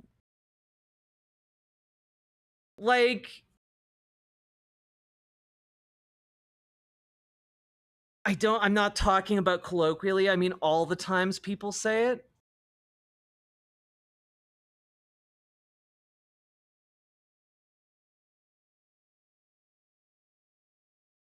You are talking about it colloquially. That is the issue. You're talking about how people use it in conversation. That's the colloquial understanding of a word. I literally have a degree in English literature.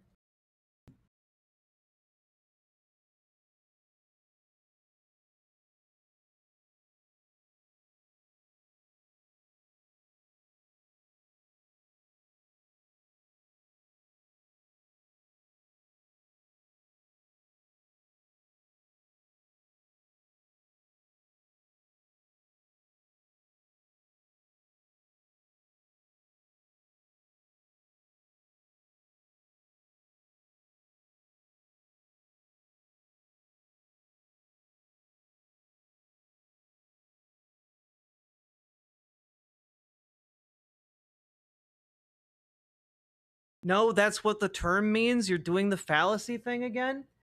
I just I don't know what you mean when you are talking about like an etymological fallacy or something. Like I don't understand it. Maybe this is because I'm autistic as fuck, and I just don't understand what you mean when you say. I am going to read your comment out loud again. Saying African American means from Africa rather than black seems like equivocation or an etymological fallacy or something. And I don't know when you say seems like an equivocation or an etymological fallacy or something. I don't know what you mean by that. That seems like 3 different things that you threw together that I don't understand what you are trying to say. When I say African American in a colloquial sense is commonly understood to mean a black person in America, that makes sense to me because that's how most people would interpret it. I'm just saying I don't think it's an unfair reading for someone to also say I'm African American because I'm African and American. Like,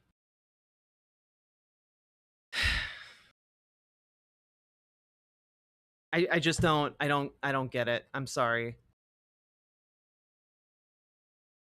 I'm having trouble thinking of examples, but conservatives do it a lot. I would love for you to come up with an example because I'm trying to track with you, and it's really awful. It's like when people say homophobic means you're scared of gay people. I don't think it's like that at all. If someone is literally from Africa and they're asked if they are, I just don't get it. I don't think that is equivalent at all.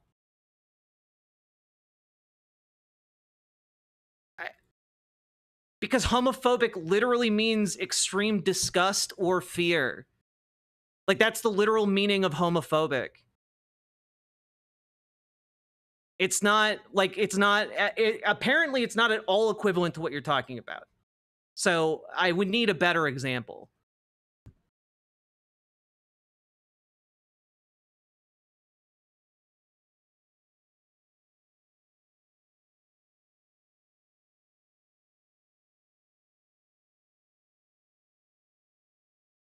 Like, especially given the fact that in this example that we are discussing, he literally added the additional information that he was from Uganda. So I don't understand the point we're getting like caught up on here. If the point is colloquially it would be understood to be black, or the point being that like, oh, well, on the form he should have just checked Asian because he's from Uganda, but he's not actually Ugandan because he's not black. I think this brings us into some weird territory, especially considering he said he was from Uganda. I don't know.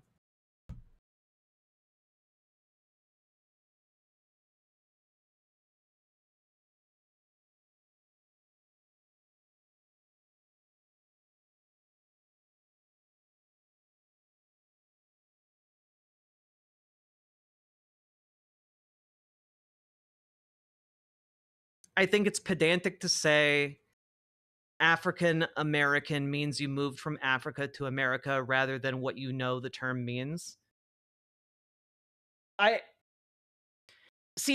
I'm struggling with this because I'm literally looking at the form that he was asked to fill out. And I showed it on stream earlier, and I pointed out that in one of the questions prior to this, we are being asked about Spanish culture or origin when we're talking about Hispanic or Latino. And so he checked 2 boxes here and then clarified that he's from Uganda on this form. Now, I don't think that is an untenable way to answer this. And I'm confused as fuck. And again, I'm not trying to be pedantic. I'm trying to like, I think it's a relatively fine way to answer this question.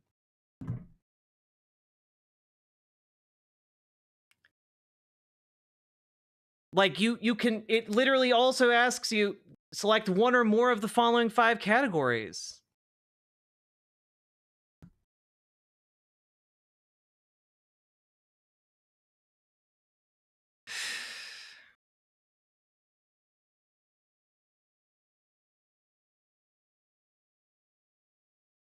I don't know. Like I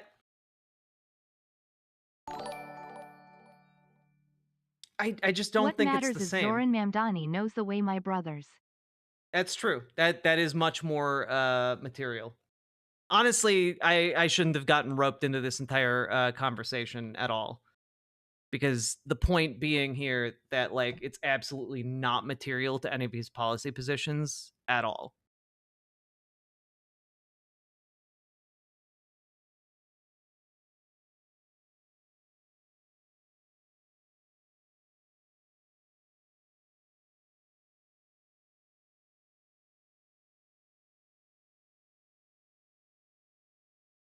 He's an ethnic Indian from Uganda. He has a right to pick Asian and African. Lol, it's so easy.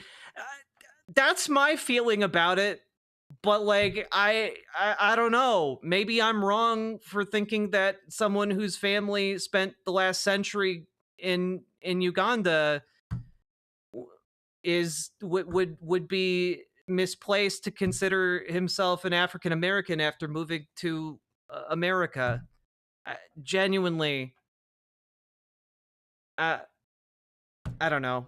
Like, I understand the colloquial use of the term African American would trip some people up on that, but I think like literally spending 2 seconds being like, "Oh, your like family is Indian, but you're like from Uganda." I think that would genuinely clear that up within like 3 seconds.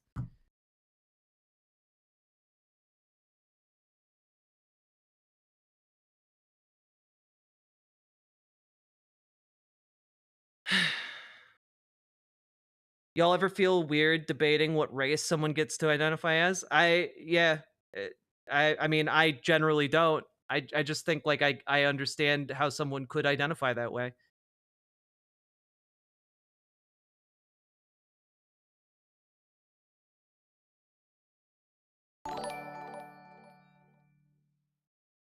At this rate, we could classify him as a buffalo soldier.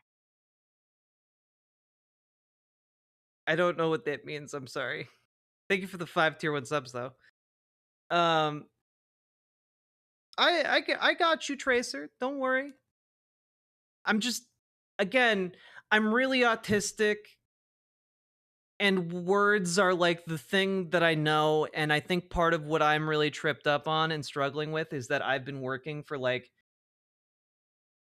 18 hours now, and I'm really tired, and I'm really like, words are the things that make sense in my head and my heart. And I like to be understood, and I feel and to understand others, and I feel like I'm just not nailing that part at this point. And so I'm going to stop.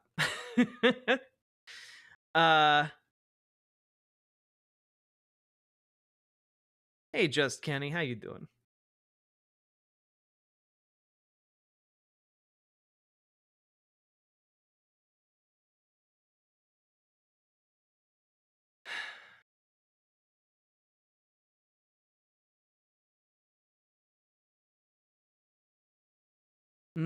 Bob Marley song.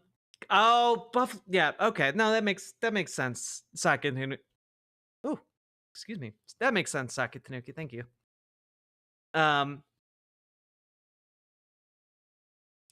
Yeah, ultimately, it's almost like we're using outdated racial categories created by morons with calipers in the 1800s.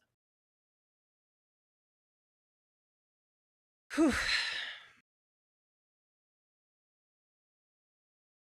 Yeah, like one of the things that causes me the most anxiety is when I feel like I'm not being understood or can't articulate thoughts.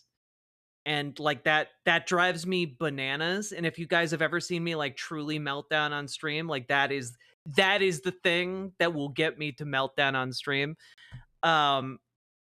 But like I know that no one involved in this conversation was coming at it from a place of like malice or bad faith, and in a way that can sometimes be like more frustrating, you know?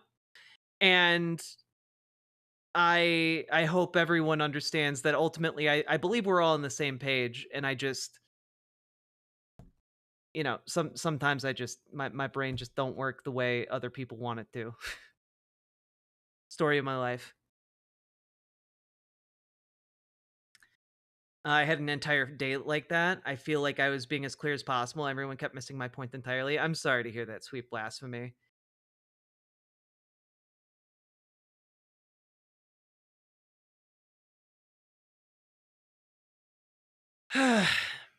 Also, I'm still upset about learning earlier today that apparently Minneapolis and St. Paul laid like literally thousands of miles of track for not light rail, but like streetcars. And in like the 30s and 40s in this country, there were in Minneapolis, we literally had like 24/7 streetcar service basically anywhere in the Twin Cities area. And we gave it all up because a bunch of crime, like organized crime bosses, bought the streetcar service and deliberately ran it into the ground and sold it all for parts and scrap. I'm so mad learning about that. I was so goddamn mad.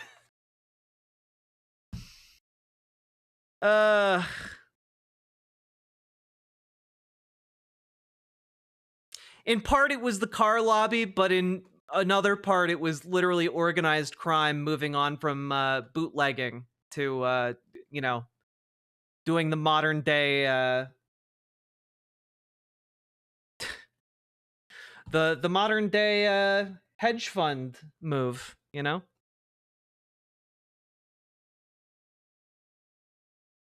That's actually a pretty clever mafia move, right? And then we paved over a bunch of the rail lines, and in the 90s, we sold the rest that we hadn't paved over for scrap. And that just makes me really mad because we could have had it all still. We could have just ripped up the streets, built a new had streetcar infrastructure right there. We threw it all away for cars. They'll never love us back. Unless we live in the movie Cars, but that'll never happen.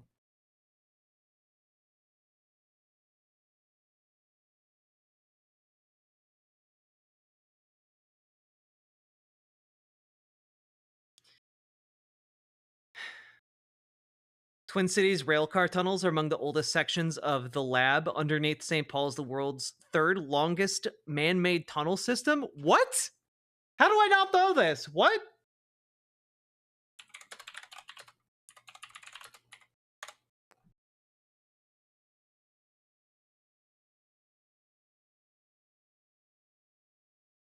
Oh, is this for like getting around this, like not for railroads, right? But for like making your way to different buildings, right? In the winter? Am I correct on that one?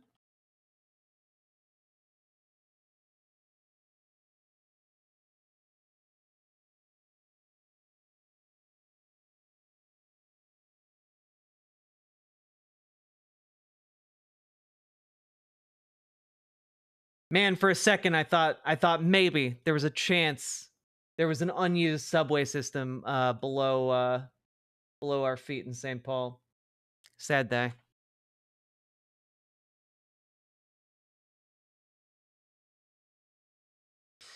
From the capital to the river level, it is all split by municipal purposes. Not close at all. Damn it. I just love subways so much.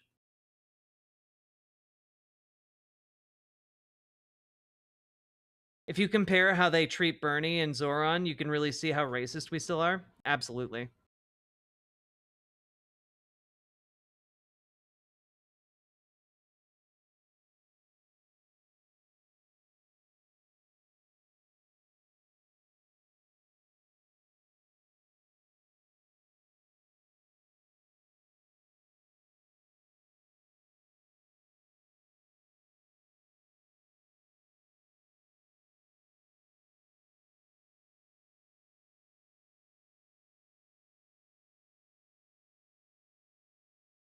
Okay, folks, I need to go collapse, and then tomorrow I need to go do it all again. So, I love you all. I will see you on a new day, and remember to like, comment, and subscribe, and support the show, support the stream, do the things, and I will be back tomorrow, and maybe let's see here. Let's just undo this for next stream. That'll be fine. Do do do do do do do do do do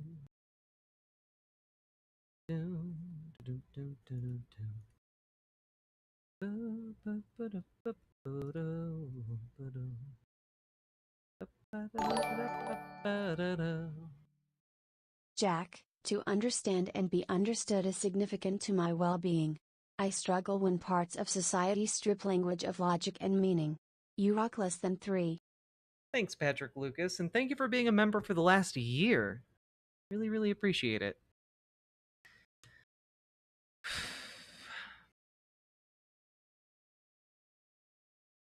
I live way out in East Kentucky. I've never seen a real rail car or a subway. Aw, man. Railroads are the best.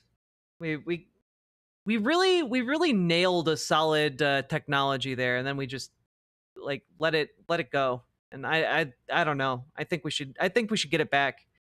I fantasize about a day when we have like maglev infrastructure here in the United States, and we just have like let me put it this way. I fantasize about a day when it is cheaper to travel by train than it is to travel by plane.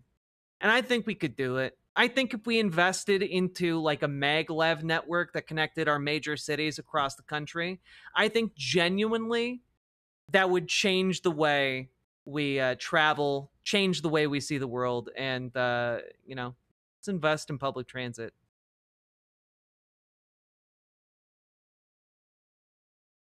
Quirky Nico, you are very right. Semantics is difficult, to say the least.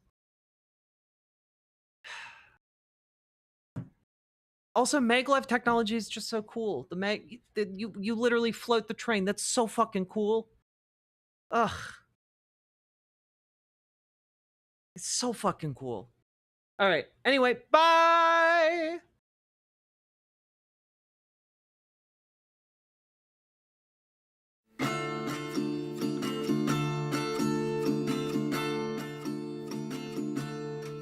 Oh, which side are you on? Which side are you on? Oh, which side are you on? Which side are you on? Come, all of you good workers, good news to you I'll tell of how the good old Union has come in here to dwell. Oh, which side are you on? Which side are you on? Oh, which side are you on? Which side are you on? My daddy was a miner, and I'm a miner's son, and I'll stick with the Union till every battle's won. Oh, which side are you on? Which side are you on? Oh, which side are you on? Which side are you on? They say in LA County there are no neutrals there. You'll either be a Union man or a scab for the boss, beware. Oh, which side are you on? Which side are you on? Oh, which side are you on? Which side are you on? Oh, workers, can you stand it? Oh, tell me how you can. Will you be a lousy scab or will you be a man? Oh, which side are you on? Which side are you on? Oh, which side are you on? Which side are you on? Don't scare for the bosses, don't listen to their lies. Us poor folks haven't got a chance unless we organize.